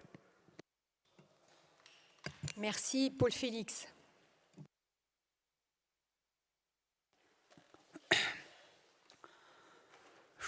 Moi, j'ai lu ce rapport avec amertume et beaucoup de regrets. Un constat avec une réalité, c'est-à-dire malgré des règles opposables, sous contrôle et sous contrainte opposable de la collectivité territoriale, il s'est quand même consommé 3000 hectares en 10 ans d'espaces stratégiques agricoles ou stratégiques environnementaux qui, logiquement, auraient dû être dans le champ des espaces sanctuarisés inaliénables. On ne peut plus revenir en arrière. Aujourd'hui, c'est une loi nationale, certes amendée par les représentants de la Corse au Parlement, qui nous est opposable et qui va s'ériger probablement en garant d'une logique de non-aliénation et de non-dépossession. Il faut quand même regarder objectivement quels sont les mécanismes ou l'absence de mécanismes qui ont permis une telle frénésie de consommation et surtout une consommation non liée à des besoins fondamentaux et vitaux, à savoir le droit au logement opposable à tous, qui est un droit qui est tout autant mondial qu'insulaire. Donc oui, on a construit 40 000 logements en 10 ans, on a consommé plus de 3 000 hectares. Ce n'est pas la fatalité, c'est les conséquences d'une politique faite de louvoiement, de manque de cap et d'absence de rigueur. Et vous savez, je vous parle avec encore plus de sérénité. Je suis aujourd'hui à la tête de la plus grande commune de Corse, 22 000 hectares. Et moi, je suis prêt à passer de 40 hectares qui ont été consommés sur ma commune entre 2010 et 2021 à 0 hectare. Et donner l'exemple. Parce que ce que les générations futures retiendront, et ce que l'histoire retiendra, c'est qui a essayé, à la mesure de ses possibilités, d'enrayer ces phénomènes spéculatifs hors normes, attirés uniquement par l'appât du gain et le profit immédiat.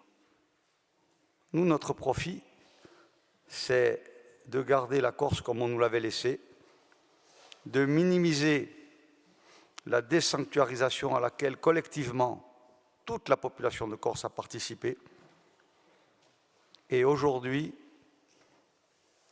de se parler franchement. Le maire n'a pas été le rempart, il a été le pivot malgré lui d'une logique de prédation, de dépossession, et qui à la fin se transforme en logique criminelle et en logique affairiste et mafieuse. Ce n'est pas par hasard si, par exemple, à Sartène, il y a eu 12 morts en centre-ville sur une petite période de 15 ans. Ce n'est pas la fatalité. Donc, moi, je n'avais pas voté le PADUC, parce qu'il n'allait pas dans la logique de la précision. Il n'avait pas donné la rampe de progression admissible sur la constructibilité.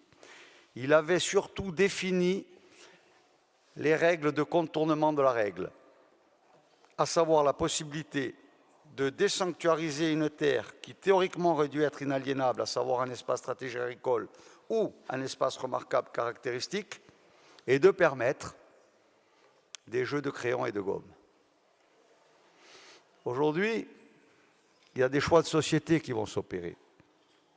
Est-ce qu'on va continuer à accepter la logique du profit, la logique de la prédation sur du foncier, la logique de la spoliation et de la paupérisation de la communauté corse dans son ensemble, ou est-ce qu'on va enfin tourner le dos à toutes ces pratiques malsaines que nous avons collectivement assumées parce que nous n'avons pas pris les moyens pour les endiguer.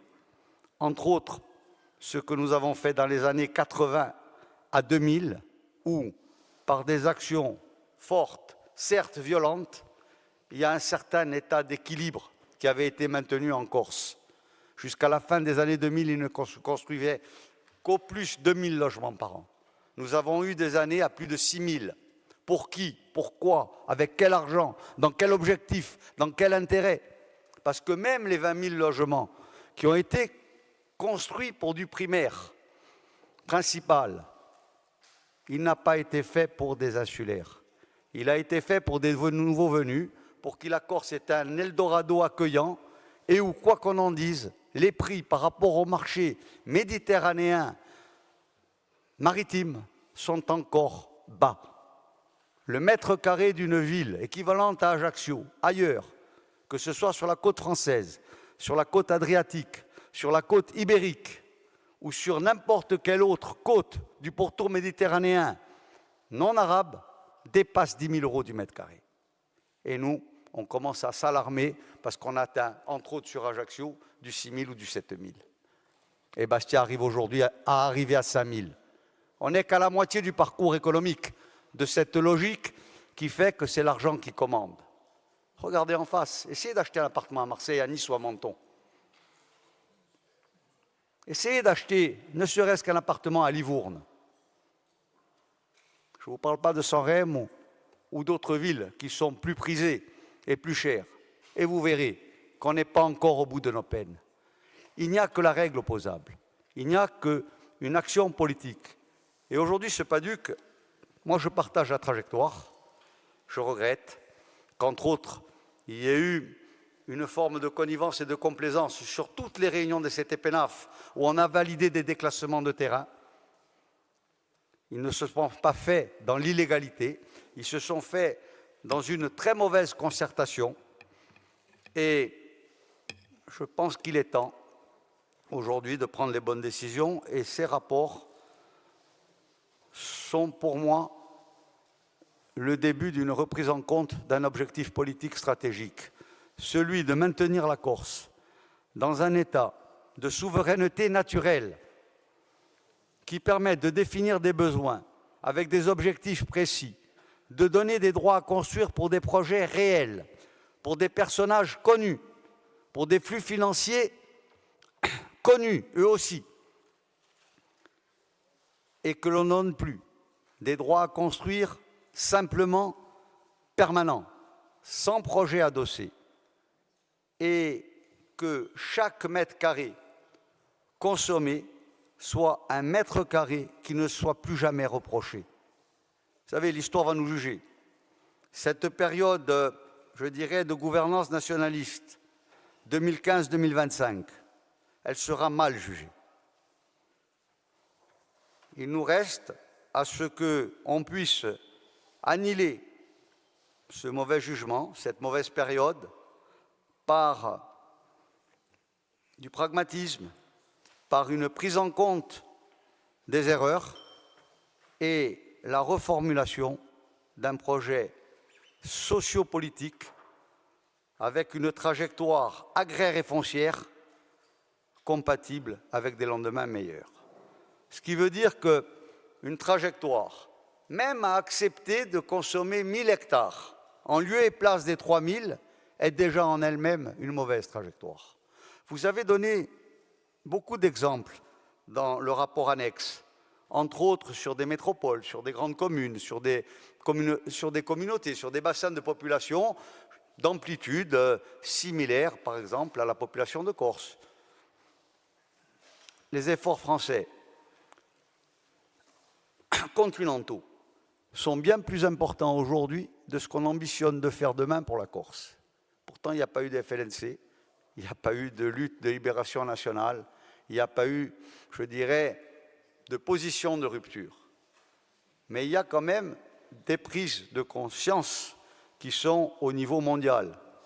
Et si on ne veut pas laisser aux générations futures l'obligation de doter la Corse d'un parc de bulldozers et de pelleteuses pour détruire demain ce qui aura été mal construit aujourd'hui, il nous appartient de poser le problème de fond et peut-être qu'il y aura des oppositions frontales entre la logique économique capricieuse du profit immédiat, de la prédation, de l'appât du gain, de la vente, de la revente, de l'achat, du négoce, opposée à une logique, non pas de repli sur soi, de sanctuarisation, mais une logique d'une économie centrée sur les besoins de la Corse, des Corses, de la reconquête de sa souveraineté alimentaire, que chaque mètre de terrain qui a une valeur arable et agronomique et pédo-sylvopastorale soit sanctuarisé, valorisé et traité avec tous les égards que l'on doit à une terre qui avant tout doit être nourricière et vivrière et qui pour nous en plus est à nos châtards. Qui d'autre souhaite s'exprimer? Cathy Cognetti. Merci Madame la Présidente. Cher Julien, j'ai écouté avec attention la présentation de ce rapport et surtout aussi les différentes interventions de mes collègues. Par contre, je suis assez surprise de la trajectoire dite de rupture. Vous voulez aller plus loin que les prescriptions du ZAN en atteignant rapidement les 2 tiers pour que le chemin soit ensuite moins long d'ici 2050, tout en laissant transpirer l'idée que vous pourriez relâcher la contrainte durant la seconde séquence. Pour ma part, je suis assez sceptique. Vous savez, élue de terrain municipal que je suis, avant d'intégrer cet hémicycle, j'étais conseillère départementale au moment même où le PADUC a été adopté en grande pompe le 2 octobre 2015 et mis en vigueur le novembre suivant. Nous étions alors dans un moment présenté comme historique. Ce plan devait être la grande réponse des enjeux d'aménagement de la Corse. On nous expliquait que tout y figurait, la valeur de la DTA, les modalités d'application de lois littorales et montagnes, la classification des plages, la définition des espaces remarquables, des espaces stratégiques agricoles, le tout accompagné d'une cartographie précise. Alors, les cartes à l'époque qui ont servi de base dataient déjà de 1976. Pour moi, je vois aujourd'hui dans ce rapport, c'est surtout l'aveu d'un certain échec. D'une manière générale, l'exposé introductif prend acte de la fin politique du PADUC tel qu'il avait été pensé en 2015. Alors me direz-vous, avec un nouveau contexte législatif contraint, réducteur. Enfin, les chiffres parlent d'eux-mêmes. 4%, et ça a été relevé seulement d'autosuffisance alimentaire, contre près de 80% au niveau national. Sur les 101 000 hectares d'espaces stratégiques agricoles, seuls 16 000 hectares sont effectivement exploités. Entre 2011 et 2021, 10 communes concentrent à elles seules un tiers de l'artificialisation et les 10 suivantes 17%. 161 communes se partagent le reste et 29 n'ont consommé aucun hectare. Vous avez dit 1 hectare peut-être par commune qui n'ont rien utilisé, mais oui. On peut continuer à classer des centaines d'hectares en espaces agricoles, mais si derrière on ne fait rien pour favoriser leur mise en culture, accompagner les exploitants, faciliter les transmissions ou lever les blocages fonciers, je ne vois pas ce que ça sert réellement. Alors surtout, on peut continuer à appliquer les mêmes règles à des réalités territoriales totalement différentes, parce que c'est là qu'est le problème. La Corse n'est pas un territoire homogène. On a tendance parfois à l'oublier. Les communes rurales de l'intérieur ne connaissent pas une réalité identique à celle du littoral. Elles ne sont pas confrontées à la pression foncière excessive. Elles sont confrontées au contraire à la désertification, au vieillissement de la population. Et beaucoup de mes collègues les ont évoqués à différents problèmes. Dans beaucoup de ces communes, construire un seul logement, ce n'est pas du luxe. C'est une condition de survie. Peut-être qu'effectivement, on peut aller vers de la rénovation de l'habitat. Limiter indistinctement la consommation foncière revient parfois à condamner ces territoires à l'immobilisme, alors même qu'ils n'ont pratiquement rien artificialisé depuis des années. Il ne faudrait pas que le ZAN devienne une norme pensée pour les métropoles, mais appliquée systématiquement et mécaniquement aux villages corses. Les maires de petites communes ne demandent pas un droit à bétonner, ils demandent simplement le droit d'aménager intelligemment leur territoire. Ils leur demandent aussi des moyens, parce que vous savez que derrière chaque révision de documents d'urbanisme, il y a des études, il y a des coûts très importants. Alors, monsieur le conseiller, votre tâche, je la comprends parfaitement, consiste aujourd'hui à créer les conditions d'une révision du PADUC en incluant les objectifs du ZAN. Mais de grâce, vous qui êtes élu d'une commune qui réunit plusieurs de ces réalités, celle de l'intérieur à Pédroz et celle de la plaine agricole à Maison-Pierrage, faites en sorte que la révision soit avant tout opérationnelle. Nous n'ajoutons et à un document qui en contient déjà beaucoup. Le PADUC n'a pas vocation à répondre à toutes les problématiques de la Corse, il doit être avant tout un outil efficace d'aménagement du territoire. Le PADUC, qui devait être la référence absolue, finalement est devenu pour beaucoup d'élus un document davantage perçu comme une accumulation de contraintes que comme un levier de développement. C'est un peu comme ces passions aveuglantes qui commencent avec beaucoup de grands mots, qui continuent avec des petits mots et qui finissent parfois avec des gros mots. Là, ne reproduisons plus cette erreur avec le ZAN. Faites en sorte que la trajectoire que nous adoptons soit réaliste, différenciée selon les territoires, respectueuse des spécificités de nos communes rurales et surtout applicable. En 2015, le PADUC nous était présenté comme la boussole qui guiderait l'aménagement de la Corse. 11 ans plus tard, beaucoup d'élus ont davantage le sentiment d'évoluer dans un labyrinthe. L'écart entre les ambitions affichées et la réalité vécue sur le terrain devient trop important pour être ignoré. Les Corses ont besoin de se loger, les Corses ont besoin de leurs terres. L'aménagement de la Corse mérite mieux qu'une logique uniforme. Je conclurai, PADUC, ZAN, toutes ces lois, protéger la terre, mais pour autant, sans oublier ceux qui souhaitent y vivre. Je vous remercie.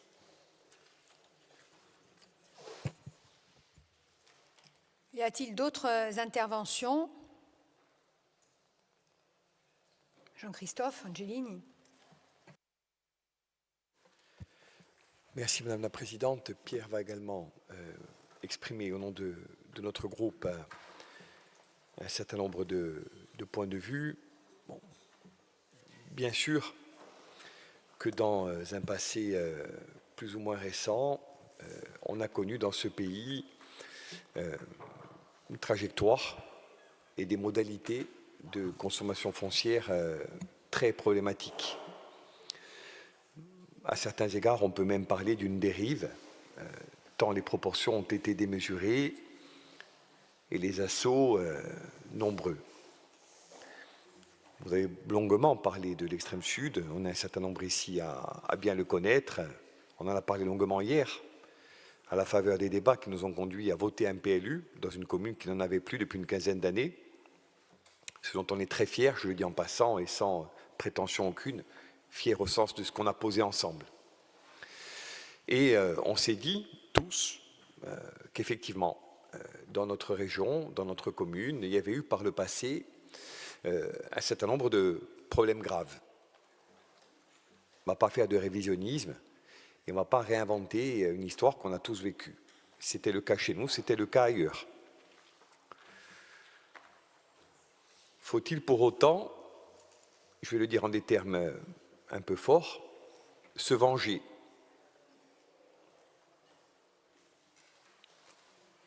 Moi, j'étais en désaccord avec la politique menée par mon prédécesseur, ce qui n'a jamais empêché et le respect et l'amitié. Nous portons une politique aujourd'hui différente. Mais je crois qu'il y a un sujet qui peut-être manque un peu, Julien, à votre rapport, même si, je le dis, en tant qu'élu, en tant que nationaliste, on peut trouver peut-être des points de convergence. C'est ce besoin qu'auront toujours les hommes, quoi que vous disiez, quoi que vous fassiez, de tendre vers quelque chose qui, à mon sens, n'apparaît pas, en tous les cas, pas suffisamment. C'est le développement. La soif des hommes, non pas de détruire, de conquérir, de brader l'espace, elle peut être d'autant plus importante que ce pays, au moment où nous parlons, il traverse, ce n'est pas nouveau, une période de crise économique importante. Alors on dira, oui mais on a des indicateurs, écoutez moi, je les prends volontiers et je suis disposé à débattre de tout. Je vous l'ai déjà dit, je vais souvent dans les tribunaux de commerce, je suis tous les jours comme vous, pas plus, pas moins, au contact des chefs d'entreprise. Et l'impression aujourd'hui, c'est que ce pays n'a pas de boussole claire en matière de développement, et ça n'est pas faire injure à quiconque que de le dire. Dès lors, que se passe-t-il? Oui, et je ne dis pas ça pour excuser, pour justifier, peut-être un peu pour expliquer, même si je ne suis pas d'accord. Il y a une logique de profit à court terme. Il y a une logique de spéculation foncière et immobilière que nous combattons et contre laquelle, je le redis, nous avons proposé, alors que très peu de communes le font, malheureusement, un plan local d'urbanisme. Et je serais un peu taquin en disant que si on fait un PLU à Porto Vecchio et qu'on s'apprête dans quelques mois à arrêter un SCOT, puis à l'approuver, on doit pouvoir ensemble et avec vous le faire un peu partout. Et on est d'accord sur l'idée que la force du droit doit aujourd'hui primer sur celle des rapports de force, de quelque nature qu'ils puissent être.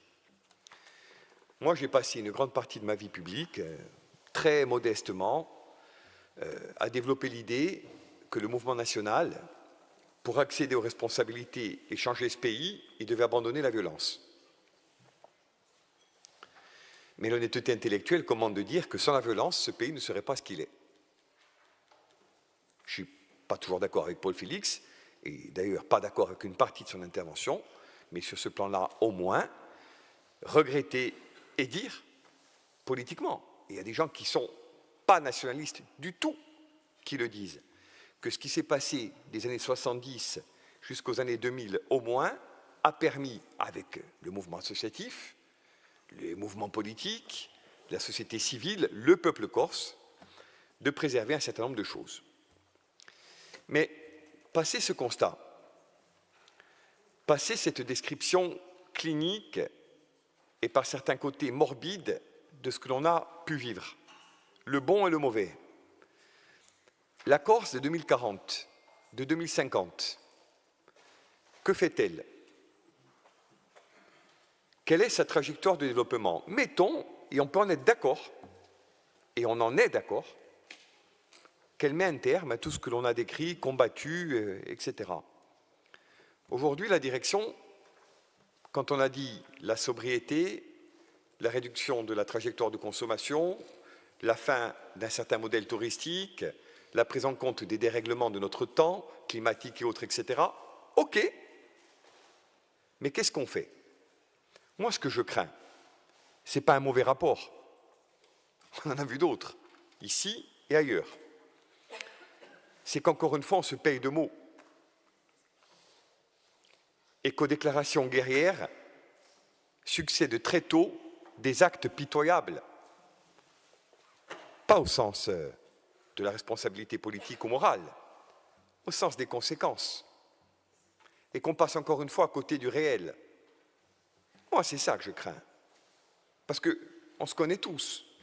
Quand on sort dans la rue, quand on parle à des gens, il y a quand même, et je le dis sans populisme ni démagogie, des réalités qui tapent à notre porte.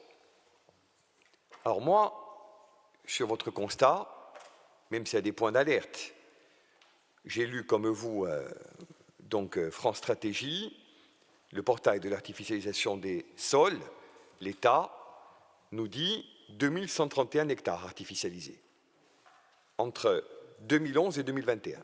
C'est leur chiffre. Moi, je ne veux pas relativiser ce qui a été artificialisé. Hein. Au contraire.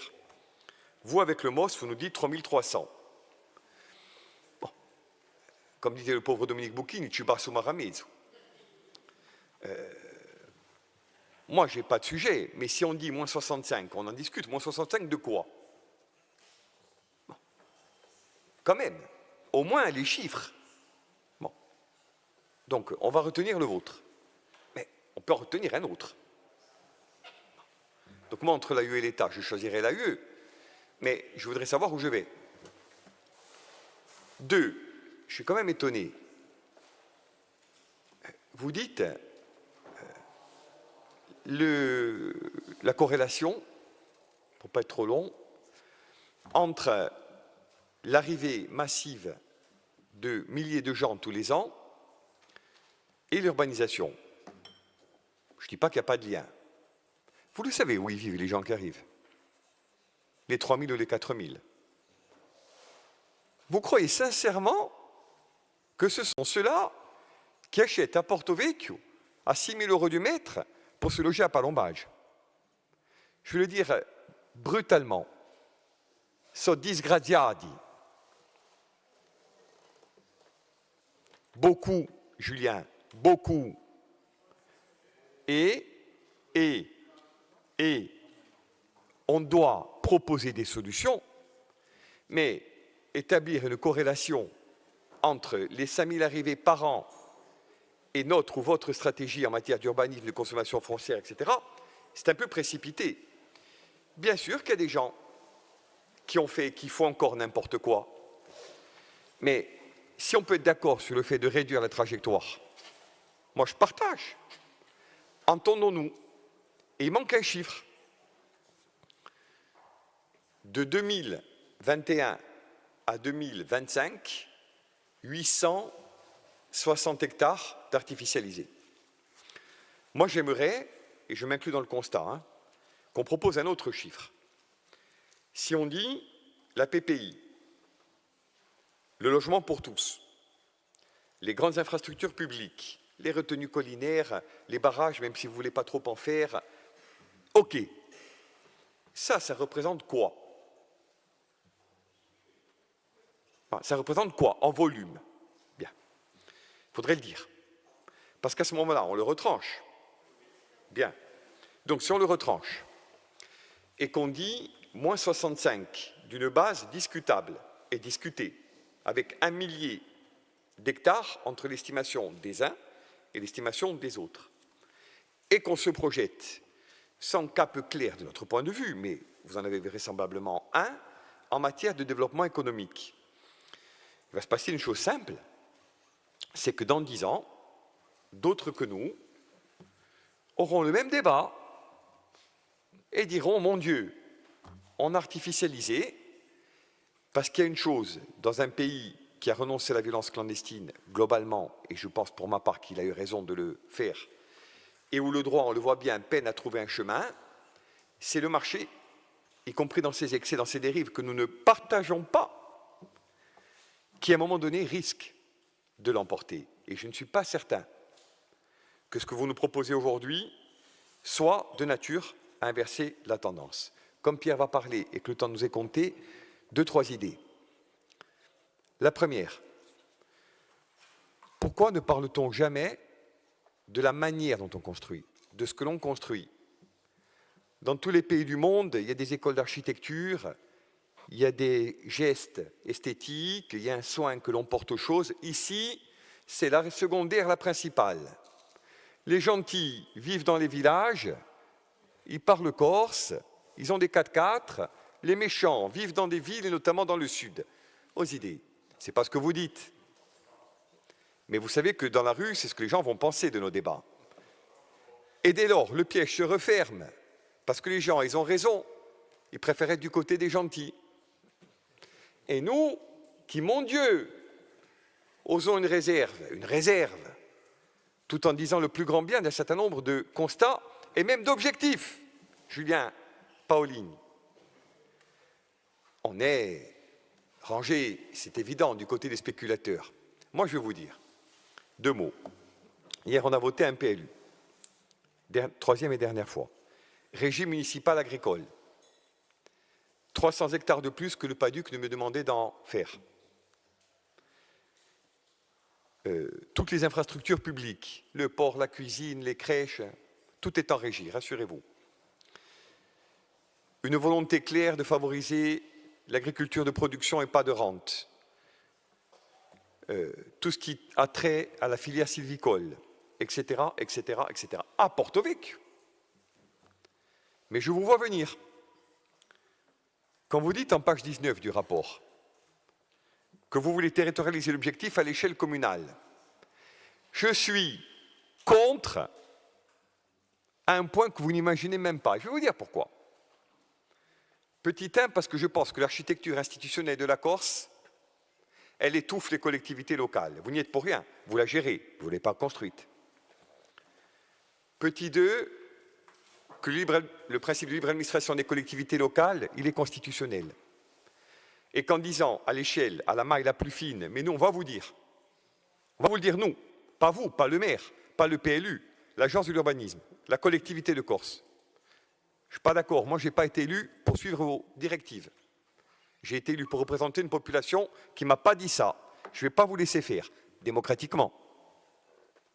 Et je vous dis qu'en juillet 2022, l'AMF, déjà, avait déposé un recours en Conseil d'État dès lors qu'il s'agissait, au moment des décrets d'application, de territorialiser à l'échelle des communes l'application de la ZAN. Donc, moi, je veux rester, en tant que maire, en situation de maîtriser les objectifs de mon PLU voté, en conformité, Julien, avec les objectifs de la collectivité, mais pas en soumission ni en dépendance. Donc, contre, c'est clair, contre l'objectif de territorialisation communale de la ZAN. on raisonne, comme tous les autres. Hein. Parce que sinon, il va se passer une deuxième chose. C'est que vous allez nous dire, et de votre point de vue, vous aurez raison, vous avez trop fait de 11 à 21, quoi que vous vouliez faire, de 26 à 30, 36, 40, on a besoin de créer des marges de manœuvre pour des communes qui peut-être n'ont même pas envie de déposer des permis de construire. Peut-être. Parce qu'il y a des endroits où peut-être on n'en dépose pas, parce que personne n'a envie qu'il y en ait. Hein. Ça existe aussi. Hein. Vous savez que le permis de construire, ce n'est pas uniquement un mec avec des dollars dans les yeux. Hein. Bon. Donc, je termine. Oui à une trajectoire de réduction de la consommation foncière. Oui à une prise en compte des dérèglements de notre monde, de toute nature, climatique, etc. Oui à une stratégie offensive d'aménagement du territoire, qui ne fasse pas des 10 prochaines années ce qu'on a pu connaître au cours des 10 dernières. Non au principe qui consiste à ôter, pour partie au moins aux communes, leurs prérogatives et leur capacité à décider. Non à un monde dans lequel, parce qu'on serait, pour une vision plus nuancée, on serait forcément du côté des méchants.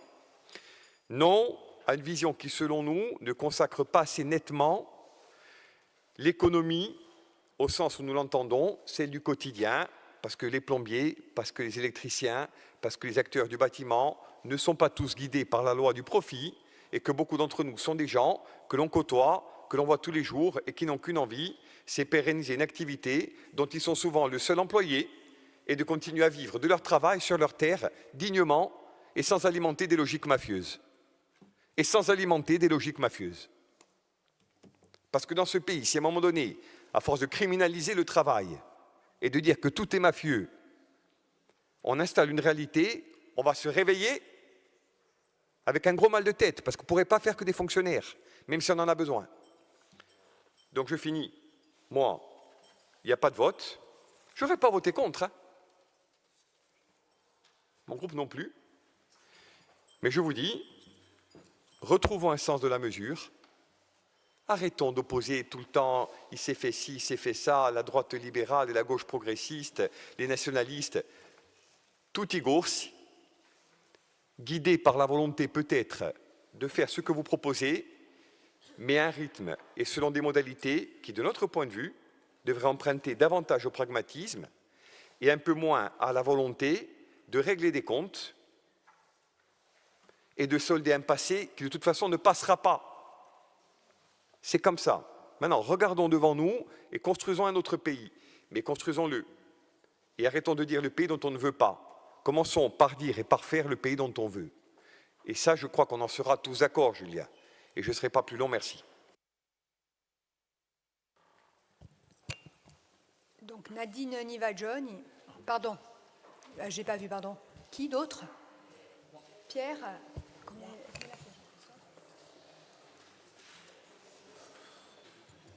Il reste 2 minutes et demie.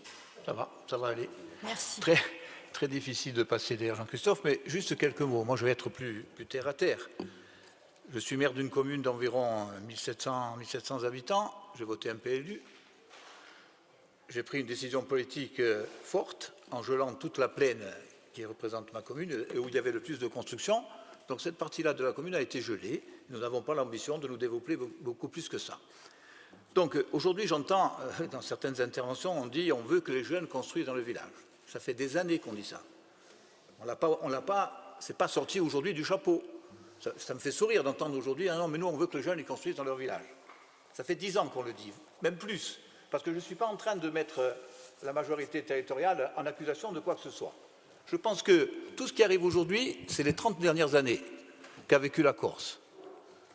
Aujourd'hui, il faut se dire les choses. La situation de la Corse, elle est catastrophique. Et je pèse mes mots, catastrophique. Catastrophique pourquoi? Parce que les jeunes ne peuvent plus se loger.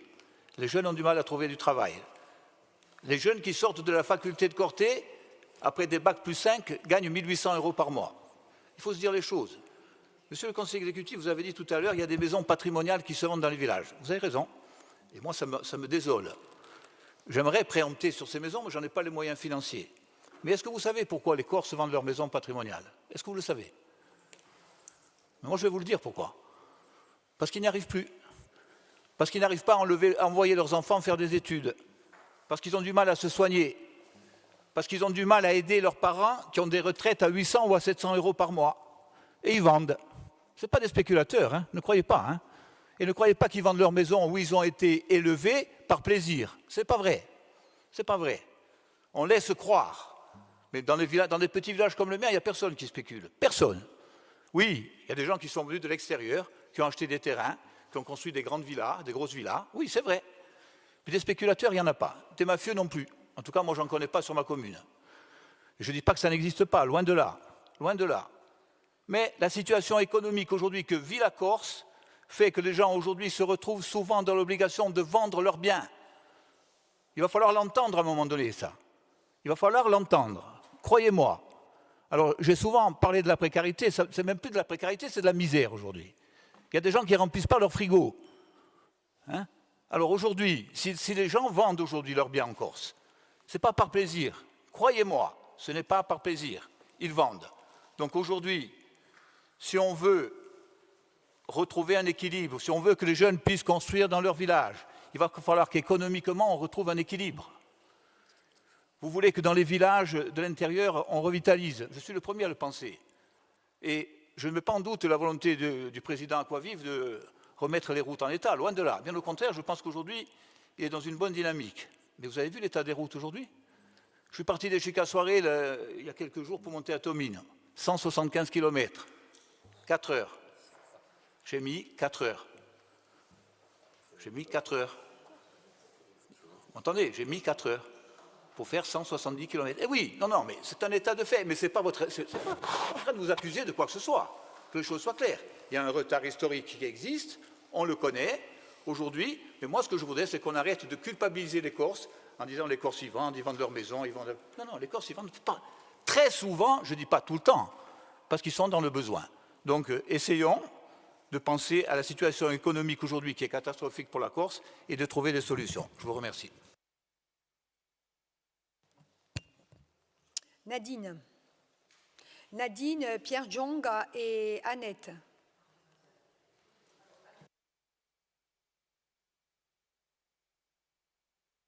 Admettons qu'on partage le point de vue de Pierre, qui est intéressant. Mais alors, toutes ces résidences secondaires, cette économie qui a été déployée, enfin qui a été générée par les résidences secondaires, elle a servi à quoi? À qui? Ça prouve bien que c'est pas là qu'il faut aller chercher. Ça prouve bien que la source de richesse, elle n'est pas dans l'économie résidentielle. Ou alors on se trompe. Si on fait un radiotrottoir dans l'extrême sud, quels sont les retours qu'on va avoir? Problème identitaire. Les Corses sont dépossédés. Les Corses ne parlent plus leur langue. Plus de terre. Le travail est difficile. Je partage là le point de vue de Pierre. Pourtant, c'est bien là que les plus riches se sont installés. Ça a servi à qui, alors? La Corse est la région la plus pauvre de France. On devrait trouver des équilibres. Quand il y a plus de mètres carrés développés sur des plans d'eau que sur des terres agricoles, c'est qu'il y a un problème.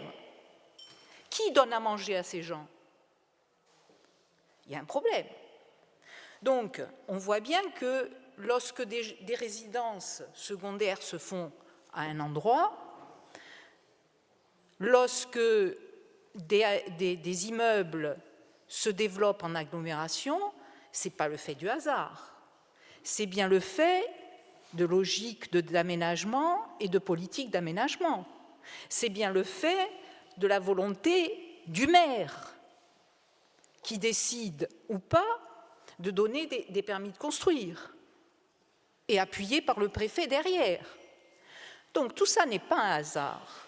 Là, le débat qu'on est en train d'entendre aujourd'hui, c'est bien une opposition de logique et de politique d'aménagement.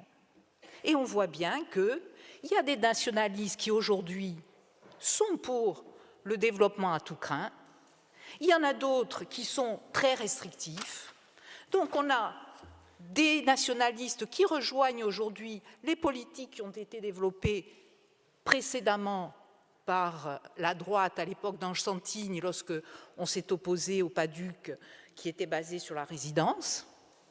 Donc, on voit bien là qu'il y a des changements et il y a de véritables logiques politiques, de véritables logiques d'aménagement. Elles sont là, il ne faut pas s'y opposer. Eh bien, les nationalistes aujourd'hui ont des visions du développement qui ne sont plus les mêmes. Voilà. Donc, il faut l'admettre. Il y en a qui sont pour, sauf que les Corses, ils ne voient plus les choses comme ça. Aujourd'hui, les Corses, ils ont besoin de travailler et ils se disent surtout à qui et à quoi surtout a servi cette consommation des terres. À quoi elle a servi? Et pour qui? Parce que si en plus on s'est appauvri, on a vendu nos terres et la Corse est plus pauvre, il y a un problème. Donc c'est maintenant le travail qui est à faire, et moi je trouve que le travail est intéressant, et puis il vient quand même s'insérer. On a l'impression, quand on écoute Josefa, qu'on part du néant. Mais il me semble qu'il y a bien des politiques sectorielles qui sont posées. Quand il y a le programme Una Gazabe Tutti, Una Gazabe per Ognuno, c'est qu'il y a bien un programme. Lorsqu'il y a une politique de la langue, qui d'ailleurs n'est pas soutenue par l'État, et on le verra tout à l'heure, elle existe bien. Il y a bien la volonté d'une intégration même des populations qui arrivent. Parce que cette langue, elle va être cet apprentissage au profit de tous. Donc il y a bien des choses qui arrivent, qui sont menées parallèlement. Donc ce qui est intéressant, c'est ce choix, et c'est un choix parce qu'on aurait pu continuer autrement. Il y a des nationalistes qui continuent sur d'autres voies aujourd'hui. Donc nous, on a décidé que ce serait le choix de la rupture. C'est un choix. Donc, moi j'estime que ce choix, il est voulu, il est ambitieux. 65%, c'est énorme, mais de toute façon, il faut passer par là. Ou alors, on a parlé des risques tout à l'heure, des risques d'incendie, des risques d'inondation et des risques sociologiques. Et le risque de disparition de notre peuple, il n'existe pas. Il y a ce risque. Et c'est ça qu'aujourd'hui, pourquoi les jeunes aujourd'hui, il y a une fracture chez les jeunes? Ou alors on ne fréquente pas les mêmes jeunes. Il y a bien une fracture. Vous voyez bien qu'il y a aujourd'hui, dans la société corse, il y a on a traduit ça par une colère, on peut le traduire par autre chose, de l'amertume, ce que vous voulez, mais les jeunes n'acceptent plus cette situation. Ils n'acceptent plus d'être dilués sur leur terre. Donc, il y a bien donc à mettre en place des outils, et les outils, je crois que ce qui est proposé aujourd'hui est extrêmement intéressant. Et j'ai envie de dire, BEAD ou PADUC, parce qu'on a tellement dit sur le PADUC, on a même dit que c'était la muraille de Chine, en Cuiradia, parce qu'il n'y avait pas eu le PADUC. Qu'est-ce que ça serait aujourd'hui? Mais finalement, comme on voit qu'au niveau national, cette loi ZAN va être aussi mise en application, on se dit finalement ce n'était pas si mal le PADUC. Et il faut encore l'améliorer, parce qu'il va falloir mettre d'autres espaces stratégiques économiques, stratégiques de logement abordable, etc., etc. Et ça va devenir un peu plus intéressant. Mais moi, je crois que c'est déjà là extrêmement intéressant. Mais il va falloir, parallèlement, si on veut réussir à cette politique de zéro artificialisation, qui est simultanément le concours de l'État. Le développement, il faut pour ça qu'on ait le PTIC, il faut pour ça qu'on ait la PPE, il faut pour ça qu'on ait la politique de la langue, et on va encore y revenir tout à l'heure. Mais là, il y a un blocage, c'est circulé, il n'y a rien à voir. Donc, on ne peut pas agir sans la politique et sans le concours de l'État dans ces cas-là. On ne peut pas agir parallèlement, ce n'est pas possible. Donc, je crois que ce rapport est extrêmement intéressant. Il est au service de la Corse et des Corses, mais effectivement, il est évident que ça ne va pas satisfaire tout le monde. Je vous remercie. Pierre Gionga. Madame Presidente, vi ringrazio. Ho già consigliere, cari colleghi, A nuova scrittura Ubaduc deve bien conto a legge ZAN che ci manda una maniera nuova da obra volontario pensata per l'interesse comune e più per il solo interesse economico in qualificazione della trasformazione della nostra terra in terra di costruzione di casali principalmente fatti per il turismo. Deve rispondere in più alla crescita della popolazione e allo scambiamento climatico. Mi rallegro di vostra andatura perché chi Ubaduc, che a mia maggiorità ha fatto in 2010 e ne sono fiero, e di più che una sola cartografia, di un progetto di società. E questo progetto sarà rinforzato da presa in conto di questa legge ZAN in della nostra filosofia di sviluppo a lungo andare. La vostra proposta deve calare a vera consumazione di terra per permettere ai nostri figlioli di poter comprarsi una casa a un prezzo normale. Abbiamo l'esempio dei corti, e questi non sono mica solo i vrestieri, i binzudi che fanno crescere il prezzo. In 1993 il prezzo un metro di terreno era di 20 euro. Ora è a 150 euro perché c'è la scimità di fare casali per gli studenti d'inverno e il turismo d'estate. Dunque, anche qui c'è a provare a fare qualcosa perché i nostri giovani giungano a stare là e famiglie. La nostra agricoltura deve assicurare di noi l'autonomia per la nostra mangiusca. Ce la fa calare i rischi di vogo e di fiumare che per conto mio sono in lea in quella speculazione. Ce la tiene a conto le nostre risorse in acqua e fa che i nostri meri non spendono mica soldi per attrezzi conservano che 2 o 3 mesi per anno. Si vede infine, come la dice Nadine, che la trasformazione di Ubaduc è una questione assai politica. Traccia una frontiera chiara tra quelli che pensano interesse collettivo, terra do comune, in cui la salvezza del nostro ambiente, della nostra lingua e della nostra cultura, e quelli che pensano che la bene diagnostica si iscrive nell'economia di mercato in cui la libertà di costruire tanto e tanto senza tenere conto delle conseguenze sociali, societali e ambientali di questa tradizione di terra. Per compiere, dice che il nostro gruppo è felice della vostra proposta e vi accompagnerà in questa strada di salvezza diagnostica che noi dobbiamo fare. Ringraziati Obier. Allora, Giranet, che nous manda due parola. Oui, mon De voi vostri conti, c'est bon, hein? Si je peux. Oui, Annette, vas-y. Je peux. Oui, oui. Bon. Bien sûr, moi je suis complètement d'accord avec ce qu'a dit Pierre-Paul, parce que c'est vraiment la réalité. Les gens souffrent et souvent ils sont obligés de vendre pour accompagner leurs enfants pour faire des études ou même pour les installer, tout simplement. Mais je ne peux plus entendre dans cet hémicycle des contre-vérités. Tout à l'heure, j'écoutais l'intervention de Jean-Jacques Loukigne. Quand j'entends des chiffres de 90 000 euros de droits de succession que des Corses auraient à payer. Mais mon cher Jean-Jacques, est-ce que vous savez ce que ça représente en patrimoine, 90 000 euros de droits de succession?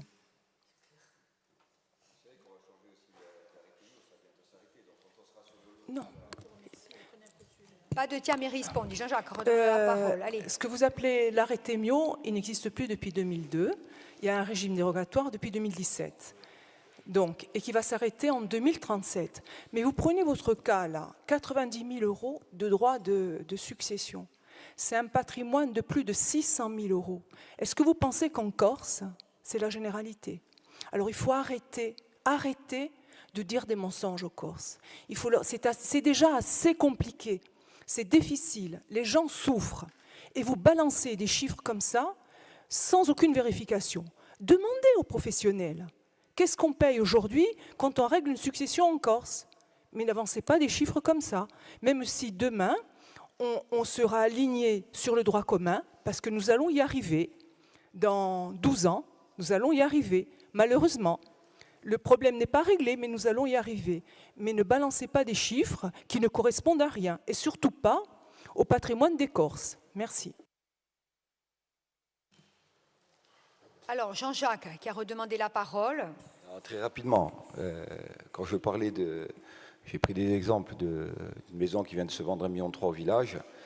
Je parlais d'habitation qui, il y a 10 ans en arrière, valait 150 000 €, et donc où le fisc ne regardait même pas sur la commune. Aujourd'hui, les mêmes maisons elles sont évaluées à 600 et 700 000 €. Donc je pense que quand on part sur un patrimoine de 700 000 €, on n'est pas loin des 80 000 €. Et je ne suis pas notaire. Mais bon, je sais qu'il y a aussi des gens de chez nous qui veulent faire leur succession. Et quand on commence à calculer, eh ben, ça monte très très vite. Donc c'est ce que je voulais souligner. Après, je ne suis pas un expert dans le calcul des droits de succession, mais ça, c'est la réalité. Et aujourd'hui, les Corses le savent. Et si on continue comme ça, on ne pourra plus céder nos maisons. Et qu'est-ce qui va arriver? On va être obligé de les vendre. La réalité, c'est celle-ci. On va se retrouver avec des maisons, avec des résidences secondaires, où il n'y aura plus de Corses, et des gens qui viendront passer 15 jours, 3 semaines, qui auront leur maison, qui réinvestiront cet argent de la location ailleurs, où ils habitent. Et ça, c'est la réalité d'aujourd'hui. Voilà, c'est tout ce que je voulais dire.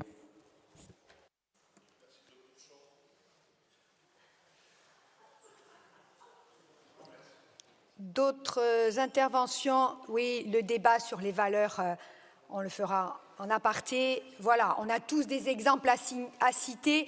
Ce n'est pas l'exemple qui fait la règle générale et universelle. Donc, nous, on essaye de réfléchir à une trajectoire de soutenabilité foncière. Je rappelle quand même qu'il y a des commissions dans lesquelles les rapports sont examinés.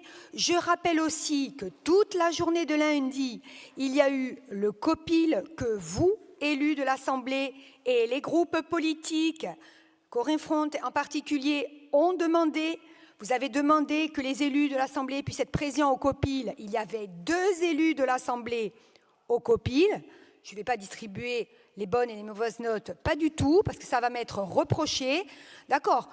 Toute la matinée, nous avons travaillé, nous sommes rentrés avec les spécialistes et des statistiques dans les détails. Donc, ces débats-là sont réservés aux réunions de travail.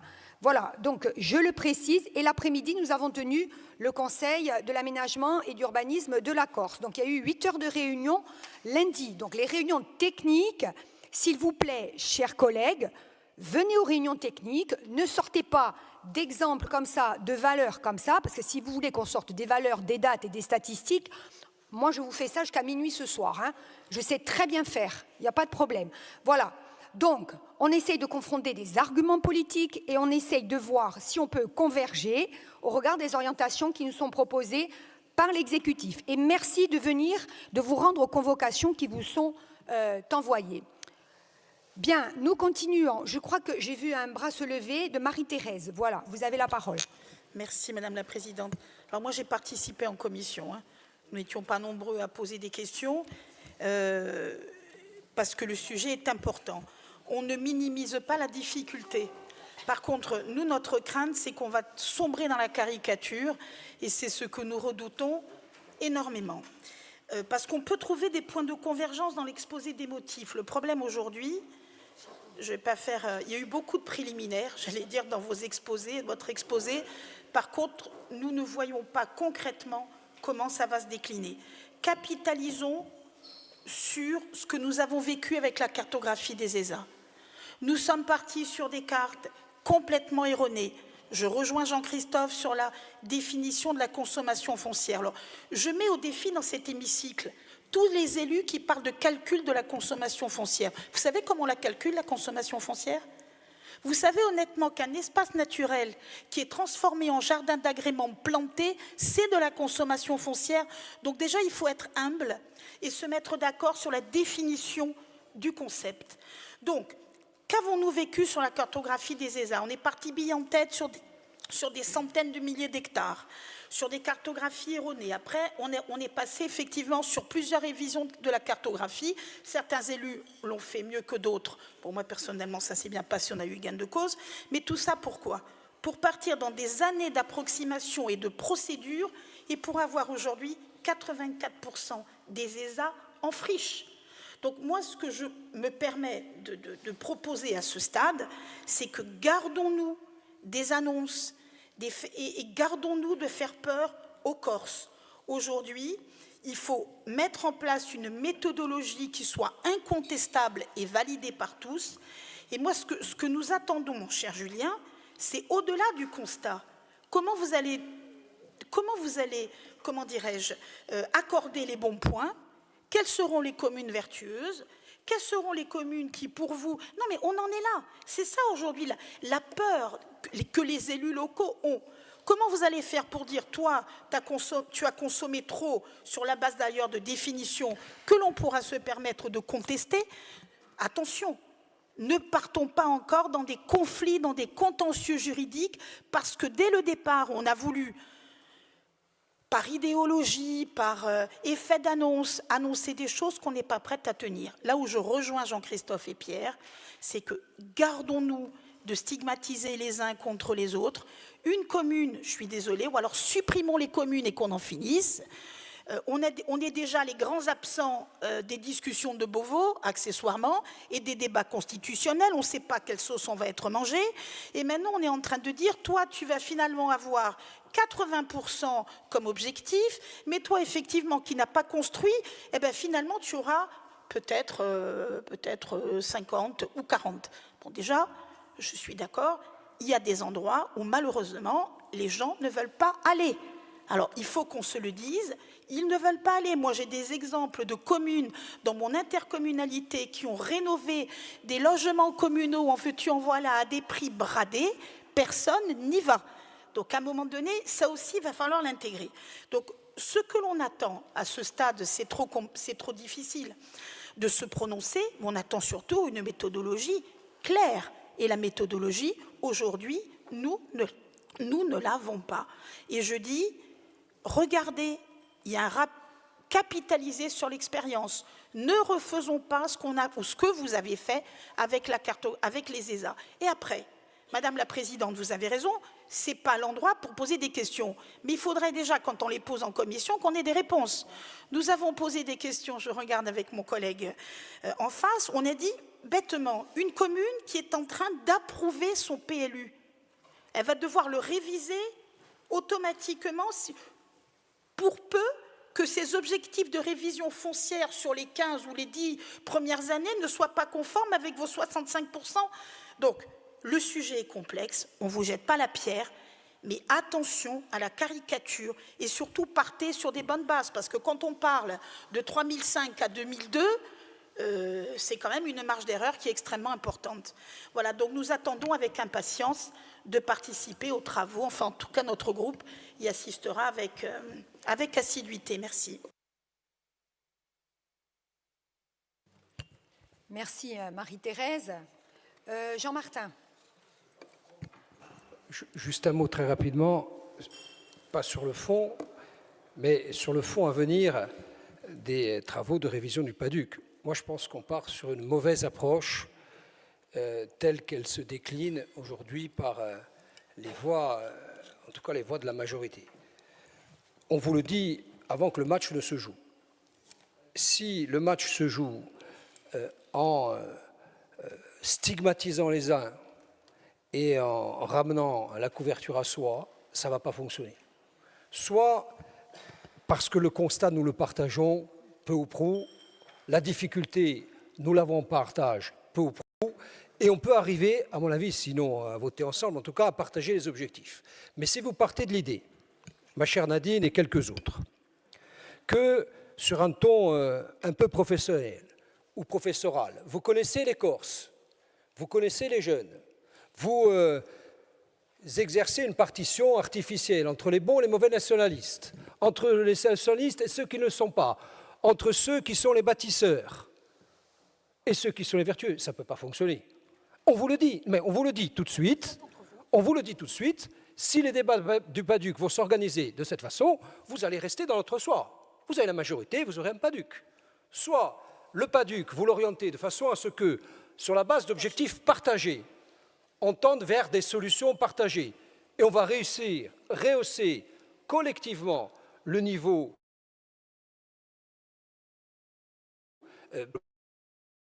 opinion, soit ça va être votre PADUC. Si c'est ça que vous voulez, on y va. Et vous allez trouver des chaises vides. Vous allez trouver des chaises vides. On ne va pas fonctionner comme ça.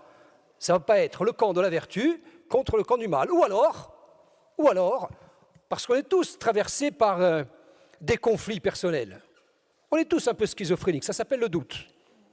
C'est même consubstantiel de la condition humaine. Bien sûr qu'on doute, bien sûr qu'on a des doutes et des dilemmes. Mais à ce moment-là, on va examiner collectivement la part d'ombre et de lumière de chacun. Et on va y aller.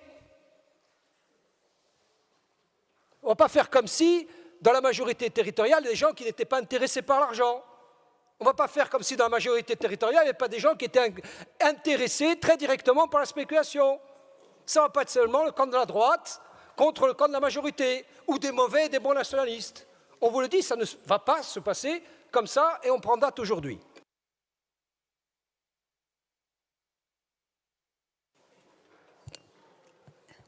Bon, je crois qu'un bon principe serait déjà, je pense que c'est ne faire offense à personne que de dire de venir aux réunions de travail. Voilà, merci. Merci.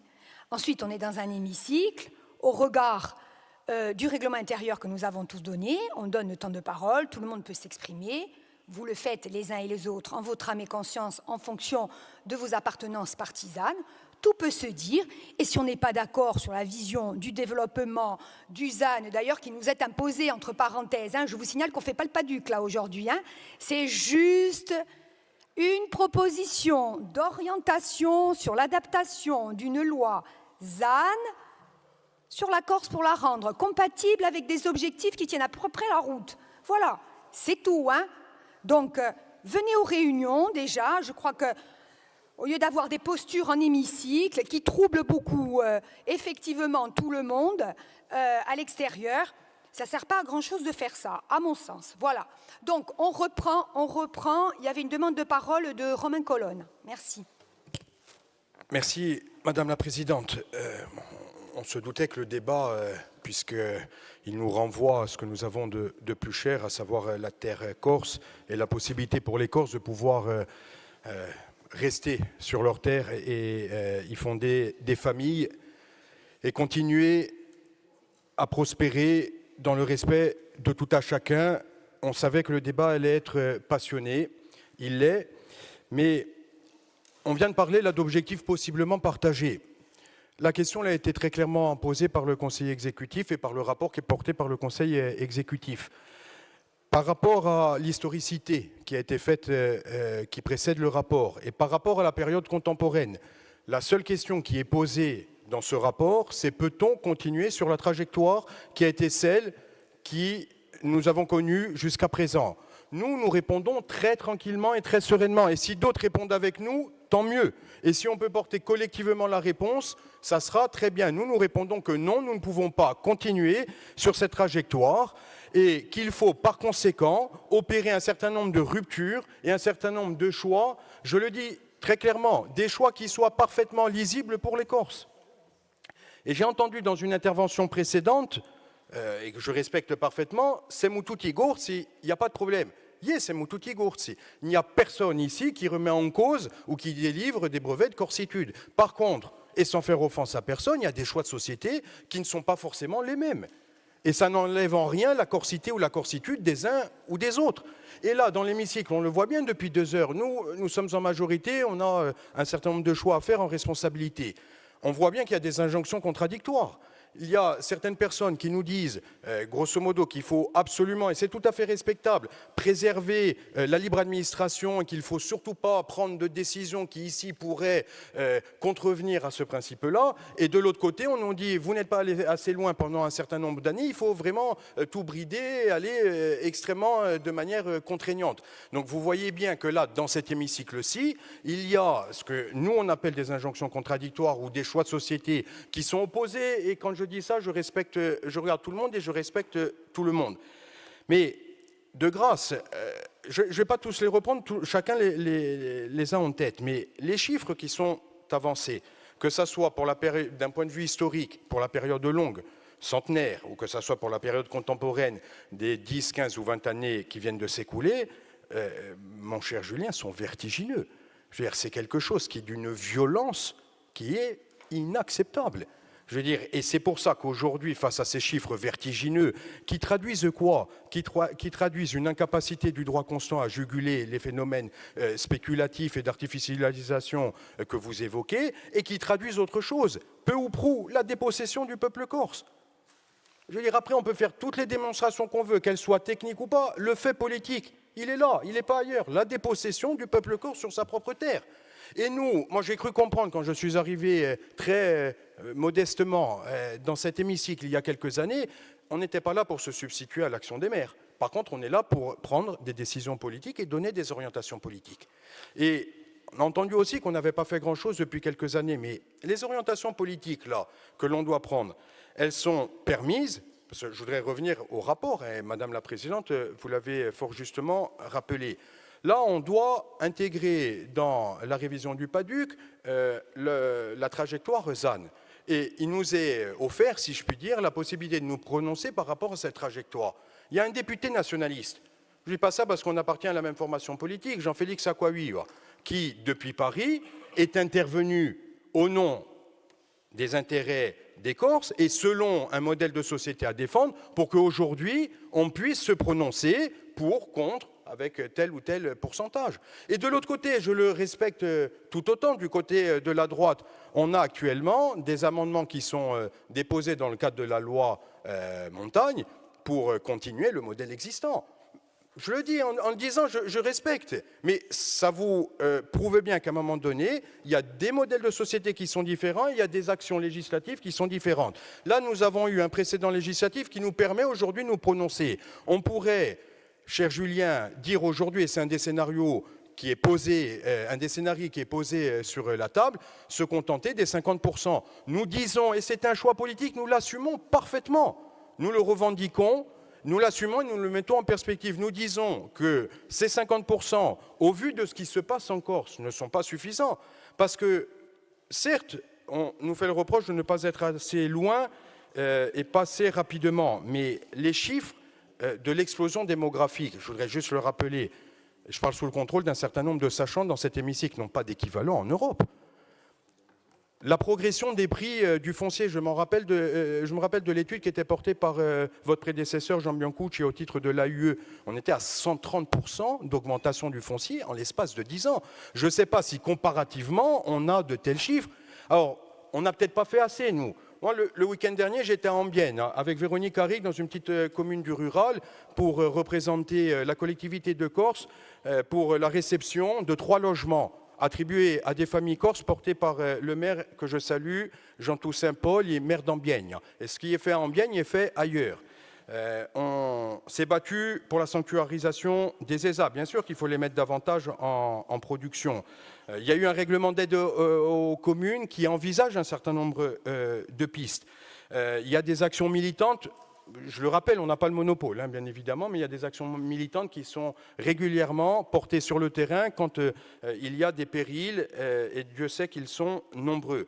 Tout ça ne suffit pas, et ce matin, le président de l'AUE, en répondant à une question orale qui lui était posée, a listé, je nous invite à se remémorer la réponse, tous les dispositifs à droit constant. Mais il a aussi dit, et vous avez la démonstration patente, que ces dispositifs-là cumulés ne suffisent pas face aux dérives, on a employé le mot précédemment, spéculatives, et face aux chiffres de l'artificialisation des sols. Donc il faut aller plus loin. Il faut aller plus loin, c'est pour ça que nous on se bat aussi pour qu'il y ait une évolution statutaire qui nous permette, notamment une fiscalité adaptée, qui nous permette notamment un droit de préemption et que ce droit de préemption puisse avoir un fonds qui soit bondé en fonction d'une fiscalité adaptée, tout un certain nombre de choses, et qu'on aboutisse aussi sur un statut de résident qui permette de protéger les Corses. Donc nous, on avait un choix à faire. Voilà. Le choix nous est proposé par le Conseil exécutif d'aller sur un pourcentage de 2 tiers par rapport aux 50% de 2 tiers de non-artificialisation des sols, et monsieur le conseiller exécutif, nous y souscrivons parfaitement. 2 choses pour terminer mon intervention. Moi, je crois qu'ici, c'est normal, on débat, mais il ne faudrait pas mettre la charrue avant les bœufs. Aucunement, vous avez dit, monsieur le conseiller exécutif, en tout cas, je n'ai jamais entendu comme ça, que vous comptiez brider tout le processus des semaines et des mois à venir pour rétablir en concertation, justement, tout ce qui est notamment demandé, et à juste titre, à titre de précision, par l'opposition. C'est tout l'enjeu des semaines et des mois à venir. Aujourd'hui, qu'est-ce que vous nous proposez? Je reviens à la dimension politique du rapport. Vous nous proposez, avec des chiffres à l'appui, de prendre une orientation politique. C'est ce que le groupe FAPO pour l'ONSEM va faire à l'appui du Conseil exécutif par rapport aux 65% que vous proposez. Ça, c'est au sujet de la méthodologie, de la méthode. Et je termine avec les maires. Il ne s'agit aucunement d'avoir une opposition aux maires, bien au contraire, et nombre d'entre eux nous soutiennent déjà dans les choix que nous nous apprêtons à opérer si l'on vote majoritairement ce rapport. Nous disons simplement qu'au regard de ce qui s'est passé depuis un certain nombre d'années, on ne peut pas mettre toutes les communes sur un pied d'égalité, dans la mesure où on doit co-construire, même si j'aime pas trop le terme, et qu'il doit y avoir une concertation permanente, large et collective, mais qu'il y a des mairies qui jusqu'à présent n'ont pas participé, si je puis dire, ou des communes qui n'ont pas participé, sans doute les enjeux n'étaient pas les mêmes, à ce qui s'est fait en Corse en termes de dérives spéculatives. Il s'agit simplement de mettre en place une politique qui soit équitable, une politique qui soit juste, et je termine, une politique qui soit harmonieuse en termes de développement. Parce que ce qui nous importe au final, c'est que la Corse et les enfants de la Corse puissent vivre dans un pays qui soit digne, qui soit développé, et qui soit développé d'un point de vue harmonieux pour que les générations à venir puissent continuer à vivre en Corse et se sentir comme Corse.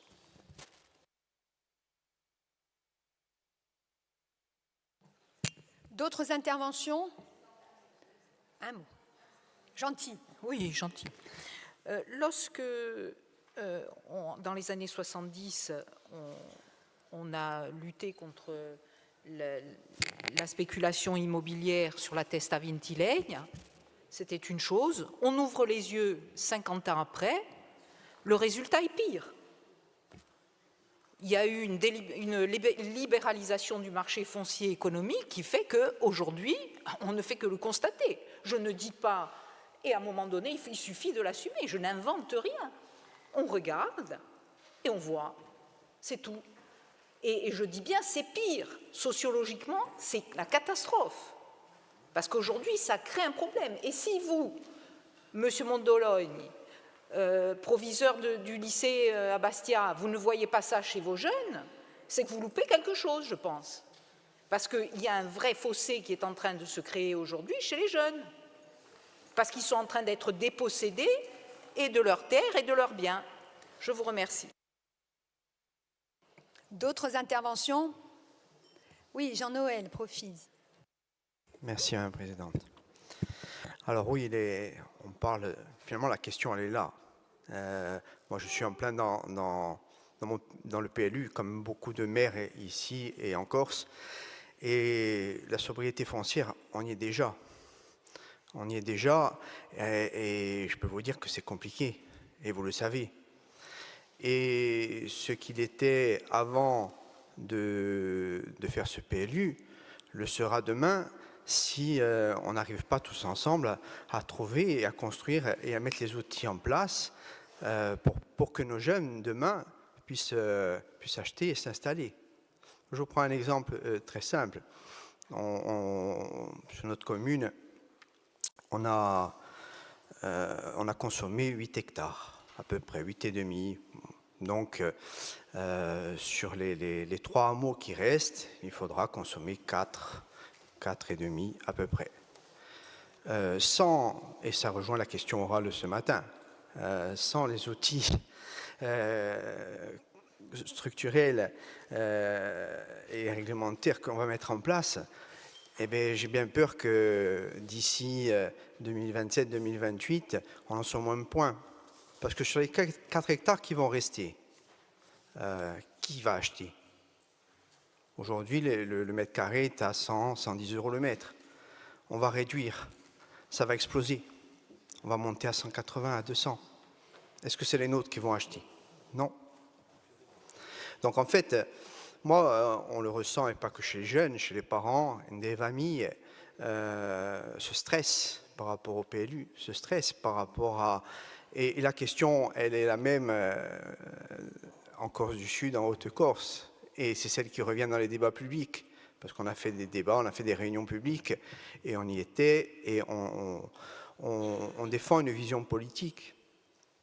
Mais la question, c'est, moi j'ai un terrain pour mes enfants, je ne peux pas construire.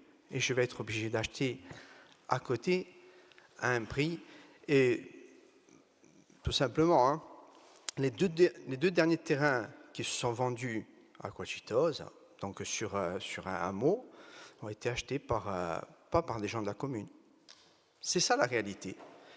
Et c'est vrai que je m'attendais à un autre débat, même si le document est très intéressant, et c'est vrai que je pense que l'autre jour on a été en profondeur et on a dit les choses, pour qui, pourquoi, comment, mais ça on doit le faire tous ensemble.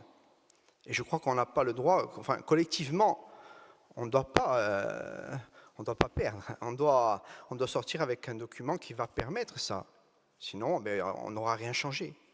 Vous savez, je ne sais pas s'il me reste un petit peu de temps, mais en 2008, on avait sorti un album avec le groupe Sordianti, et on avait pris une chanson qui s'appelait Odi.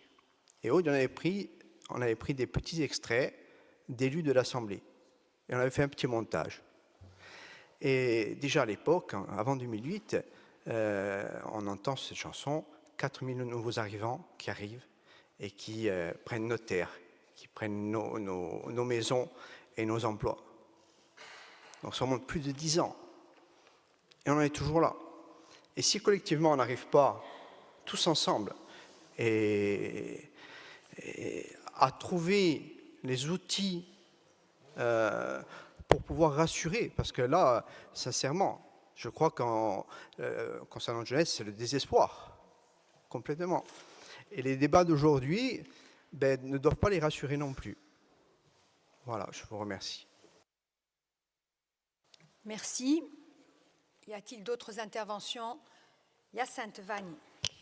Je serai très bref, puisque vous connaissez mes positions sur ce dossier, mais je pense que mon collègue ami Jean-Noël Profis a bien résumé la situation.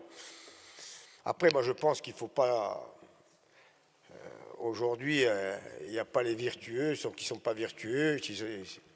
Si vous doutez, si vous avez une journaliste, si vous avez un irrite, comme le constat, et Jean-Martin le rappelait, il est là.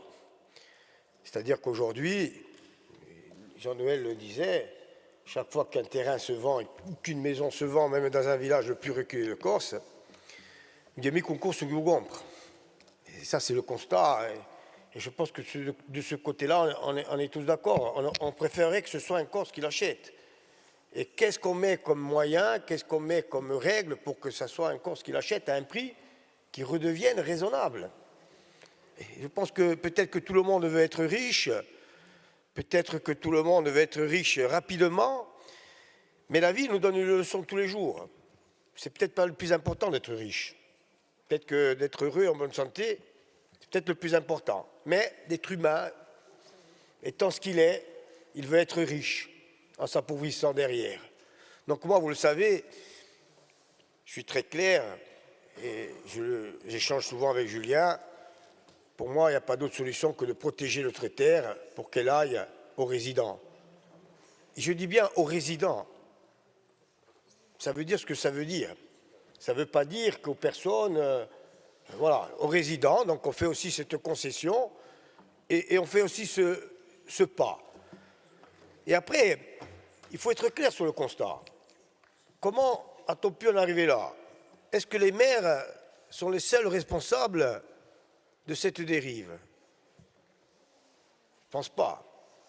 Je pense que l'État a une grosse responsabilité.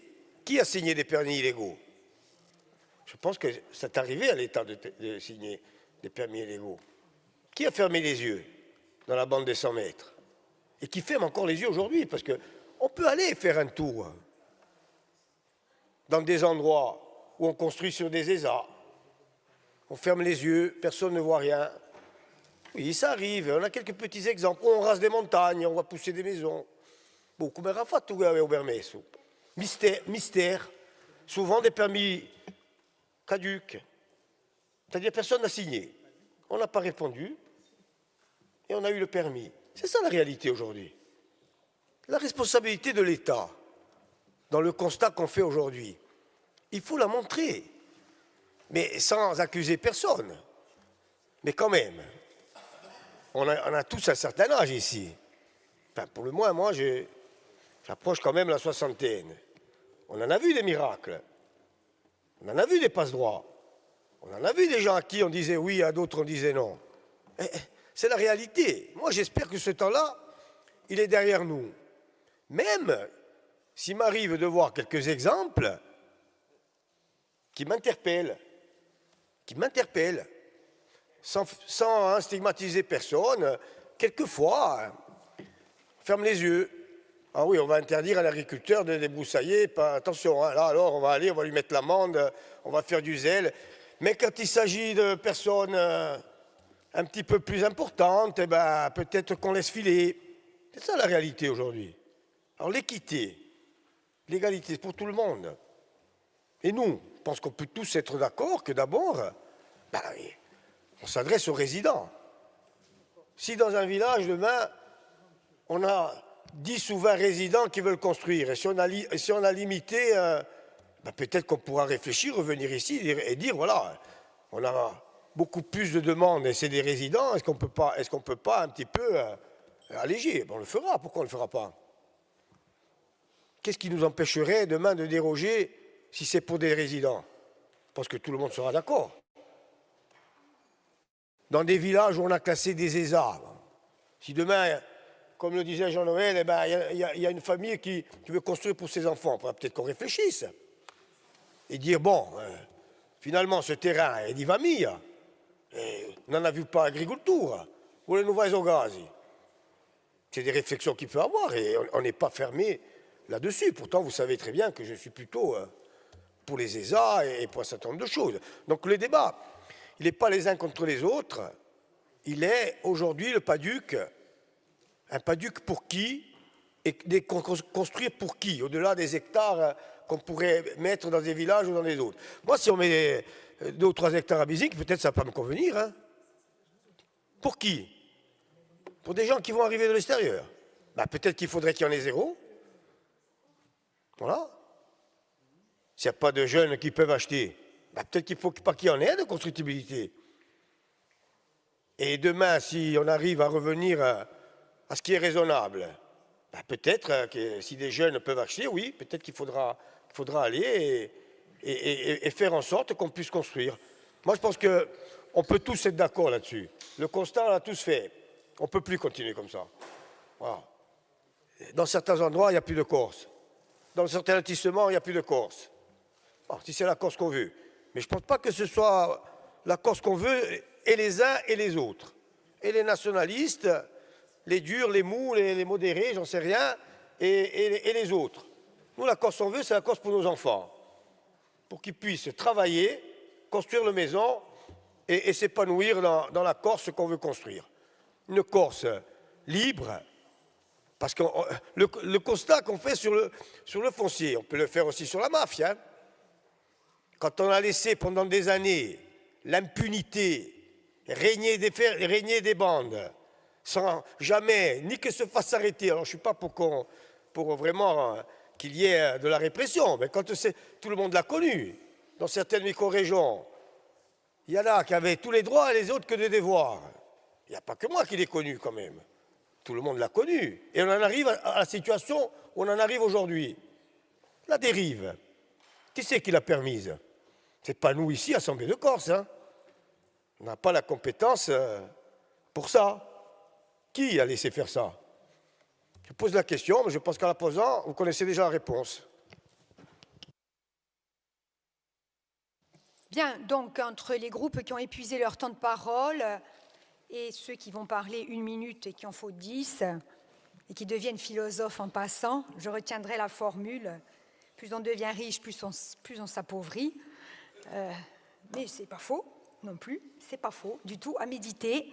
Bien, nous allons arrêter ici les interventions. Je voudrais juste, moi, dire 2 mots pour remercier d'abord le conseil exécutif, bien sûr, puisque le président aussi était mobilisé, le président de l'AUE, ses équipes, qui des fois peuvent être un peu dépitées de la tournure des débats. Je sais que quand on travaille pendant des journées et des semaines sur les chiffres, de manière très professionnelle et très rationnelle, on peut être un peu catastrophé par les postures politiques qui sont prises.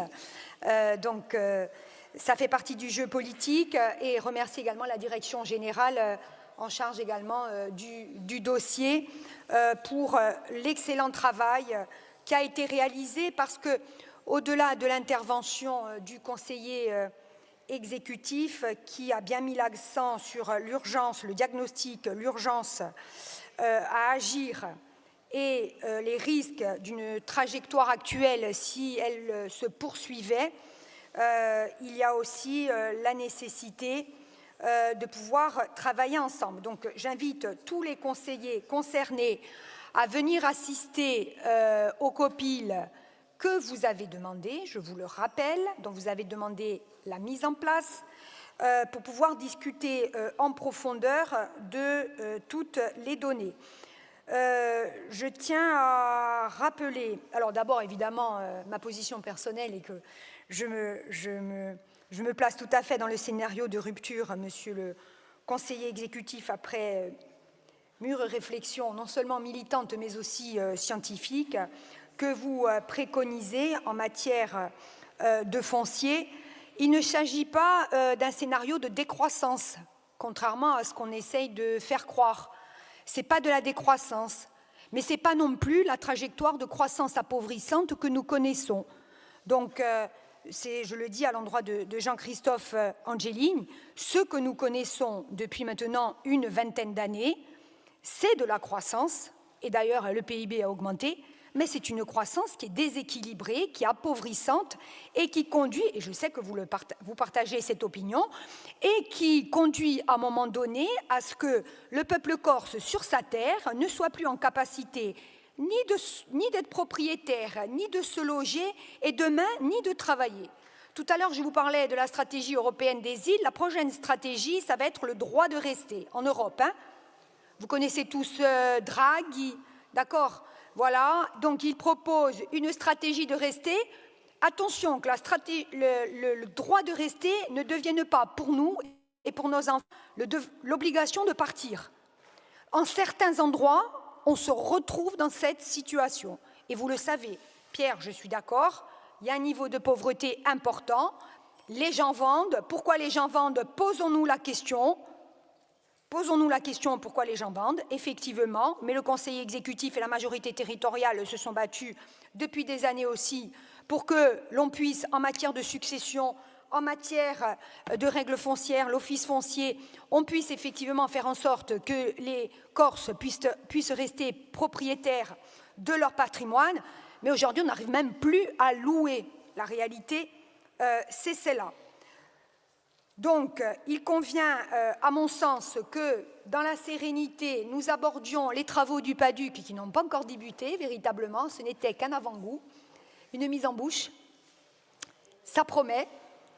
Mais en même temps, je reste persuadée que c'est un exercice très salutaire. Je vous le dis de manière très sincère.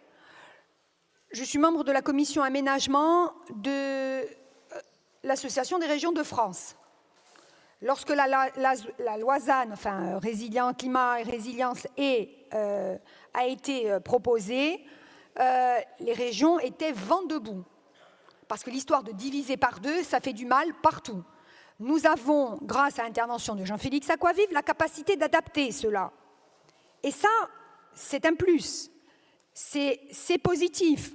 Donc, il faut que nous saisissions cette opportunité de pouvoir produire le PADUC. Et je ne suis pas d'accord avec Cathy. On a fait croire que le PADUC était un mur et que ça allait être la catastrophe intégrale. Je rejoins Nadine, s'il n'y avait pas eu le PADUC Oyante, certo non sarebbe un manco qui per poter parlare.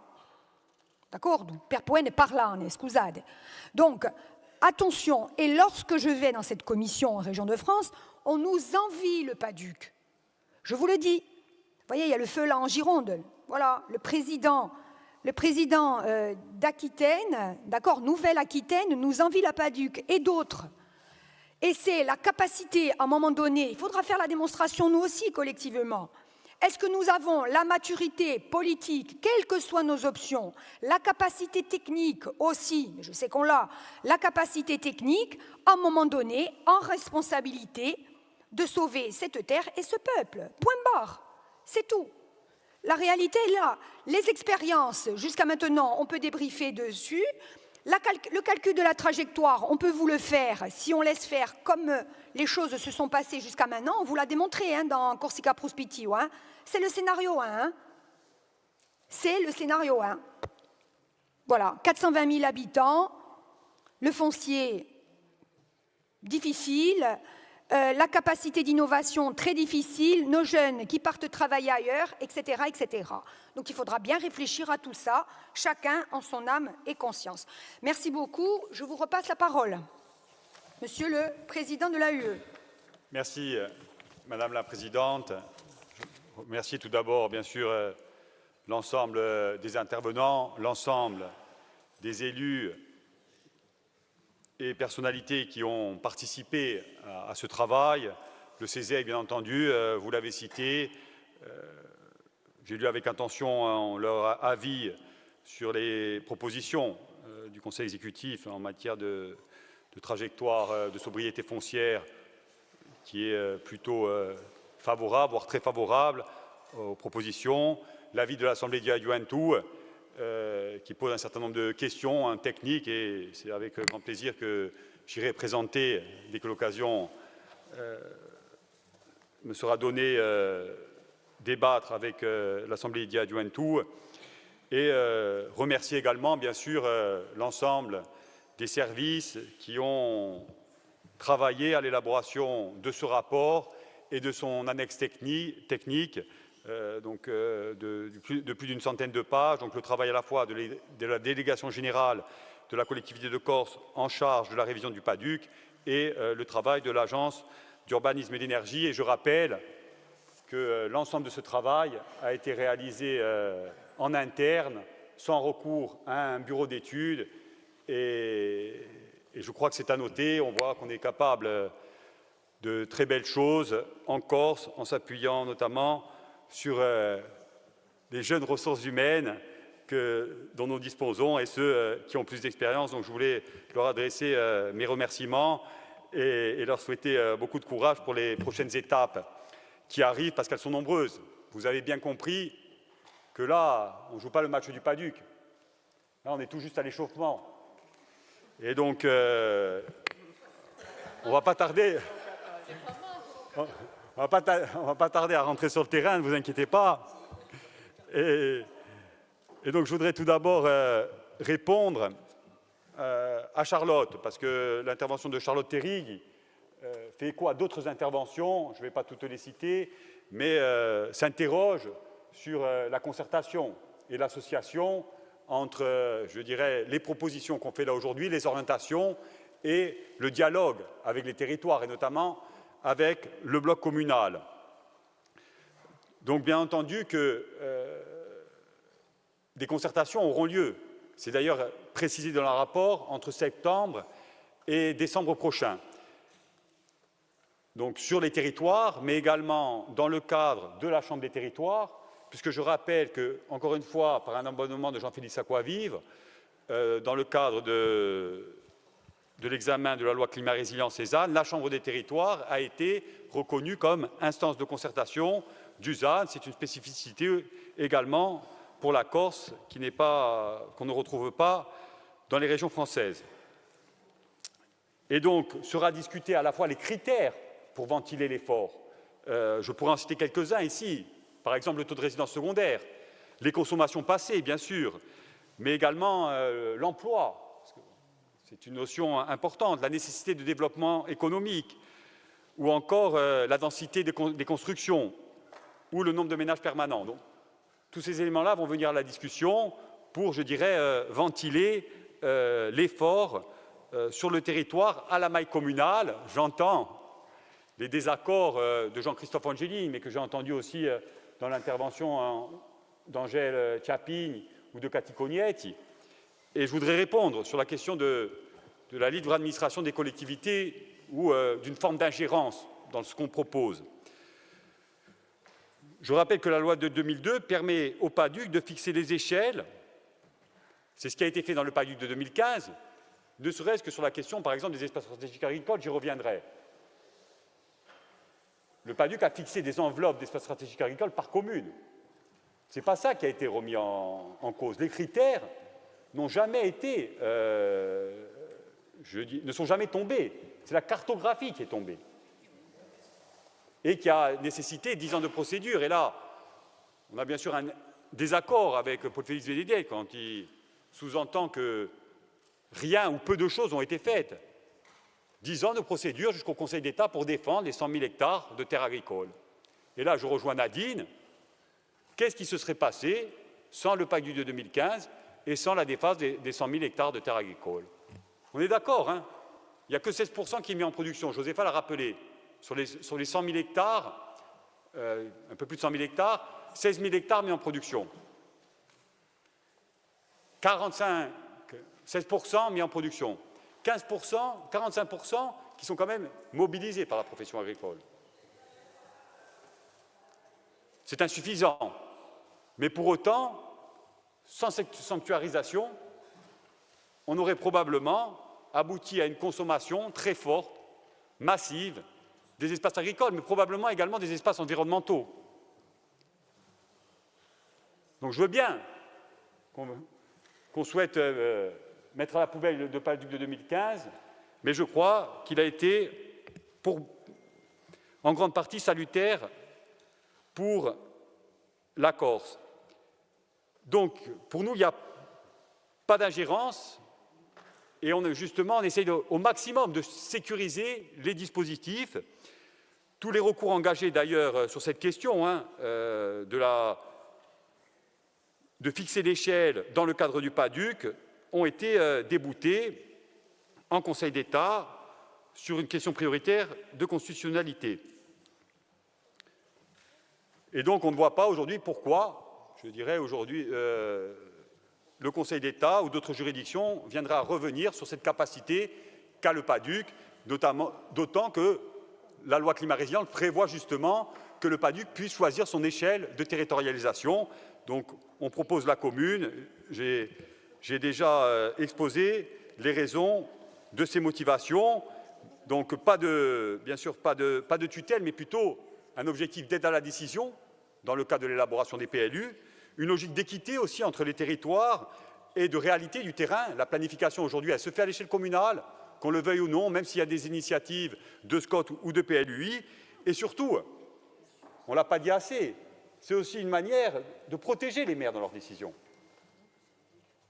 Et je vais le dire de manière un peu triviale, c'est parfois plus facile, lorsqu'on fait un document d'urbanisme, de dire « c'est pas de notre faute ». Ou non, on ne peut pas faire mieux lorsqu'on est maire. Il y a le PADUC, on est obligé de prendre compte, il y a le littoral, il y a la montagne, il y a l'État. Et donc, lorsqu'on dit non, lorsqu'on est obligé de dire non sur une constructibilité, c'est parfois plus simple, pour faire diminuer la charge, la pression, de pouvoir envoyer à des collectivités supra. Et ensuite, sur la mise en compatibilité. Dans un monde idéal, on aurait un PADUC, on aurait des SCOT, d'abord un PADUC en 2015, ça c'est le monde idéal, ensuite des SCOT en 2017 ou en 2020, et ensuite en 2025 des PLU compatibles avec le SCOT et le PADUC. Mais la réalité de terrain, parce qu'on nous oppose souvent qu'on est déconnecté des réalités. La réalité de terrain et les propositions qu'on fait, c'est justement des propositions très opérationnelles par rapport à une réalité de défaut de planification en Corse. Et d'une planification uniquement à l'échelle communale. Et ces propositions, elles sont le fruit de cette réflexion, de dire il y a un retard de planification, la planification elle se fait à l'échelle communale, et donc on fait des propositions qui prennent en compte cette réalité. Et le calendrier, comment il va se passer? Le calendrier, il est facile. Tel qu'il est proposé, enfin il est facile, il est difficile à tenir, mais il est facile à appréhender. Un PADUC approuvé en 2027, fin 2027, et les communes ont 3 ans pour se mettre en compatibilité avec le PADUC. Après, c'est à chaque commune de choisir sa stratégie. Est-ce qu'elle attend le PADUC à la fin de 2027, ou est-ce qu'elle préfère élaborer dès aujourd'hui un PLU, une carte communale, et ensuite se mettre en compatibilité avec le PADUC dans les 3 ans qu'elle aura pour le faire, c'est-à-dire à l'horizon 2030. Et vous savez très bien, les maires, qu'aujourd'hui, lorsque vous élaborez un document d'urbanisme, on vous demande déjà de zanifier vos documents d'urbanisme, d'avoir une trajectoire de sobriété foncière. Donc, dans les faits, ce n'est pas l'alpha et l'oméga en matière de planification. Parce que le PADUC de 2015, et ça je ne l'ai pas dit, et c'est important, prévoyait déjà la sobriété foncière. De manière plus forte même qu'une réduction de 2/3. Sauf que le résultat n'a pas été au rendez-vous. Mais c'était la logique du PADUC de 2015 que de tenir une trajectoire de sobriété foncière, même si elle n'était pas chiffrée, puisqu'il n'y avait pas la loi ZAN, et donc c'était la volonté des élus de l'époque.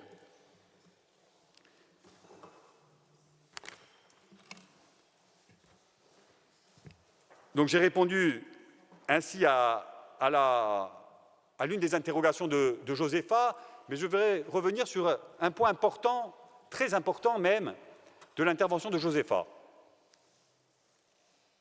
3300 hectares entre 2011 et 2021. Je le répète, après, sur la méthodologie, le CEREMA utilise des fichiers fonciers, on a l'application là sur Internet, où on peut chacun, toutes les communes, les intercos, peuvent consulter les consommations. Et l'Agence d'urbanisme et d'énergie adopte une autre méthode qui nous conduit aux 3300 hectares. Mais tout simplement parce que la méthode qu'on utilise, qui est basée sur les données d'imagerie, sont l'exacte réalité du terrain. Ce n'est pas basé sur des fichiers fonciers liés à la fiscalité. C'est ce qui est réellement consommé et observé, et ça a été mené dans le cadre d'un programme européen avec un investissement important consenti par la collectivité de Corse, de plus de 500 000 € de mémoire, et c'est un modèle d'occupation des sols 2011-2021. Et c'est un outil que peu de régions ont aussi, à ce niveau de précision. Donc nous, on pense qu'on a raison sur les chiffres, on en est même persuadé, et si demain il y a du contentieux, parce qu'il y aura forcément du contentieux, eh bien on aura des éléments très objectifs pour démontrer que les méthodes qu'on met en œuvre sont des méthodes les plus sérieuses et les plus solides. Mais ce n'était pas là-dessus que je voulais revenir sur l'intervention de Josépha. Josépha nous dit 2011-2021, 3300 hectares, vous ne remettez pas en question ce chiffre-là, et sur la période 2021-2024, qu'est-ce qui s'est passé? Une consommation d'environ 800 hectares, à peu près 250 à 300 hectares par an, à peu près similaire à ce qui a été observé sur les 10 ans précédents, peut-être un petit peu en dessous, mais pas beaucoup moins. Et c'est bien pour ça, parce qu'on est conscient qu'il y a eu cette consommation foncière entre 2021 et 2024, qu'on propose que la trajectoire qu'on prenne débute en 2025. Et donc, entre 2025 et 2035, une réduction de 2000 hectares par rapport à la période de référence 2011-2021. Parce qu'en effet, si on avait dit que la trajectoire de réduction commençait en 2021, on partait déjà avec 800 hectares dans la valise, j'ai envie de dire, sur une urbanisation qu'on ne pouvait pas contrôler. On ne délivre pas les autorisations d'urbanisme, on ne les contrôle pas, et on n'a aucun moyen, malgré nos demandes, d'accéder à ces données sur la délivrance des permis de construire. C'est des communes au RNU, c'est en contradiction avec la loi littorale, etc. etc. C'est pas faute de l'avoir demandé, et vous l'aviez demandé également avant 2021. Et je ne peux pas laisser dire certaines choses à Paul Félix. Je suis désolé. Nous dire qu'en CTPNAF, on ferait preuve d'une forme de négligence, voire de lèche à gore, sur ces sujets-là, c'est faux. Et je vais vous dire pourquoi c'est faux. Le nombre de permis de construire délivrés en CTP-NAF, c'est portion congrue. C'est le petit bout de l'iceberg. C'est quelques permis de construire par-ci par-là, souvent dans des communes de montagne, en discontinuité, et qu'on laisse passer pour de la résidence principale, et très rarement pour de la résidence secondaire ou des meublés touristes. Jamais en ce qui me concerne. En ce qui me concerne, jamais. Pour des gîtes ou des choses comme ça. Donc ça, je ne peux pas laisser le dire parce que c'est faux. C'est donner à la CTP-NAF un rôle qu'elle n'a pas. La CTP-NAF, elle n'a pas tous les permis de construire qui sont déposés en Corse et qui sont validés. Donc ça, je ne peux pas le laisser dire. Comme je ne peux pas laisser dire qu'on n'a rien fait sur ces questions-là. Parce que lorsqu'on fait un règlement des aides qui prévoit une réserve stratégique sur la régulation des meublés de tourisme, sur la réalisation de diagnostics agricoles, sur la fiscalité des résidences secondaires pour les communes qui sont soumises à la spéculation, et qu'on vote contre ce règlement, je ne peux pas laisser dire qu'on n'a rien fait. Et c'est la même chose sur le logement, lorsqu'on met en place des clauses antispéculatives ou lorsqu'on met en place des conditions de résidence dans l'accès aux aides, notamment pour les primo-accédants. Et par contre, je me tiens à la disposition, et l'agence d'urbanisme aussi, de Paul Félix, pour l'accompagner dans la réalisation d'un document d'urbanisme à Sartène, où il y aurait zéro artificialisation nette à l'horizon 2050. J'en prends acte.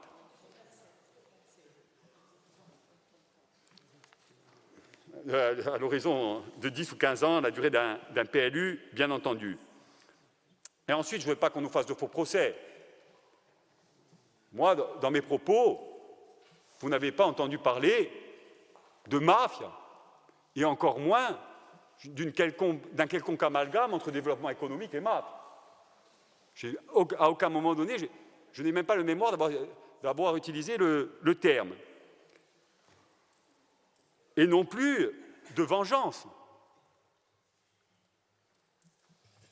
contre qui que ce soit. Ou encore de Jean-Martin Mondologne de stigmatiser un tel ou un tel.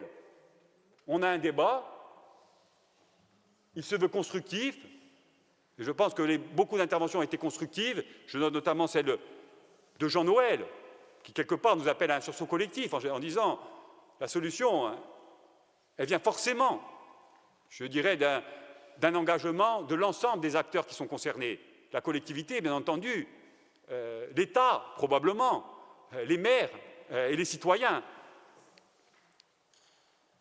Donc, il ne me semble pas, dans mon intervention, avoir distribué les bons ou les mauvais points à qui que ce soit, ou être dans une logique de punition, mais plutôt dans une logique de co-construction qui va s'engager dès à présent sur ce sujet-là, mais sur bien d'autres. Là, on a la première brique avec Lausanne. Va venir les espaces stratégiques, notamment pour le logement, les dispositions de la loi Le Meur, va venir la stratégie logement-habitat, notamment comment on offre aux communes, et je rebondis aussi sur l'intervention de Jean Noël, la maîtrise du foncier. Aujourd'hui, la maîtrise publique du foncier, elle est essentielle. Moi, je vais vous donner un exemple sur ma commune. J'ai eu la chance, lorsque j'ai pris mes responsabilités en 2020, d'acheter 1 ou 2 hectares en plein cœur de village, grâce à l'office foncier, président, et du portage de l'office foncier. Non, c'était en 2020, peu importe. Et qu'est-ce qui se passe? Bien sûr que les gens du village, quand on fait le document d'urbanisme, ils veulent un espace constructible. C'est naturel, c'est humain. Sauf qu'on sait qu'on ne pourra pas mettre tous les espaces en constructible. Aujourd'hui, ce n'est pas possible, la loi ne nous le permet pas, même sur une commune de montagne. Eh bien, on maîtrise le foncier public, on le vend à un prix hors marché, souvent sur des terrains qui sont plus faciles à bâtir, parce que plus près des réseaux, parce que plus plats que les terrains de famille, et on offre à nos villageois une porte de sortie en cas d'inconstructibilité de leur terre de famille. Et c'est vrai que c'est une frustration, c'est un héritage majeur pour les Corses, au-delà de l'attachement à la terre.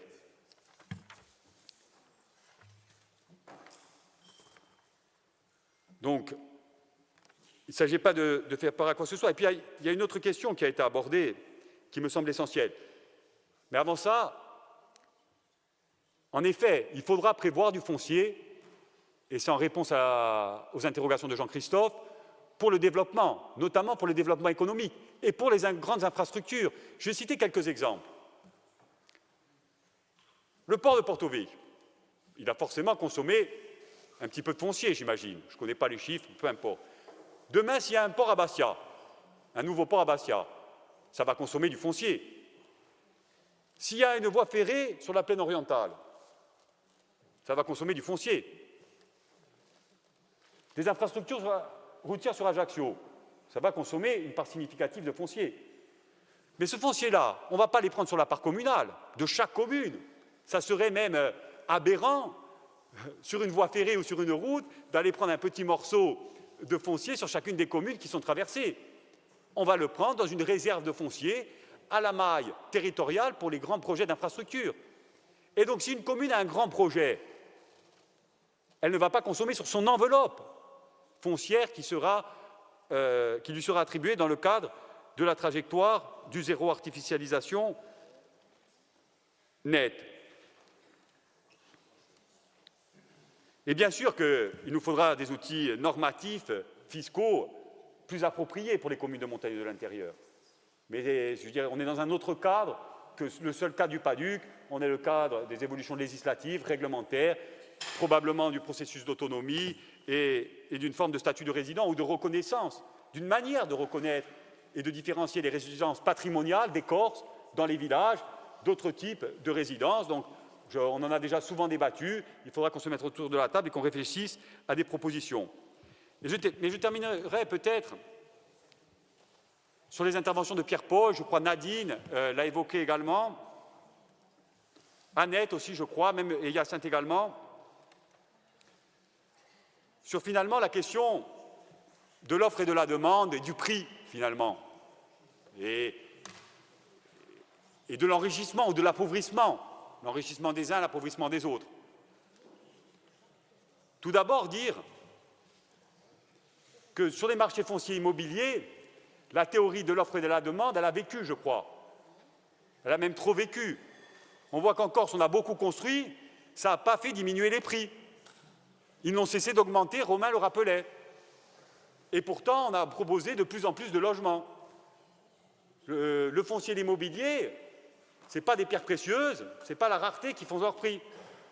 Il y a d'autres mécaniques qui sont à l'œuvre. De la même manière, on voit bien qu'il y a des sujets, bien sûr, pour la revitalisation de l'intérieur, mais qui dépassent la question foncière. La mobilité, l'emploi, l'accès aux services, etc., etc.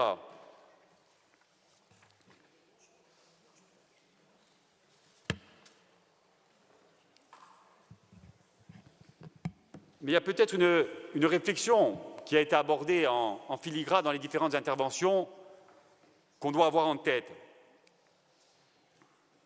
Il y a la pauvreté réelle, je crois, Pierre, celle que tu évoquais.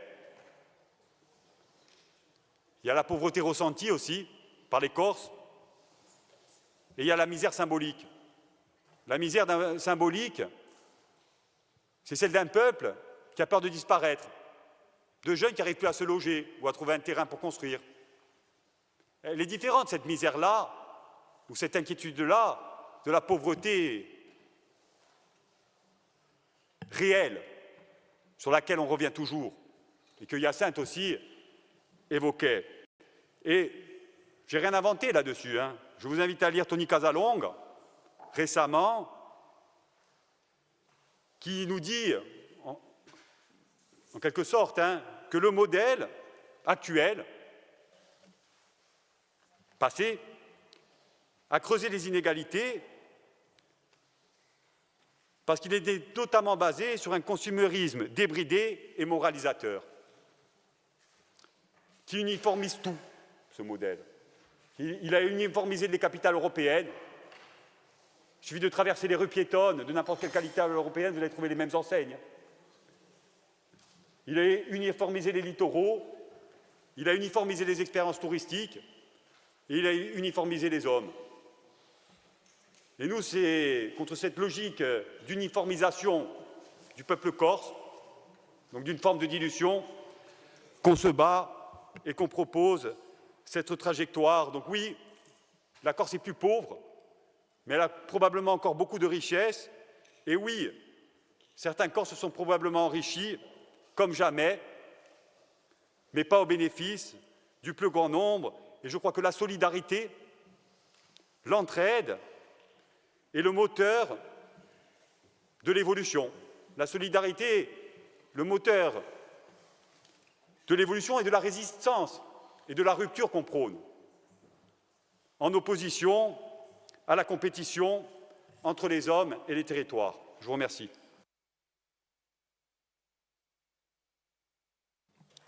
Merci beaucoup. Ringraziabi oggi al Presidente di l'esecutivo ad abbia parola.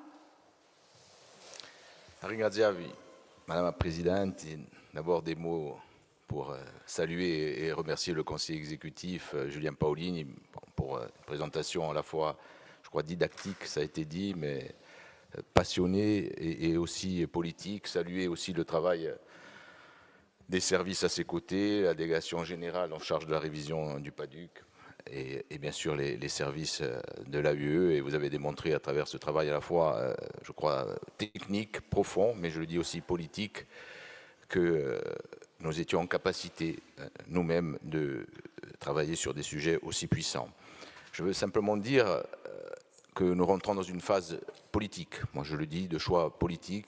Je ne sais pas si c'est l'échauffement, la porte d'entrée au travail sur la révision du PADUC qui va nous emmener jusqu'à la fin décembre 2027 pour son approbation. Mais je l'avais dit lors de ma prise de fonction en mai dernier, ce travail-là, ça doit être un traceur de notre fin de mandature. Et c'est aussi une réponse que je fais à Paul Félix. Nous en avons confiance, à Paul Félix Benedette. Nous voulons affirmer, à travers ce travail aussi, le traceur politique, les choix politiques, le choix de société qui nous porte, nous guide, nous qui sommes des nationalistes. Mais une fois que j'ai dit ça, je m'adresse aussi à la droite. Faire ce travail-là, c'est pas vouloir imposer une vision à un camp, à un autre camp ou à d'autres élus. C'est au contraire trouver le chemin, y compris de la discussion, de la concertation, du débat, pour aller, si possible, vers y compris un consensus ou un compromis. Il faut toujours rechercher, me semble-t-il, et nous le faisons régulièrement, et c'est aussi, je crois, la marque du Conseil exécutif, ces formes d'accord. Mais sans se renier, et si on constate au bout de ce chemin de concertation, de travail ensemble, que nous ne pouvons pas aboutir, eh bien, nous ferons les choix. Il y aura un vote, et c'est la démocratie. Mais en tout cas, ce que je veux vous dire, que ne laissez pas penser, Jean-Martin, parce que c'était aussi dans votre intervention, que les solutions, elles sont techniques, ou elles seraient issues d'une quelconque boîte à outils. Les solutions, sur ce sujet-là, elles sont avant tout politiques. Et c'est les choix politiques qui nous permettront d'aboutir. Et c'est en tout cas ce que nous voulons. Et nous l'avons dit, ça a été dit à plusieurs reprises par Julien Paolini, repris tout à l'heure par la présidente, nous assumons le choix de la sobriété. Nous l'assumons, ce choix-là. La sobriété dans la gestion de l'eau, la sobriété dans la gestion foncière. L'eau, la terre, ce sont des biens communs, ce sont nos biens communs qui n'ont pas vocation à être de simples marchandises. Je crois que nous voulons l'affirmer, la question de la terre, c'est aussi la question, et ça a été dit, de pour qui. C'est la question de pour qui on veut construire, c'est la question de la préservation, de la protection, c'est la question de la souveraineté foncière. À un moment où on voit bien qu'on n'a pas la capacité, on n'a pas la possibilité de maîtriser les flux migratoires, on doit, par le travail que nous produisons, aller vers une forme de souveraineté foncière. Et c'est ça l'enjeu aussi du travail qui a été proposé, y compris à travers le débat d'orientation sur le ZAN. Alors, sobriété, ça a été dit par la présidente, ce n'est pas la décroissance. Sobriété, ce n'est pas le refus, la sobriété, ce n'est pas le refus du développement. Au contraire, c'est une autre forme de croissance et c'est une autre forme de développement. Ce que l'on constate, et ça nous le faisons tous, c'est que la forme de développement, le modèle de développement économique qui est le nôtre aujourd'hui, il est en bout de souffle. Les Corses n'en veulent plus, dans leur majorité. C'est un modèle qui dépossède, c'est un modèle spéculatif, c'est un modèle basé sur la rente, et cela, nous voulons le changer, y compris dans les territoires. Il n'y a pas les méchants et les mauvais, et Jean-Christophe Angéline n'est plus là. Mais moi, comme lui, je suis issu du même territoire, et je le vis au quotidien, ce territoire, avec d'autres ici. Et je peux vous témoigner que dans notre territoire, les habitants ne veulent plus de ce modèle. Ils en souffrent, ils ne peuvent plus se loger, ils ne peuvent plus devenir propriétaires, ils ont du mal à travailler, ils sont réduits souvent à des formes de précarité d'emploi et ils veulent changer. Et c'est cela que nous devons accompagner à travers, y compris le choix de société que nous ferons dans la révision du PADUC. Jean-Christophe Angéline a aussi cité la filière, la corporation élargie du bâtiment, en nous prenant l'exemple de professionnels de plombiers, de maçons, d'électriciens. Moi, je les rencontre, y compris en tant que président de l'ADEC, y compris dans ce territoire. Je rencontre ces mêmes acteurs. Mais je leur dis clairement, on ne peut pas avoir deux discours. Je leur dis clairement qu'il faut qu'on travaille ensemble à une mutation de la filière qui est en difficulté aujourd'hui. Mais il faut qu'on travaille. C'est un travail peut-être du long terme, mais il faut construire autrement. Ça a été dit aussi, réhabiliter, favoriser le logement principal, la réhabilitation des friches. Il y a ici la possibilité de construire et de faire vivre une filière de manière dynamique, tout en changeant de modèle. Ça doit se faire avec la profession, mais évitons simplement les oppositions. Je dirais enfin que, ça a été dit, nous avons effectivement choisi un scénario et un chemin de rupture. Et nous devons l'assumer. Nous devons l'assumer parce que nous voulons stopper la spirale spéculative, sanctuariser nos terres agricoles, construire en tout cas ou instaurer des réserves foncières économiques parce que nous en avons besoin, et enfin permettre l'accès au logement permanent. Mais ce travail-là, et je terminerai par cela, et Julien Pauline l'a dit à plusieurs reprises, nous ne pouvons pas le faire seuls. Nous avons identifié, nous avons déterminé que la meilleure déclinaison de ce travail, c'était la maille communale. Pour autant, nous ne prétendons pas que c'est nous qui allons décider de tout. Jean-Christophe Angéline n'est plus là. Au contraire, nous, ce que nous disons, c'est que ce travail-là, nous voulons le faire ensemble. Et nous devons le faire ensemble. Arrêtons de construire des frontières entre la collectivité de Corse et les communes et les intercommunalités ou les territoires. Au contraire, nous, cette majorité, la majorité nationaliste, nous affirmons de manière constante que dans tous les domaines d'intervention, de tous les domaines politiques, que ce soit celui-là, que ce soit le développement économique, que ce soit y compris demain la construction du futur statut d'autonomie, nous allons le faire et nous voulons le faire en articulation, en co-construction avec les territoires, avec les maires et les intercommunalités. Et c'est comme ça que nous allons travailler sur ce dossier-là, parce que, je vous le rappelle, ce sont les Corses qui nous le demandent, c'est notre peuple et notre jeunesse. Ringrazia. Ringraziabi. Oggi, Presidente, donc il y a une prise d'acte. Il n'y a pas de débat, c'est bon. Prise d'acte. Bien. Merci beaucoup pour ce débat riche qui effectivement va nous permettre, a permis de faire un premier tour de piste, un petit entraînement pour la suite. Allez. Voilà. Donc, alors je me tourne vers l'exécutif. Monsieur Pauline, est-ce que vous voulez enchaîner tout de suite sur le logement? Allez, vous prenez 5 minutes.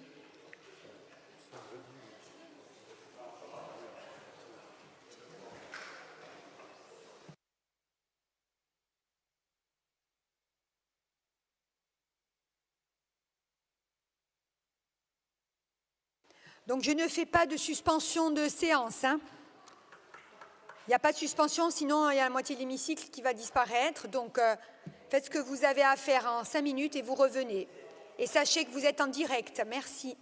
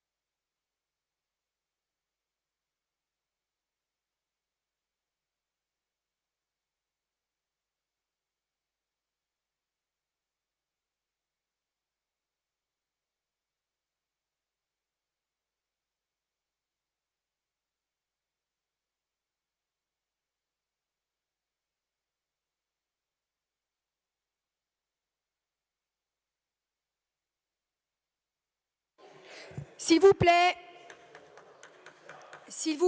reprenez vos places.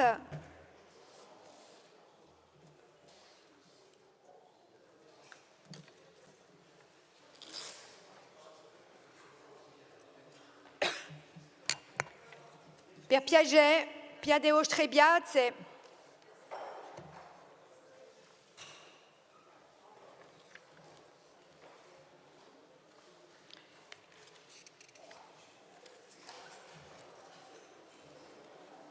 Alors, je vais redonner la parole au président de l'Agence d'urbanisme et de l'énergie pour la présentation pour une présentation qui sera fondée sur 3 rapports. La Convention cadre de partenariat État-Collectivité de Corse et Erilia pour la mise en œuvre de la programmation pluriannuelle de l'énergie dans le volet rénovation du parc social. La Convention aussi d'objectifs et de moyens entre la collectivité de Corse et les OPH de la collectivité de Corse et de la CAPA. Et enfin, le dispositif de contractualisation en faveur des bailleurs sociaux privés. Nous avons convenu, compte tenu de l'heure avancée, qu'il y aurait une seule présentation, si vous en êtes d'accord, par le conseiller exécutif qui présente sa stratégie globale. Il n'en demeure pas moins qu'ensuite, vous pouvez vous exprimer. Moi, je ferai état des rapports, des avis, des commissions, et vous pourrez vous exprimer ensuite comme cela vous semble, soit sur la stratégie globale, soit sur chacun des rapports. Et nous procéderons au vote, évidemment, par rapport. On va essayer de gagner un peu de temps comme cela. Voilà, si vous en êtes d'accord. Merci. Donc, vous avez la parole, Monsieur le Président. Merci, Madame la Présidente. Tout d'abord, en effet, rappeler que je vais faire une présentation resserrée des 3 rapports qui sont à l'examen à l'ordre du jour et qui feront l'objet par la suite d'un vote, bien entendu, séparé pour que l'ensemble des groupes puissent exprimer des positions différentes, s'il en était, sur les différents rapports.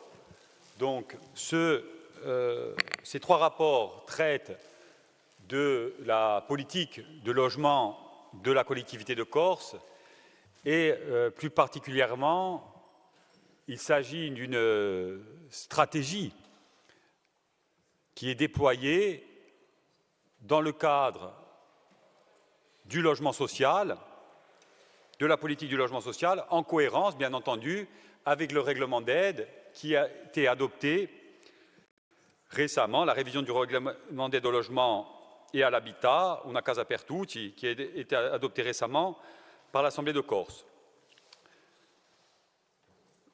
Donc je détaillerai à travers ces 3 rapports la déclinaison très opérationnelle de notre politique du logement en faveur des bailleurs sociaux, qu'ils soient publics ou privés.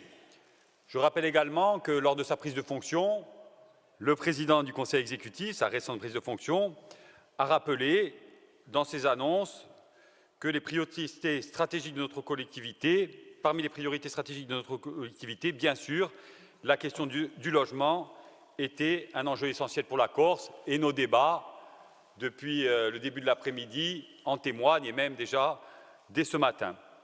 Donc il s'agit bien sûr de répondre à une urgence à la fois sociale, économique et territoriale et que, au travers des 3 rapports qui sont aujourd'hui inscrits à l'ordre du jour, on dessine une politique du logement pour les années à venir en soutien des bailleurs publics, donc notamment les 2 principaux bailleurs de l'île publics, à savoir l'OPH de Corse et l'OPH de la CAPA, mais aussi un nouveau cadre de soutien aux bailleurs privés à travers une contractualisation et dont la première est la convention cadre avec le bailleur Erilia, qui est le premier bailleur de l'île, avec environ 10 000 logements sociaux sur les 16 000 que compte la Corse.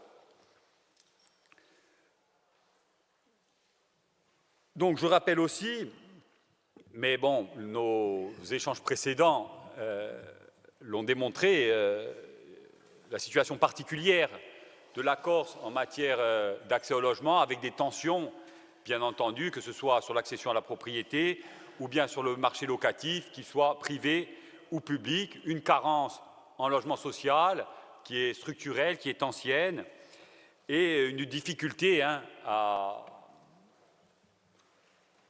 accroître l'offre en logements sociaux avec des diagnostics qui ont déjà été bien établis, la rareté du foncier, l'inflation des coûts de construction, l'acceptabilité de ces programmes en fonction des différents territoires, le modèle économique même des bailleurs, la masse critique, notamment dans un petit territoire comme le nôtre pour certains bailleurs publics, et donc une difficulté majeure en lien aussi avec les difficultés que rencontrent les ménages corses, qui consacrent souvent entre 20 et 40% de leurs revenus au logement. C'est énorme, 40% des revenus au logement. Vous imaginez ce qui reste à la fin lorsqu'on a payé tous les à côté pour les ménages les plus modestes.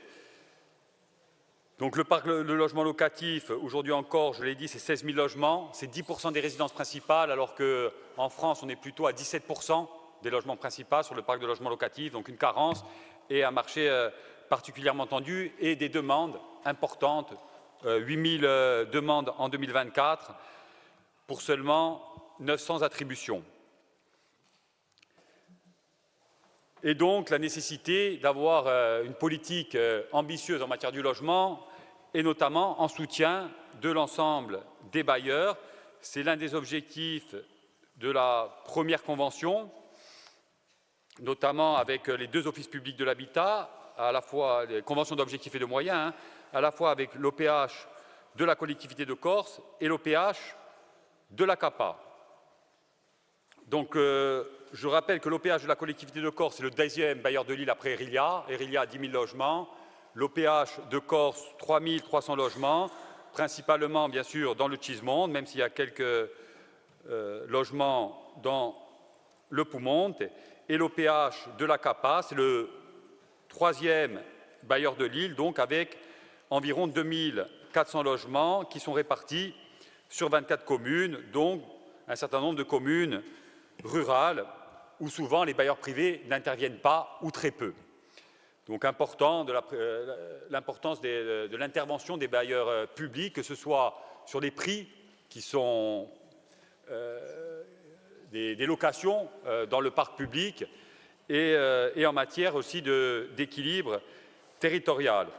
Donc les conventions d'objectifs et de moyens avec les deux bailleurs publics, elles sont anciennes. Elles datent de la période 2020 et on peut d'ores et déjà en faire un premier bilan.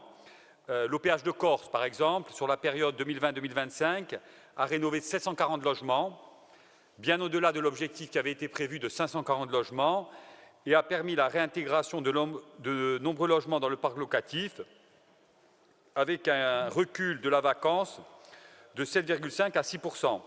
Du côté de l'OPH de la CAPA, 521 logements ont fait l'objet de travaux entre 2018 et 2025, dont 268 rénovations pour améliorer les performances énergétiques des logements.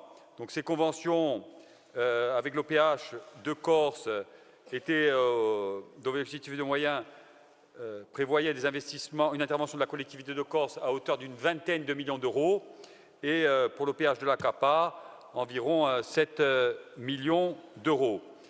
Donc ce qui est proposé dans ce rapport, à travers ces nouvelles conventions d'objectifs et de moyens avec les bailleurs publics, c'est un programme d'investissement très ambitieux de 116 millions d'euros, donc 116 millions d'euros sur les 6 prochaines années au profit des investissements dans le logement social.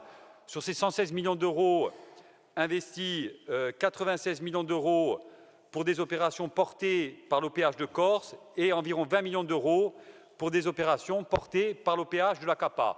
Donc sur ces 116 millions d'euros d'investissement, les subventions de la collectivité de Corse, c'est un soutien à hauteur de environ 50% du total, 46% plus exactement, Donc 54 millions d'euros de subventions au profit des 2 bailleurs publics pour mener ces opérations. 37 millions sur fonds propres de la collectivité de Corse, c'est important aussi. Hein. Donc, sur ces 54 millions, 37 millions sont des fonds propres de la collectivité de Corse et 17 millions sont des fonds qui sont dédiés uniquement aux politiques de rénovation, notamment les fonds européens, le cadre territorial de compensation, des fonds donc instruits par l'Agence d'urbanisme et d'énergie dans le cadre de la programmation pluriannuelle de l'énergie. Donc l'objectif de ces conventions, c'est de permettre la création de 175 logements à minima pour l'OPH de Corse et de 34 logements pour l'OPH de la CAPA, la réhabilitation de 228 logements pour chacun des 2 offices et la remise en état de 550 logements vacants, ainsi que le remplacement de composantes sur plus de 1500 logements. Un point sur lequel il faut insister, ces offices publics interviennent souvent là où le marché ne va pas, notamment bien sûr les acteurs, les promoteurs immobiliers, mais également certains bailleurs privés. Et donc il offre une réponse en logement social, notamment dans les territoires ruraux sur des opérations à faible rentabilité, avec des loyers parmi les plus bas de l'île. Des loyers les plus bas de l'île, et ça me fait réagir aussi à nos débats lors de l'intervention précédente. C'est vrai que parfois les loyers ou les prix au mètre carré du logement en Corse, si on les compare à des grandes villes françaises très attractives, Paris, Nice ou Bordeaux, on peut se dire, ben, finalement, le prix au mètre carré, que ce soit à l'achat ou en location, il n'est pas si élevé que ça en Corse. Mais c'est de ne pas considérer qu'il y a des marchés où les prix explosent totalement, et ce n'est pas considérer aussi le pouvoir d'achat des Corses, qui est bien inférieur à celui dans certaines régions françaises, notamment métropolitaines. Et donc, c'est bien le ratio entre le revenu moyen des ménages et le prix au mètre carré qu'il est important de regarder, et pas seulement le prix au mètre carré. Donc, ces conventions d'objectifs et de moyens avec les bailleurs publics ont vocation à être déployées au profit également des bailleurs privés, notamment des RILIA, mais aussi d'autres bailleurs. Je pense par exemple à 3F Sud ou à d'autres, mais dans le cadre de conventions cadres, des conventions d'objectifs. Je rappelle que précédemment, le règlement d'aide en faveur du logement et de l'habitat prévoyait des aides forfaitaires pour les bailleurs privés. En gros, on avait un certain type de logement et on avait une aide forfaitaire par logement créé.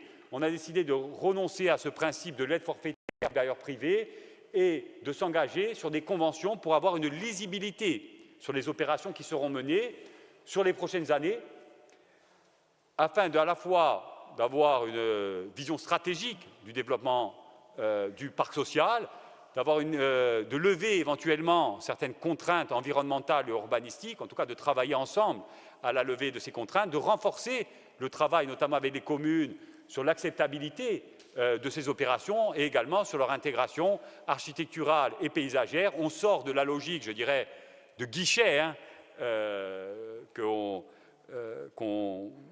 pouvait voir poindre dans le règlement précédent pour aller vraiment sur une logique de projet et de programmation pluriannuelle des investissements dans le parc de logements, pour le parc de logements sociaux. Je crois que c'est très important. C'est très important au moins à 2 niveaux. C'est très important, bien sûr, pour les ménages qui vivent dans ces logements. Le ménage qui vit dans le logement social, il s'intéresse peu de savoir si son bailleur il est public ou il est privé, si c'est l'OPH de la CAPA, si c'est l'OPH de Corse, si c'est Rilia ou je ne sais qui. Lui, ce qui l'intéresse, c'est savoir si son logement est confortable, si il est décent, s'il va être réhabilité et si oui, à quelle échéance. Et c'est ça qu'on propose dans le cadre de ces conventions, c'est une lisibilité sur plusieurs années des opérations d'investissement qui seront réalisées aussi bien dans le parc public que dans le parc privé, au bénéfice avant tout des ménages, des Corses qui vivent dans le logement social. Et enfin, le deuxième avantage du principe du conventionnement, aussi bien avec les bailleurs publics que privés, c'est la lisibilité pour les acteurs du BTP. Si on veut changer de modèle, en écho au rapport précédent, il faut pouvoir déplacer un certain chiffre d'affaires qui s'est fait en grande partie sur de la construction de résidences secondaires vers de nouveaux marchés et notamment vers des marchés de réhabilitation, de logements, qu'ils soient sociaux, qu'ils soient de particuliers ou dans des copropriétés. Et c'est tout l'objet de ces conventions pluriannuelles d'investissement dans le parc social, 115 millions sur les 6 prochaines années. C'est avec une liste d'opérations, un calendrier, des bâtiments identifiés. C'est une source, bien sûr, de développement économique, notamment pour le secteur du BTP, qui s'est engagé d'ailleurs à nos côtés à travers la fédération, les 2 fédérations du bâtiment, Gismont et Poumonde, et la CAPEB, sur un manifeste en faveur de la réhabilitation du bâti. On est en plein dedans, on est dans la mise en œuvre opérationnelle de ce manifeste à travers ces conventions. Ensuite, deuxième rapport, la convention avec Erilia.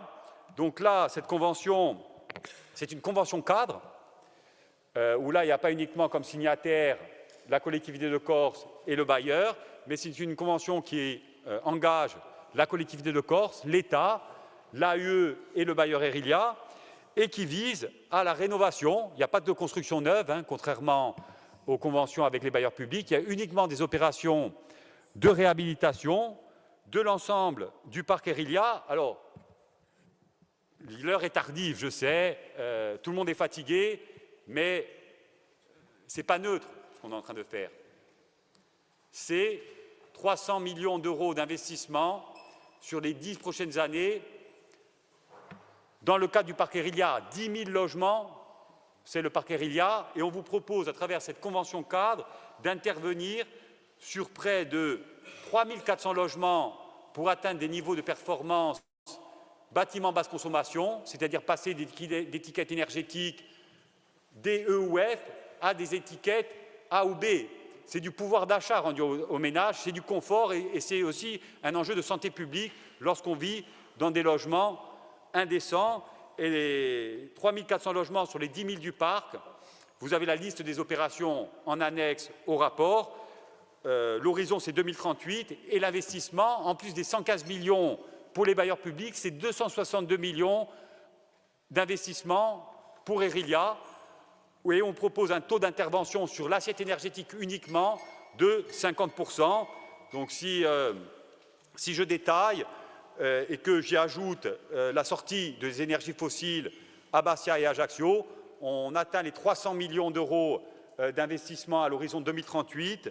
On intervient dans environ plus de 5 000 logements et on a une intervention pour notre collectivité, en tout cas c'est ce qui est proposé, de 50% sur l'assiette énergétique. Alors si je simplifie à l'extrême, 300 millions d'investissements, c'est l'ensemble des travaux pour les 5 000 ou 6 000 logements qui vont être concernés par ces opérations. Sur ces 300 millions d'euros d'investissement, il y a à peu près 150 millions qui sont dédiés à l'assiette énergétique, la moitié. Et sur ces 150 millions, on propose d'intervenir à hauteur de 50%, c'est-à-dire environ 70 millions d'euros d'aide publique. Mais ce qui est très important, d'un point de vue stratégique, c'est que les fonds qu'on va mobiliser, ce n'est pas des fonds propres de la collectivité de Corse qui pourraient être mobilisés sur d'autres politiques, notamment, par exemple, sur l'aide aux communes, sur le social, sur la culture, sur le sport ou je ne sais quoi. Ce sont des fonds qui ne peuvent être mobilisés uniquement sur les opérations de rénovation énergétique. Donc, vous comprenez bien qu'on fait d'une pierre deux coups. C'est des fonds FEDER dédiés à la rénovation énergétique. C'est des fonds du cadre territorial de compensation où chaque euro mis dans les économies d'énergie, ce sont autant d'euros de moins dépensés dans le cadre de la compensation au service public de l'électricité, dans le cadre de la péréquation tarifaire. Je ne détaille pas les dispositifs. Et c'est des fonds, bien sûr, du cadre territorial de compensation et du fameux protocole borne des 200 millions, dont 152 millions sont prévus pour la sortie du gaz de ville à Bastia ou à Ajaccio. On a eu une réunion récemment en préfecture sur le sujet. Ces 152 millions ont été inscrits à la loi des finances et à travers cette convention cadre, on passe dans la phase opérationnelle de mobilisation des financements avec Erilia comme premier opérateur au vu des volumes et du nombre de logements concernés pour la déconnexion au gaz de ville.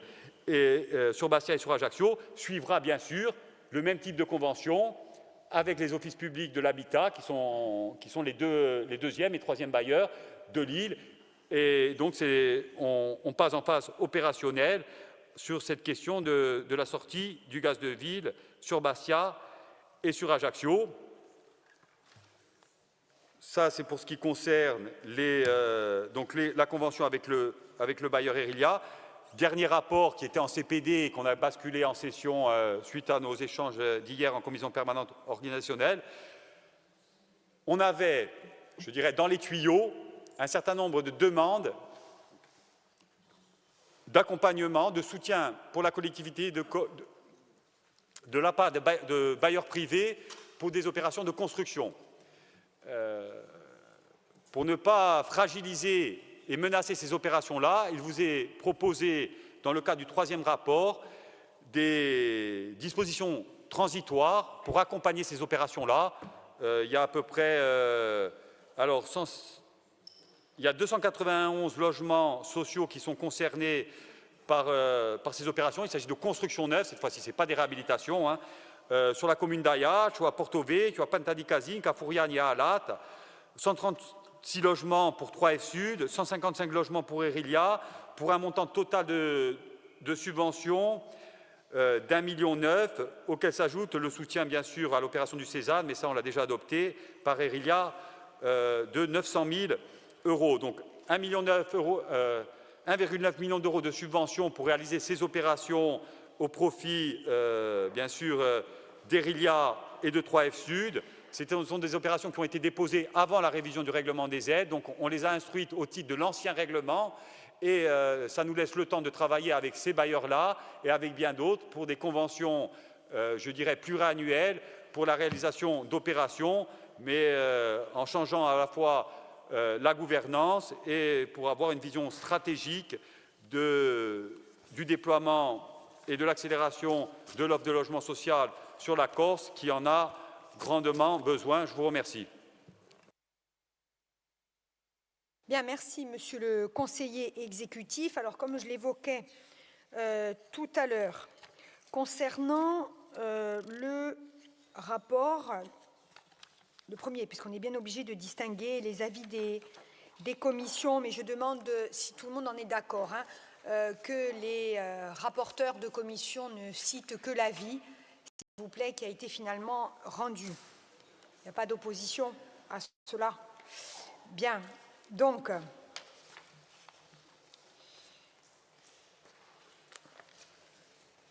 concernant la CDNAT, sur le rapport 147. Madame la Présidente, le rapport 147, donc avis favorable, non-participation des groupes Unso Fiuno, Aonsem, Corinne Front et de Madame Josefa Giacometti-Pired, absence de Madame Julia Tiber. Merci. Concernant la Commission des finances. Alors, la Commission des finances a émis un avis favorable sur ce rapport avec la non-participation des groupes Unso Fiuno, Corinne Front et Aonsem.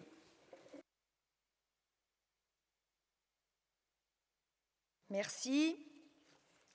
Donc, il y a un avis du CESEC que vous avez reçu et qui a émis un avis favorable. Concernant le 170, c'est-à-dire la convention d'objectifs et de moyens avec l'OPH. Pour la CDNAT, Madame la Présidente, avis favorable, non-participation du groupe Unso Fiuno et de Madame Josefa Giacometti-Pired, non inscrite, absence des groupes Corinne Front et Avancem et de Madame Julia Tiber. Merci. Il y a par ailleurs un avis positif de la Commission des finances et un avis favorable du CESEC. Et concernant le 178 sur la contractualisation en faveur des bailleurs sociaux privés, donc il y a deux avis. Pour la CDNAT, Favorable, sans observation. Non-participation des groupes Unso Funo, Corinne Front et Madame Josefa Giacometti-Pired. Absence du groupe Avancem et de Madame Julia Tiberg. Bien, et il y a un avis favorable de la Commission des finances. Maintenant, la parole est à qui le souhaite, en précisant bien évidemment si vous intervenez sur tel ou tel autre rapport ou de manière générale. Voilà, la parole est à vous.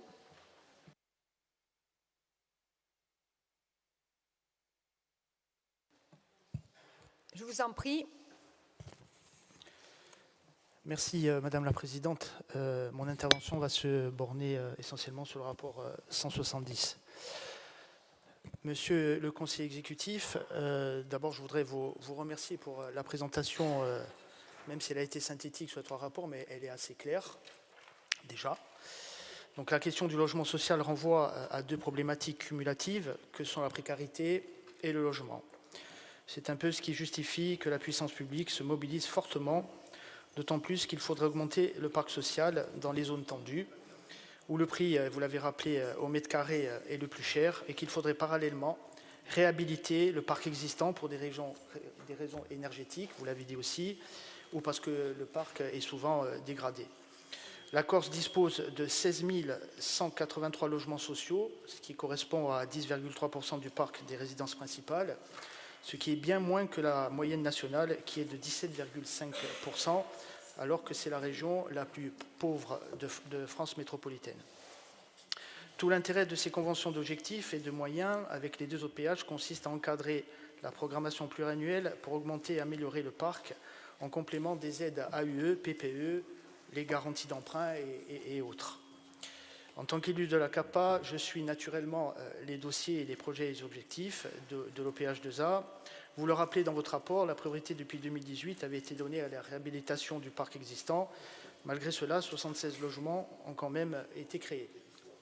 L'accent a également été mis sur le bail réel solidaire, dont je rappelle le principe qui est celui de la dissociation foncière. L'organisme foncier solidaire demeure propriétaire du sol et l'acquéreur devient propriétaire de la partie construite ou rénovée.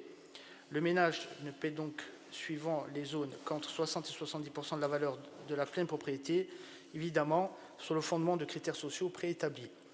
Ma collègue Maître Pierre, et vous l'avez d'ailleurs proposé par voie de motion en 2018, cela venait de sortir. Nous avons tenté de recourir à tous les outils que le droit nous offrait pour améliorer le parc et je crois que ce chemin a été le bon. Dans le cadre de cette convention, sur 19,5 millions de prévisionnel total pour réaliser en 5 ans 8 opérations visant à créer 34 logements et à en réhabiliter 228, la CDC injecte 6,7 millions d'euros, correspondant au reliquat de la convention précédente, et l'AUE 4,3 millions sur les fonds FEDER, sauf erreur de ma part. Les opérations sont citées en annexe et sont conformes aux engagements pris auprès de l'Office, et je m'en réjouis. Et je voulais vous remercier au nom du président de la CAPA et bien sûr du président de l'OPH. L'OPH 2C poursuit également les mêmes objectifs avec un parc plus important et de fait un engagement de la CDC qui l'est tout autant sur 6 ans, 96,3 millions d'investissements prévus, dont 30,6 financés par la CDC et 13 millions par l'AUE pour créer 175 logements et en réhabiliter plus de 200. En comparaison au rapport présenté en juin puis retiré, je dois avouer que la maquette financière est mieux présentée dans les annexes et surtout la conclusion de ce rapport apporte une précision importante qui renvoie au rapport 147 sur la convention avec Irelia pour mettre en œuvre la PPE, précision qui fixe à 2800 le nombre de logements des 2 offices actuellement raccordés au réseau de gaz de pétrole liquéfié et qui devront être convertis vers l'électricité, vous en avez parlé dans votre intervention, ou les énergies renouvelables à l'horizon 2038. C'est un chantier d'envergure qui nous attend. Nous voterons bien évidemment favorablement ce rapport. Une simple remarque qui ne concerne pas directement ces conventions, mais les garanties d'emprunt qui sont passées à la commission permanente de juin et qui nous ont interpellés. Sauf erreur, nous avons garanti 100% d'un emprunt de 5,8 millions d'euros pour 40 logements en Luchane réalisés par le groupe 3F. Alors qu'en général, on est plutôt sur du 50-50 entre la CDC et les communes d'implantation. Je me demande donc s'il ne serait pas opportun de définir une règle pour ces cautionnements avec une priorité ou un taux préférentiel de couverture lorsque l'opération est portée par l'un des 2 OPH. C'est une suggestion. Notre collègue Jean-Michel Savel vous avait demandé le détail des garanties d'emprunt à l'occasion du DOB en novembre. Nous l'avions eu le mois d'après pour le BP. On dénombrait en fin d'année 463 emprunts garantis par la CDC pour un montant initial de 285 millions et 229 millions de capital restant dû. Sur ce total, les opérations OPH représentaient 138 millions d'euros du capital initial, soit 48%, et 117 millions du capital restant dû, soit 51%. Voilà, je voulais juste rappeler ces chiffres, parce qu'on les avait demandés, donc c'était bien, je pense aussi, de les rappeler. Je vous remercie. Merci.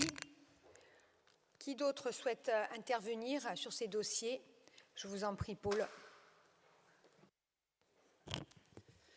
Merci, Madame la Présidente.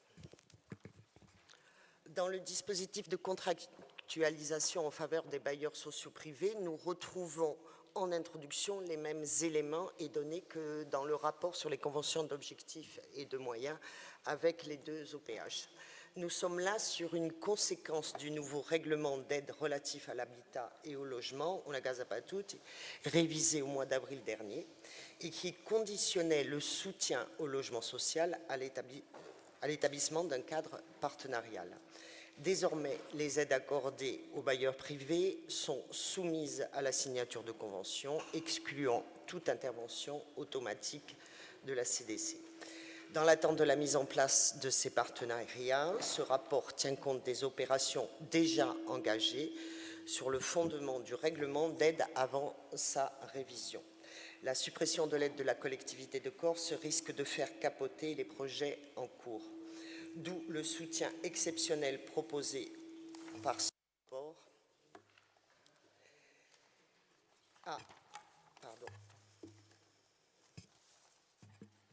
Erilia et à 3F Sud pour la création de 291 logements locatifs sociaux répartis sur 5 communes, Ajaccio, Portier, Follet, Lifouriane et Alat, représentant pour la CDC un montant de subvention de 1,9 million sur un total d'investissement de 54 millions.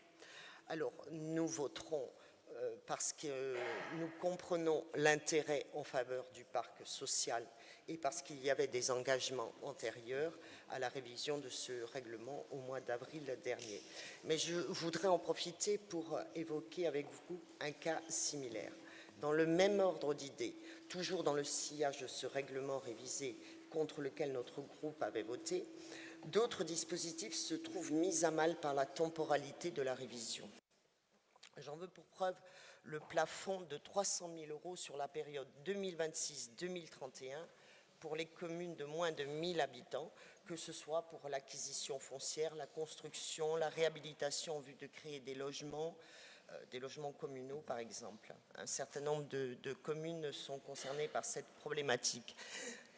Des dossiers déposés en 2025, voire fin 2024, sont bloqués parce que les services ne savent pas dans quelle programmation les imputer budgétairement, sachant qu'il serait injuste que ces dossiers déposés 1 an, voire 2 ans avant, non traités, viennent amputer l'enveloppe sextennale qui suit. Il y a une sorte de vide juridique autour de ces dossiers en instance lors de la révision et on ne sait pas dans quelle enveloppe ils seront affectés, s'ils seront affectés ou pas. Alors, lors du compte organisé le 1er juillet dernier à Corté, Monsieur le Président de l'exécutif, vous avez été sollicité sur ce sujet, reconnaissant que la révision avait été un petit peu rapide.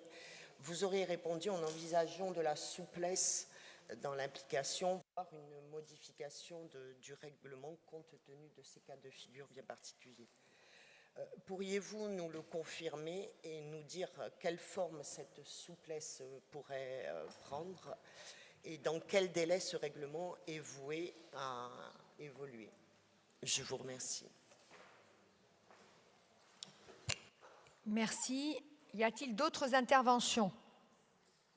Oui, donc Paul Félix et ensuite Françoise Campane.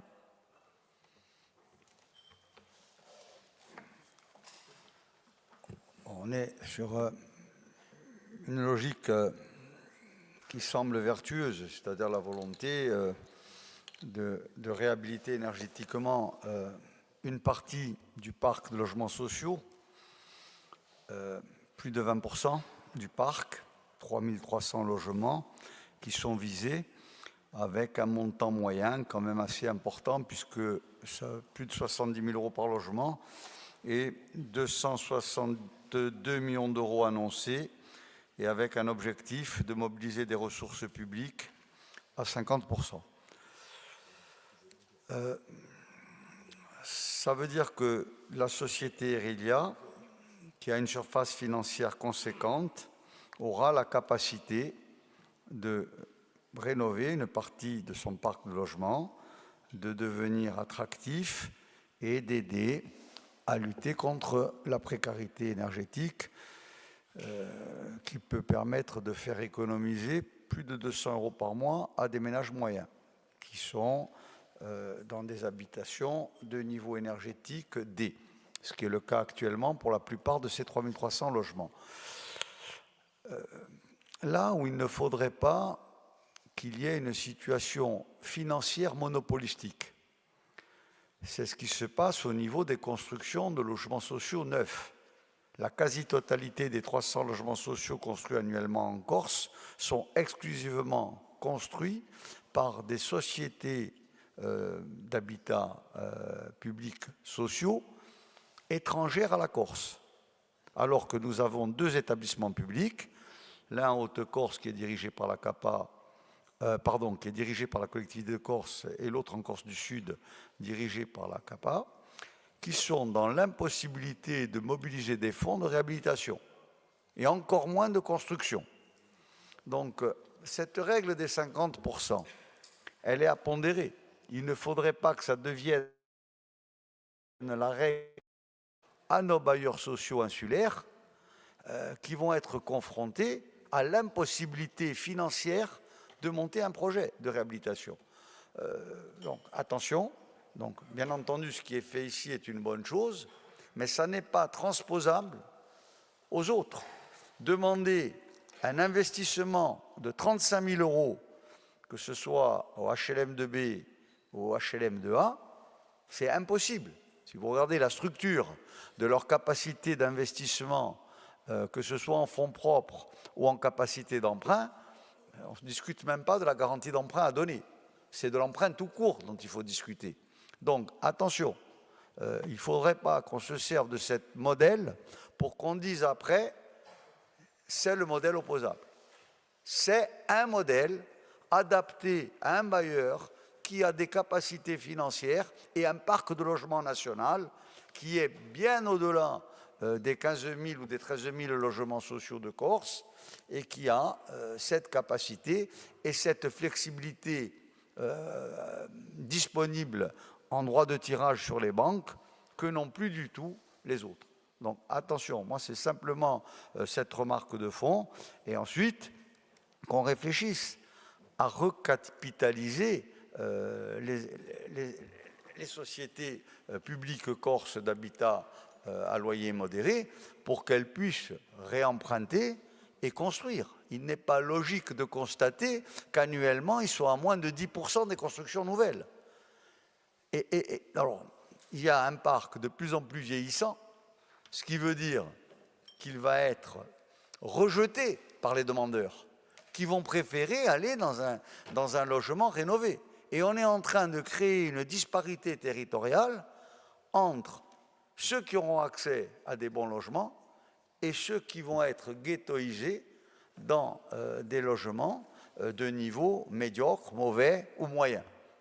Donc moi, je voudrais qu'on revoie, entre autres, à l'aune de la capacité financière donnée par la PPE et par les sommes théoriquement allouées à la Corse en compensation énergétique, pour qu'on puisse faire un programme adapté, qu'on le cible et qu'on définisse l'enveloppe financière des subventions à donner pour qu'il y ait un équilibre économique sans que les loyers soient augmentés ou sans que les rénovations soient faites à minima. Et ensuite, sur les programmes globaux, moi je voudrais qu'il y ait une logique. Comme on cherche à avoir une indépendance alimentaire, il faut tendre à l'indépendance énergétique. Donc faire de la rénovation pour économiser 25 000 tonnes d'équivalent pétrole, c'est une bonne chose. Mais on va quand même, pour partie, les compenser par de l'énergie électrique, même si c'est avec des pompes à chaleur, qui reste une énergie qui est inutilement dégradée. Or, la Corse a un potentiel bois hors norme, et de supprimer les réseaux de gaz, c'est une bonne chose, mais il serait temps de se poser la question sur des vrais réseaux de chaleur dans les tissus urbains. Corté a donné l'exemple il y a 30 ans, ça marche très bien et on est content d'avoir du bois en lieu et place du gaz et du fioul. Donc, qu'on définisse dans le cadre de ces programmes-là un dispositif qui soit un dispositif collectif avec des réseaux de chaleur adaptés qui valoriseraient notre production bois.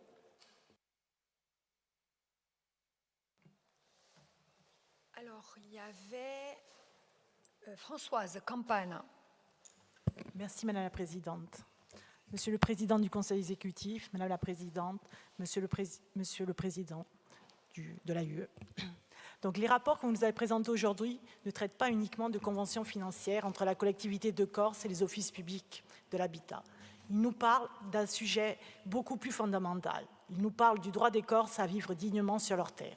Derrière les chiffres, derrière les programmes de construction et de réhabilitation, il y a des jeunes qui ne trouvent plus à se loger, des familles contraintes de quitter leur commune, des salariés qui peinent à se rapprocher de leur lieu de travail, des personnes âgées qui souhaitent simplement vieillir dignement chez elles. La crise du logement est devenue l'une des premières fractures sociales de notre pays. Elle résulte en effet de plusieurs phénomènes qui se cumulent. La spéculation foncière, le poids des résidences secondaires, le développement des meublés touristiques, l'insuffisance de logements accessibles et une pression immobilière qui éloigne progressivement les Corses de leur pays. Face à cette réalité, il n'est pas simplement de construire davantage. Notre responsabilité est de permettre aux Corses de vivre mieux. Car vivre mieux ne signifie pas seulement disposer d'un toit, c'est vivre dans un logement confortable, un logement bien isolé, un logement adapté aux différentes étapes de la vie, un logement qui améliore le quotidien au lieu de le fragiliser. Et c'est précisément le sens des conventions que vous nous avez proposées aujourd'hui.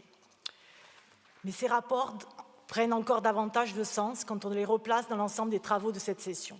Nous débattons de résilience des territoires, d'ingénierie financière, de rénovation énergétique avec la convention conclue avec Erilia, du nouveau programme d'urbanisation et de gestion de la ressource foncière et aujourd'hui de la politique de l'habitat. À première vue, ces rapports semblent traiter de sujets différents. En réalité, ils traduisent tous une même vision politique, une vision cohérente de l'avenir de notre île, car tout est lié. Le logement dépend de notre politique foncière, la rénovation dépend de notre politique énergétique, la qualité de vie dépend de notre aménagement du territoire. Le maintien des familles dépend des écoles, des commerces, des services publics, des transports et des équipements collectifs. Autrement dit, nous ne votons pas aujourd'hui de simples conventions, nous poursuivons la construction d'un véritable projet de territoire, un projet où chaque politique publique vient renforcer les autres. Cette vision nous conduit naturellement à faire des choix forts. Oui, il faut continuer à construire des logements sociaux, mais nous devons également changer progressivement de modèle. La construction neuve restera indispensable, mais nous savons qu'elle trouvera aussi ses limites. Notre foncier est rare, nos paysages constituent une richesse, nos terres agricoles doivent être préservées. Notre responsabilité politique est donc de mieux utiliser ce que nous possédons déjà. Cela signifie réhabiliter davantage, transformer le patrimoine existant, remettre sur le marché les logements vacants, valoriser notre bâti ancien, faire vivre nos centres anciens et nos villages. Chaque logement vacant remis en état est une famille qui peut se loger sans artificialiser davantage notre territoire. C'est probablement l'un des grands défis de ces prochaines années. Cette politique de rénovation possède également une dimension sociale essentielle. Nous le rappelons dans le rapport consacré à Erilia. La rénovation énergétique est bien sûr une politique environnementale, mais elle est surtout une politique sociale, comme je le disais. Parce qu'un logement bien isolé, c'est moins de dépenses d'énergie, c'est davantage de pouvoir d'achat, c'est un meilleur confort, c'est une meilleure santé, c'est une vie plus digne. Nous ne rénovons donc pas uniquement des bâtiments, nous améliorerons concrètement la vie quotidienne de milliers de familles. Mais la rénovation possède aussi une autre vertu. Elle constitue également un formidable levier économique. Chaque chantier lancé représente du travail pour les entreprises corses, pour nos artisans, pour nos PME du bâtiment, pour l'ensemble de la filière des matériaux, de la rénovation énergétique et des métiers du patrimoine. Ces investissements ne créent pas uniquement de logements, ils créent également de l'emploi. Ils soutiennent un savoir-faire local. Ils accompagnent nos entreprises dans leur montée en compétences vers les métiers de la rénovation, de la performance énergétique et de la réhabilitation du bâti. Autrement dit, la politique du logement devient aussi une politique de développement économique. Mais un logement, aussi qualitatif soit-il, ne suffit jamais à lui seul. Un logement n'existe pas isolément. Il appartient à un quartier, à un village, à une ville. C'est pourquoi la politique du logement ne peut jamais être dissociée des autres politiques publiques. Construire ou réhabiliter un logement suppose de réfléchir simultanément aux écoles, au commerce de proximité, aux mobilités, à la santé, à la culture, aux équipements sportifs, aux espaces publics, à la vie associative, à la rencontre entre les générations, car tout cela crée une véritable qualité de vie. Le logement doit devenir le point de rencontre de toutes les politiques publiques. Cela suppose également une nouvelle manière de travailler. La collectivité de Corse définit une stratégie. Les offices publics de l'habitat mettent en œuvre les opérations. Les communes connaissent les besoins de leurs habitants et répondent aux besoins des proximités. Les communautés d'agglomération et les intercommunalités portent les politiques d'aménagement, de mobilité et de développement. Notre responsabilité est aujourd'hui de renforcer la concertation entre tous ces acteurs, non pas pour créer une administration supplémentaire, mais pour construire une véritable gouvernance territoriale de l'habitat. Car le logement social ne doit plus être une succession de programmes immobiliers. Il doit être l'un des piliers d'un véritable projet de territoire, un projet qui intègre pleinement une dimension sociale, économique, éducative, culturelle et intergénérationnelle. Toutes ces politiques publiques, si pertinentes et louables soient-elles, doivent toujours nous ramener à la même question. Pour qui nous faisons tout cela? La réponse est évidente. Perinoche, nous le faisons pour les Corses, pour les jeunes qui veulent s'installer, pour les familles, pour les salariés, pour les personnes âgées. Pour celles et ceux qui travaillent et participent chaque jour à la vie de notre pays. Nous voulons leur permettre de continuer à vivre ainsi, et ici, chez eux, sur leur terre. Cette politique du logement est donc indispensable, mais nous savons aussi qu'elle ne suffira pas à elle seule. Tant que la spéculation continuera à produire ses effets destructeurs, nous continuerons à courir derrière des besoins toujours plus importants. C'est pourquoi cette politique doit être accompagnée d'une régulation du marché immobilier. Depuis de nombreuses années, le mouvement national défend le statut de résident, non pas pour exclure, non pas pour fermer la Corse, mais parce qu'il est légitime que celles et ceux qui vivent durablement ici puissent accéder au logement dans des conditions normales. Le logement social répond à l'urgence, le statut de résident répond aux causes. Ces deux politiques sont complémentaires. Elles poursuivent une même ambition, permettre aux Corses de vivre et de se loger sur leur terre. Au fond, tous les rapports que nous examinons aujourd'hui, au cours de cette session, procèdent d'une même politique, d'une même philosophie politique. Préserver notre foncier, réhabiliter plutôt que de consommer davantage toujours d'espace, améliorer le pouvoir d'achat grâce à la rénovation énergétique, soutenir nos entreprises et nos artisans, construire des territoires vivants, maintenir des services publics de proximité, renforcer la cohésion sociale, permettre aux jeunes de rester, permettre aux anciens de venir dignement et préparer la Corse que nous voulons transmettre aux générations futures. Voilà notre responsabilité, voilà notre choix politique, une Corse où le logement demeure un droit, une Corse où chacun peut vivre dignement sur sa terre. C'est cette vision globale, cohérente et pleinement assumée qui donne tout son sens aux conventions que vous nous avez présentées aujourd'hui. C'est pour cette raison que nous voterons tous ces rapports. Je vous remercie. Merci Françoise. Y a-t-il d'autres interventions? Jean-Michel. Oui, merci Madame la Présidente. Monsieur le conseiller exécutif, cher Julien, j'ai juste quelques questions un peu techniques à rajouter un petit peu par rapport suite aux interventions de mes collègues. Ça concerne notamment la planification des travaux.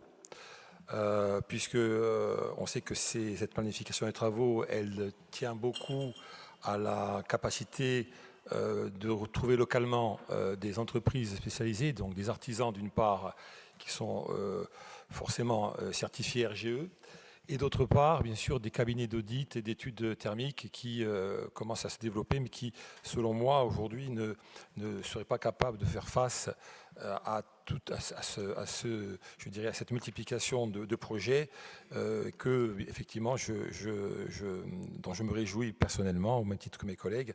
Mais effectivement, je crois qu'il y a un principe de réalité qu'il faut prendre en compte à ce niveau-là, premièrement.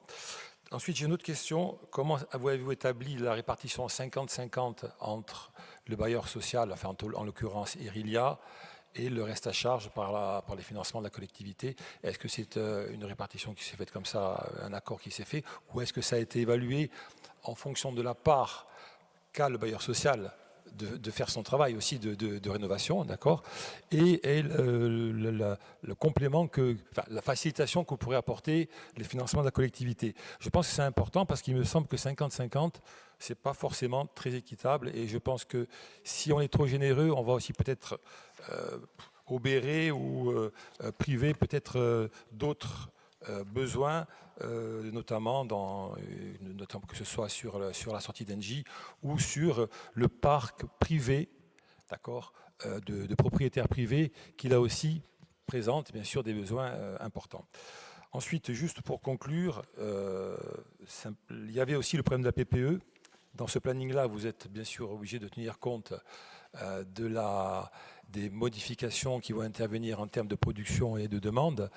Là, on sait que la demande va être compensée par la MDE, bien sûr, et que l'offre va baisser forcément avec la sortie d'Engie. Est-ce que l'un compense l'autre, ou est-ce qu'on est vraiment un petit peu à flux tendu, et est-ce qu'on ne risque pas d'arriver à un moment donné à une espèce de blackout, comme le prédisaient plus ou moins, ou le craignaient les salariés d'EDF, ou bien est-ce que vous êtes tranquille de ce point de vue-là? Est-ce que vous pensez qu'on a suffisamment de confort?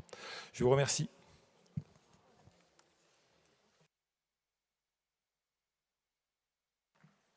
Merci Jean-Michel.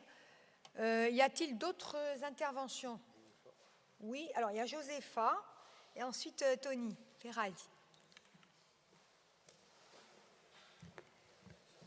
Alors, à travers ces trois rapports, on rejoint un petit peu aussi la problématique qui a été posée lors de notre débat précédent, hein, la problématique également, quelque part en fond, et c'est revenu aussi dans les interventions qui m'ont précédé, de la question de l'accès au logement pour les Corses. Ici, le logement des Corses les plus modestes, parce que même si tous les Corses n'ont pas vocation à être dans les logements sociaux, bien évidemment, mais ici, il s'agit des plus modestes, et ceux-là ont droit à un logement digne et décent.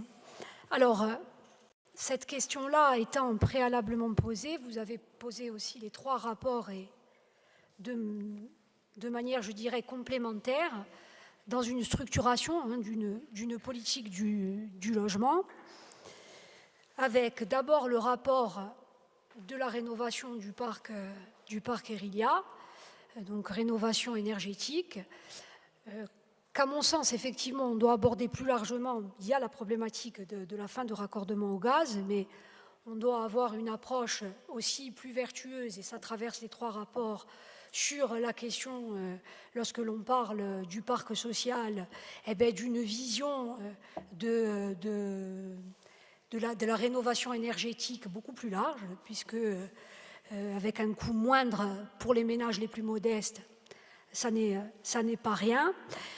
Donc moi, là-dessus, je suis d'accord. Sur la question de la planification aussi, pour essayer d'impulser, de donner une visibilité à un secteur du BTP qui a été aussi abordé tout à l'heure, pour la réorientation vers de la rénovation et de la production de logements, je dirais, de typicité différentes, et puis surtout parce que l'on sait qu'on répond aux besoins des ménages les plus modestes. Alors là, sur les objectifs, je suis d'accord. Là où je vais venir un peu interroger la question, c'est que quand on contracte avec un un opérateur, on doit avoir aussi des exigences. Alors vous me direz, elles dépassent le cadre de ce rapport strictement, puisqu'on contracte avec l'opérateur Erilia, principal bailleur en Corse. Sur la question énergétique, il n'en reste pas moins qu'ensuite on peut avoir des exigences qui vont intervenir de manière beaucoup plus large. D'abord, aujourd'hui, sur la question de la rénovation, les prix pratiqués, sur la question du logement, les prix pratiqués par Erilia sont, quand on parle de Corse les plus modestes, c'est de plus en plus élevé. Vous regardez le prix moyen des logements Erilia, c'est assez élevé. Ensuite, on a deux types d'opérations.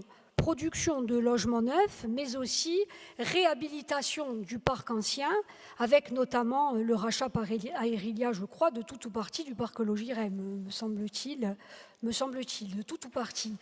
L'inquiétude des gens qui occupent ces logements anciens, elle est aussi portée par le fait de dire ils accueillent bien sûr avec plaisir la réhabilitation pour vivre dans des logements plus dignes et moins consommateurs énergétiquement, sauf qu'ils s'interrogent si ça va être répercuté sur les prix du loyer. Et quand on injecte de l'argent public, normalement c'est au bénéfice des ménages, et que donc il faut avoir aussi un certain nombre d'exigences envers l'opérateur Erilia qui ne viennent pas répercuter les prix, qui ne viennent pas se répercuter sur les prix des loyers. Donc ça, c'est aussi une problématique et c'est aussi une inquiétude qui est exprimée. Et de plus, lorsque l'on a un opérateur de ce type, on doit aussi un peu lui demander de participer à l'effort collectif quand on injecte autant d'argent.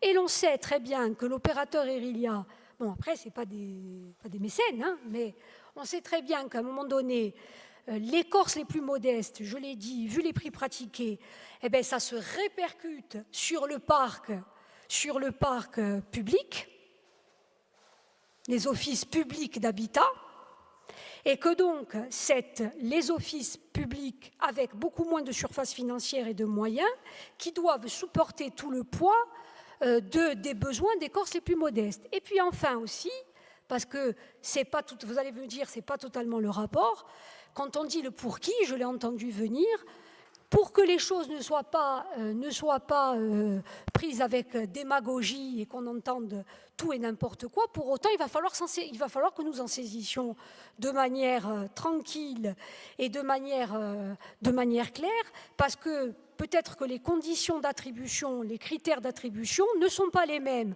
dans les offices publics d'habitat ou peut-être chez des opérateurs privés étrangers à la Corse.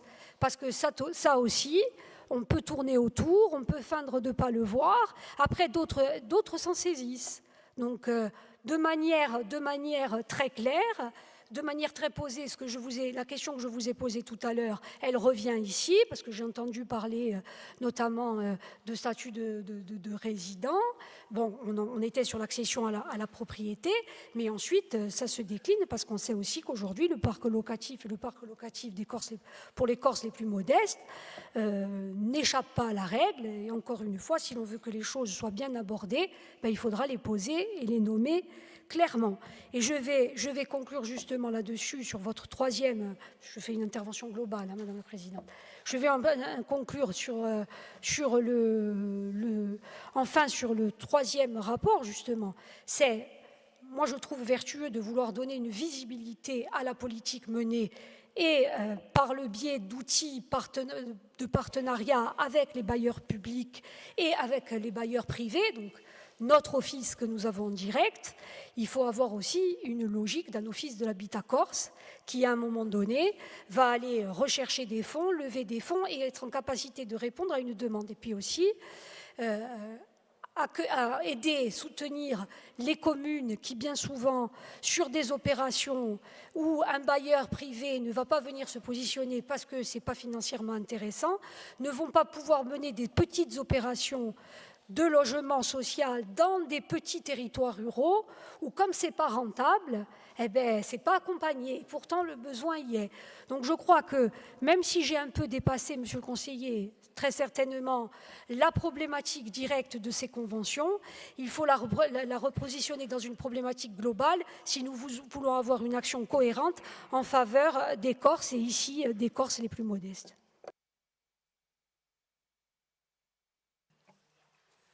Merci, Josépha. Mais je crois que c'était un peu l'intention aussi du président de l'AUE d'avoir une vision systémique aussi de la question du logement à travers ces 3 rapports, certes techniques, mais cohérents aussi entre eux. Qui d'autre souhaite intervenir? Pardon, Tony, oui, vous aviez demandé la parole. Merci, Madame la Présidente. Monsieur le Président du Conseil exécutif, Monsieur le Conseiller exécutif, lors de l'annonce des priorités stratégiques de notre collectivité, vous avez, Monsieur le Président, placé le logement comme un enjeu très important pour la Corse et vous avez souhaité apporter une réponse à ce que je qualifierais comme une urgence sociale, économique et territoriale. Cet engagement fort, on le retrouve dans les 4 rapports qui nous ont été soumis à l'examen cet après-midi. Un consacré à la politique de sobriété foncière et les 3 autres qui concernent notre partenariat avec les bailleurs sociaux, qu'ils soient privés ou publics, et dont l'objectif essentiel est de leur permettre de relever le défi auquel ils sont confrontés, à savoir concilier la production de logements neufs à des prix abordables et la rénovation thermique du parc de logements existant, tout en essayant de réduire les inégalités territoriales, notamment en termes de mixité et d'occupation de l'espace. Toutes ces interventions témoignent de notre capacité, de celle des services de la collectivité de Corse, de celle des services de l'agence d'urbanisme, à mener de front à la fois des expertises pointues et des planifications opérationnelles. Concernant le rapport avec la société Irelia, il s'inscrit dans cette même logique. Il concerne tout un pan entier de notre politique de logement, à savoir la rénovation thermique de l'ensemble du parc de logement. C'est une rénovation thermique qui, dans le cadre de la lutte contre le changement climatique, s'impose comme un axe de transformation majeur. Pour les bailleurs sociaux, c'est une étape incontournable. Elle est incontournable pour améliorer le confort thermique et la qualité de vie des locataires. Elle est incontournable pour diminuer les consommations d'énergie et les émissions de gaz à effet de serre. Et elle est incontournable pour améliorer le patrimoine immobilier qui est vieillissant. Mais c'est un défi important. Pourquoi? Parce que pour réussir, il faut obligatoirement une massification de cette rénovation. C'est un défi d'une très grande complexité, autant technique que financier et humain, parce que, comme vous le savez, les travaux vont être entrepris en milieu occupé. C'est pour ça que les enjeux sont considérables. Il va falloir innover, anticiper, et il est donc nécessaire d'avoir une vision stratégique à long terme, une approche intégrée et surtout d'élaborer des partenariats clairement identifiés. C'est pour ça que sur un sujet aussi stratégique, il était essentiel de passer d'une logique de guichet à une logique de projet et de planification grande. Et on a pu le faire que dans le cadre de la voie contractuelle. Pourquoi? Parce que cette voie contractuelle, elle présente 2 intérêts majeurs. Comme l'a dit Julien tout à l'heure, tout d'abord, le premier intérêt, c'est la lisibilité, la visibilité, à 4 niveaux. D'abord, pour les bailleurs sociaux, qui vont investir des millions dans cette opération et qui ont besoin d'un minimum de lisibilité et d'un engagement clair à faire converger l'ensemble des financements. Ensuite, pour les institutions, qui ont leur propre budget et leur propre politique et qu'il va falloir faire converger avec cette méthode. Ensuite, bien sûr, les ménages qui sont les premiers concernés et enfin les entreprises du BTP qui, devant l'ampleur d'un tel chantier, ont besoin de s'adapter à ce marché, de se former et de recruter en conséquence. Le deuxième intérêt, c'est la transversalité. grâce à cette méthode, comme vous l'avez dit, monsieur le conseiller exécutif, on va pouvoir traiter intelligemment des questions complexes qui touchent plusieurs politiques à la fois. C'est le cas avec les concessions de gaz qui, d'ici 2038-2040, qui vont faire que tous les ménages, tous les logements et toutes les entreprises vont être déconnectés. Et cette convention nous permet de traiter de concert à la fois rénovation et déconnexion.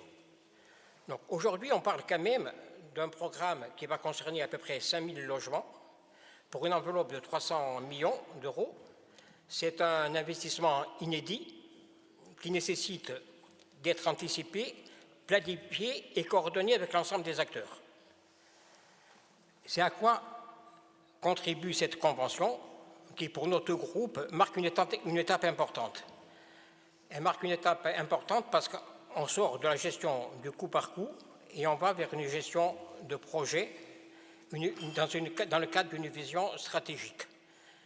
Donc, pour nous, c'est une vision qu'on doit avoir également pour l'ensemble des bailleurs sociaux, et notamment donc pour les offices publics de l'habitat, même si, comme le dit Paul-Félix Bénédette, il va falloir s'adapter à la surface financière de ces offices.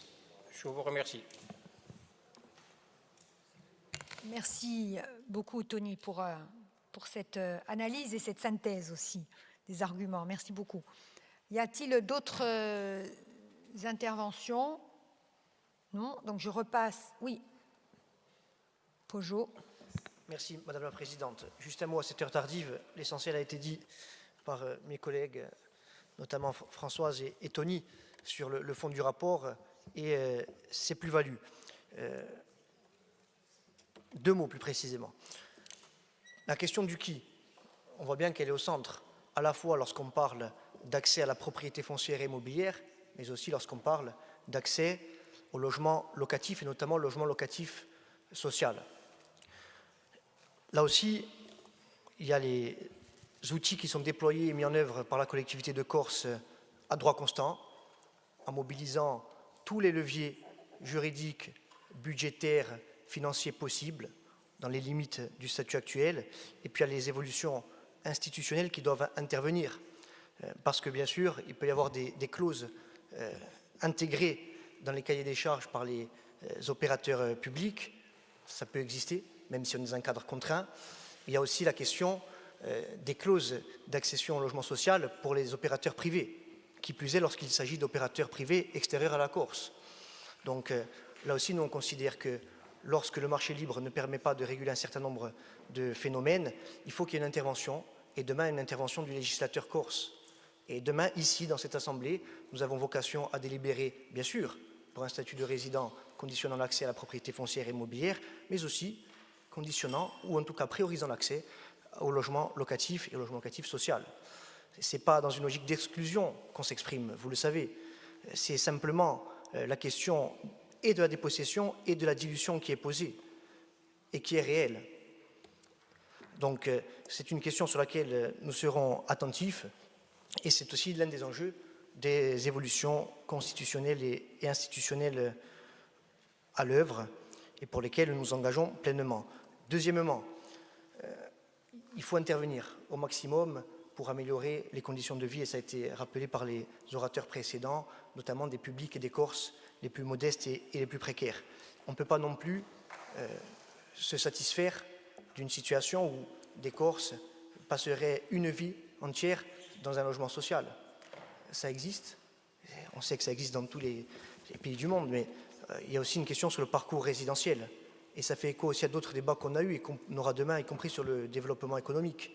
Donc là aussi, le dire à droit constant, il y a une politique qui est menée, y compris pour favoriser la primo-accession à la propriété, c'est essentiel. On a gaza pas tout, on a gaza pas ognun, les droits de préemption, etc., etc. Mais il y a un sujet de développement économique et social qui se pose et auquel il faut apporter des réponses concrètes pour avoir des parcours résidentiels, de manière à permettre aux Corses les plus modestes de passer d'une situation de location sociale à une situation demain de primo-accession et de propriété pérenne. Ringraziavi. Ringraziavi. Donc, je passe la parole au conseiller exécutif, à Monsieur le Président de l'Agence d'urbanisme de la Corse. Merci, Madame la Présidente. Je constate que malgré la densité de nos travaux aujourd'hui, l'ensemble des intervenants gardent leur lucidité et la pertinence dans leurs interventions. Donc, je vous remercie en tout cas pour, je dirais, vos interventions constructives.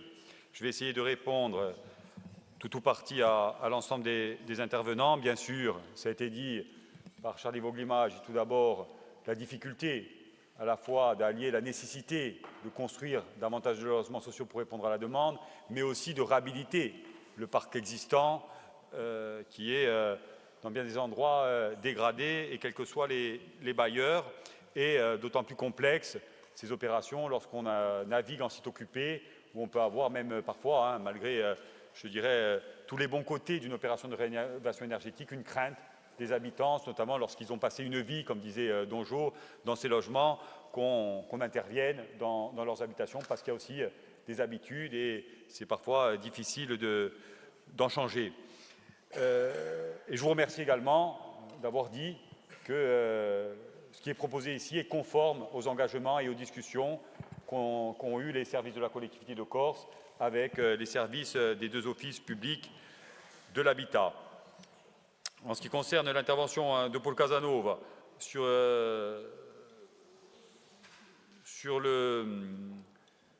les conventions avec les bailleurs privés, transitoires, je dirais. En effet, il s'agit bien justement ici d'éviter que ces opérations qui étaient bien engagées, puisque les services avaient reçu des dossiers complets avant qu'on révise le règlement, puissent aller au bout. Et elles auraient été grandement fragilisées si on ne proposait pas cette intervention de notre collectivité en soutien à ces opérations dans cette période, je dirais, un petit peu transitoire entre l'ancien et le nouveau règlement. Nous avez également interpellé sur la question des communes et notamment sur comment nous allons gérer un certain nombre de dossiers qui ont été reçus avant la révision du règlement d'aide et donc qui pourraient, si on les instruit au titre du nouveau règlement, consommer l'enveloppe qui est préattribuée aux communes. Donc vous avez dit 300 millions d'euros, ça dépend des projets. 300 millions d'euros, c'est un plafond, quoique les communes peuvent aller jusqu'à 360 000 euros lorsqu'elles répondent à un certain nombre d'objectifs. Et par ailleurs, elles sont éligibles à plusieurs appels à projets. Ça peut être de la construction neuve, de la réhabilitation ou de l'accession à la propriété. Et dans ce cadre-là, elles peuvent avoir accès à une enveloppe plus importante dans le courant de la mandature. Pour autant, on va examiner, et les services sont en train de le faire et vont le proposer à la décision du président du conseil exécutif pour regarder sur l'ensemble des dossiers qui sont parvenus à la collectivité de Corse avant la révision, si on va les traiter, je dirais les neutraliser dans le cadre de la consommation de l'enveloppe financière attribuée dans le cadre du nouveau règlement. Ça représente environ 5 millions d'euros, donc c'était quand même une somme qui est conséquente, mais c'est en cours d'examen. En ce qui concerne l'intervention de Paul Félix, on a une approche différenciée entre les bailleurs publics et les bailleurs privés. Les conventions d'objectifs et de moyens n'ont rien de comparable avec la convention cadre qu'on propose à Erilia. Et sur les fonds qui sont mobilisés et sur le volume, le taux d'investissement, on est plutôt aux alentours de 25% pour Erilia, sur la masse d'investissement totale des opérations, alors qu'on est aux alentours de 50% pour les bailleurs publics. Et on mobilise des crédits propres à la collectivité de Corse sur ces opérations. Donc on a une approche en effet très différente entre les deux bailleurs, à la fois dans le temps et sur les niveaux d'intervention. Donc on s'adapte aux difficultés. Et en effet, nos bailleurs publics, que ce soit la CAPA ou celui de la collectivité de Corse, rencontrent des difficultés aujourd'hui. Et on a besoin de travailler à une restructuration et à une montée en puissance de ces deux bailleurs, mais ça passe aussi par la définition d'une stratégie en matière de foncier, en matière d'habitat et de logement, et également une stratégie en matière de développement de partenariat public-privé dans ce secteur du logement, donc à des débats ultérieurs qui ne sont pas au cœur des conventions qu'on examine aujourd'hui. Et c'est pour cette raison qu'on a signé récemment une convention avec l'association régionale HLM pour, je dirais, partager les expériences qui ont été menées ailleurs, par exemple sur des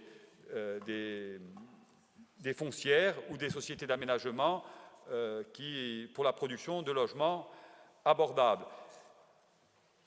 Et le président du conseil exécutif et le conseil exécutif en charge de l'autonomie, maire de Bastia, me faisait remarquer également qu'on aura aussi un débat à avoir, notamment avec l'État, sur ce que c'est le logement social en Corse, notamment quand ce logement social est produit par les communes.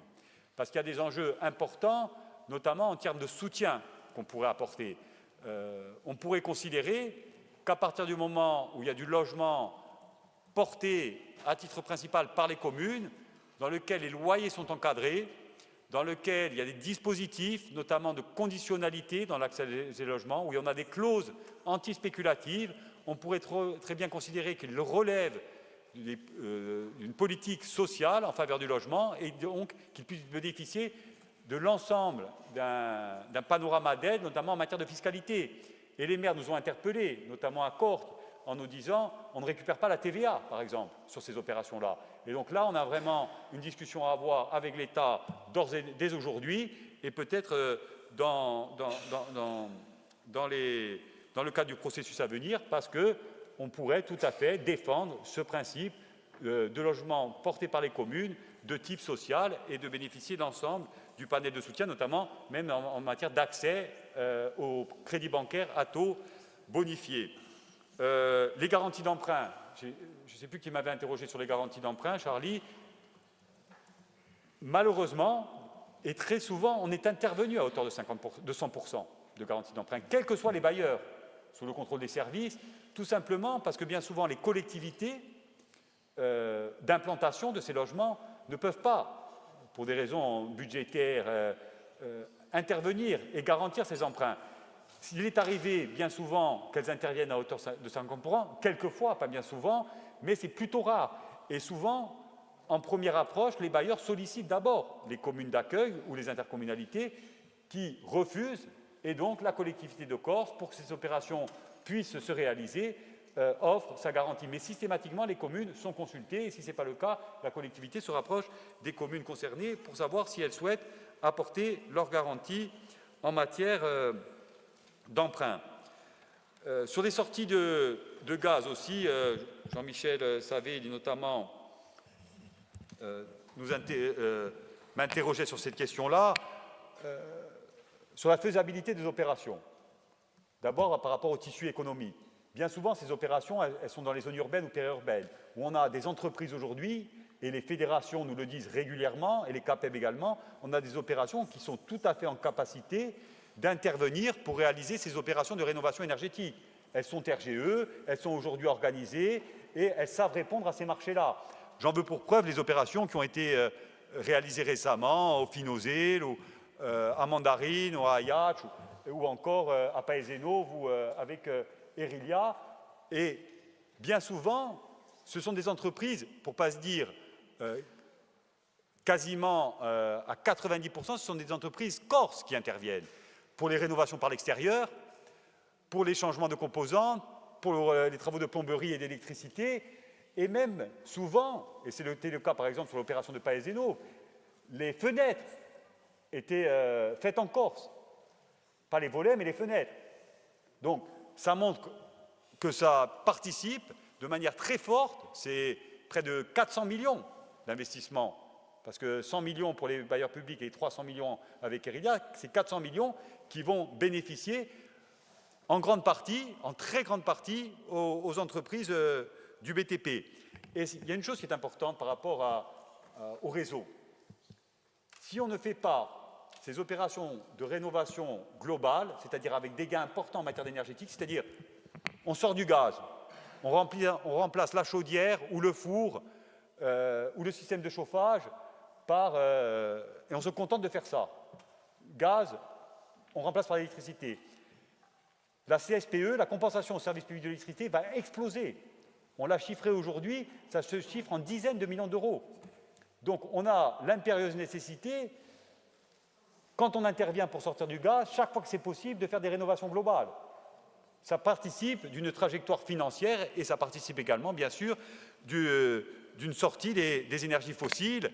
Et Paul Félix, il n'est plus là, notamment la commune de Bastia, prévoit de substituer le gaz par des énergies renouvelables, mais ça peut se faire qu'en fin de déconnexion, parce qu'on a urgence à intervenir dès aujourd'hui, et donc on va déconnecter en quelque sorte les bras de réseau, et cela, ça va être difficile de substituer le gaz par des réseaux de chaleur, mais ça peut très bien intervenir en fin de déconnexion sur un certain nombre de quartiers. C'est en tout cas la stratégie qui est souhaitée par la commune de Bastia en matière de déconnexion.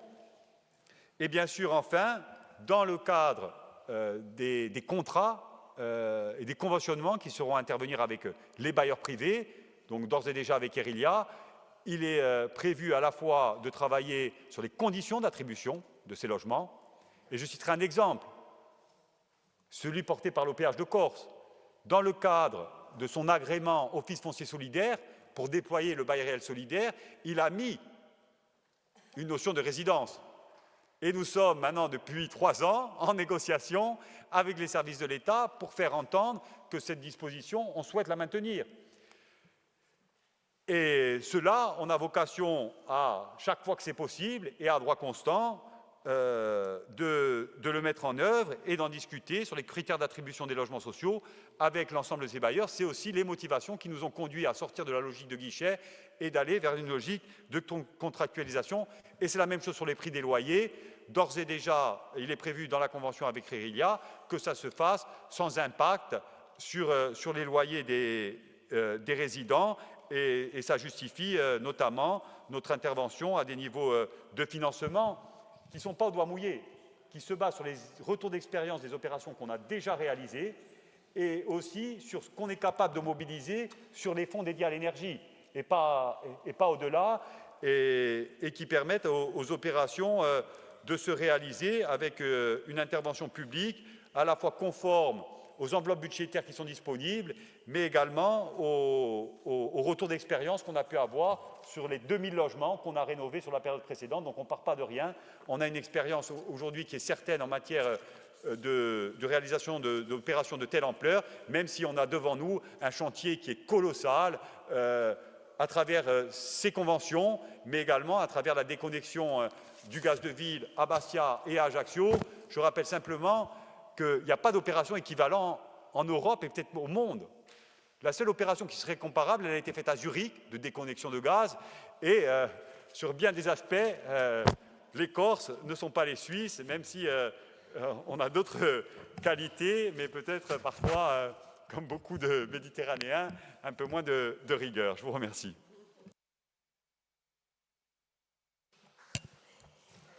Merci, Président.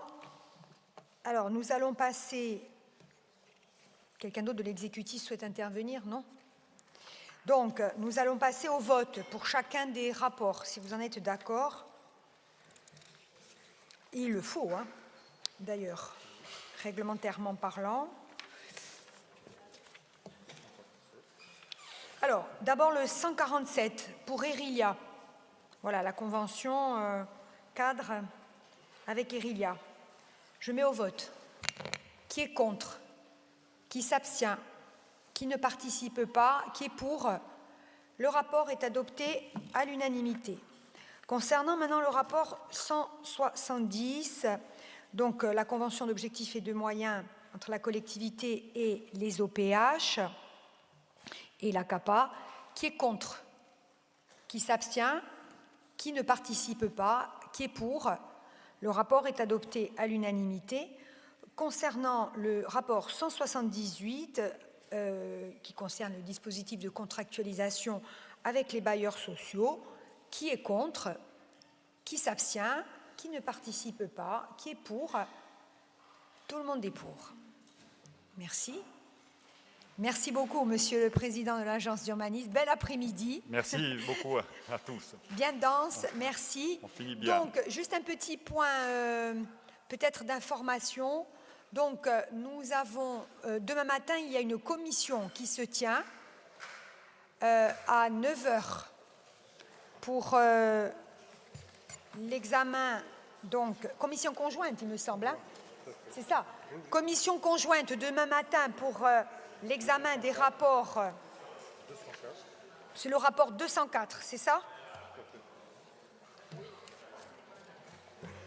Sur donc la convention pluriannuelle pour le développement de l'enseignement de la langue corse, Serra Doumane Madina à Nord. Nous allons avoir besoin aussi, je le dis au président de groupe, nous allons avoir besoin de faire un point rapide, ou tout de suite, ou demain matin également sur ces sujets. Merci. Buonasera a tutti, a Doumaidina.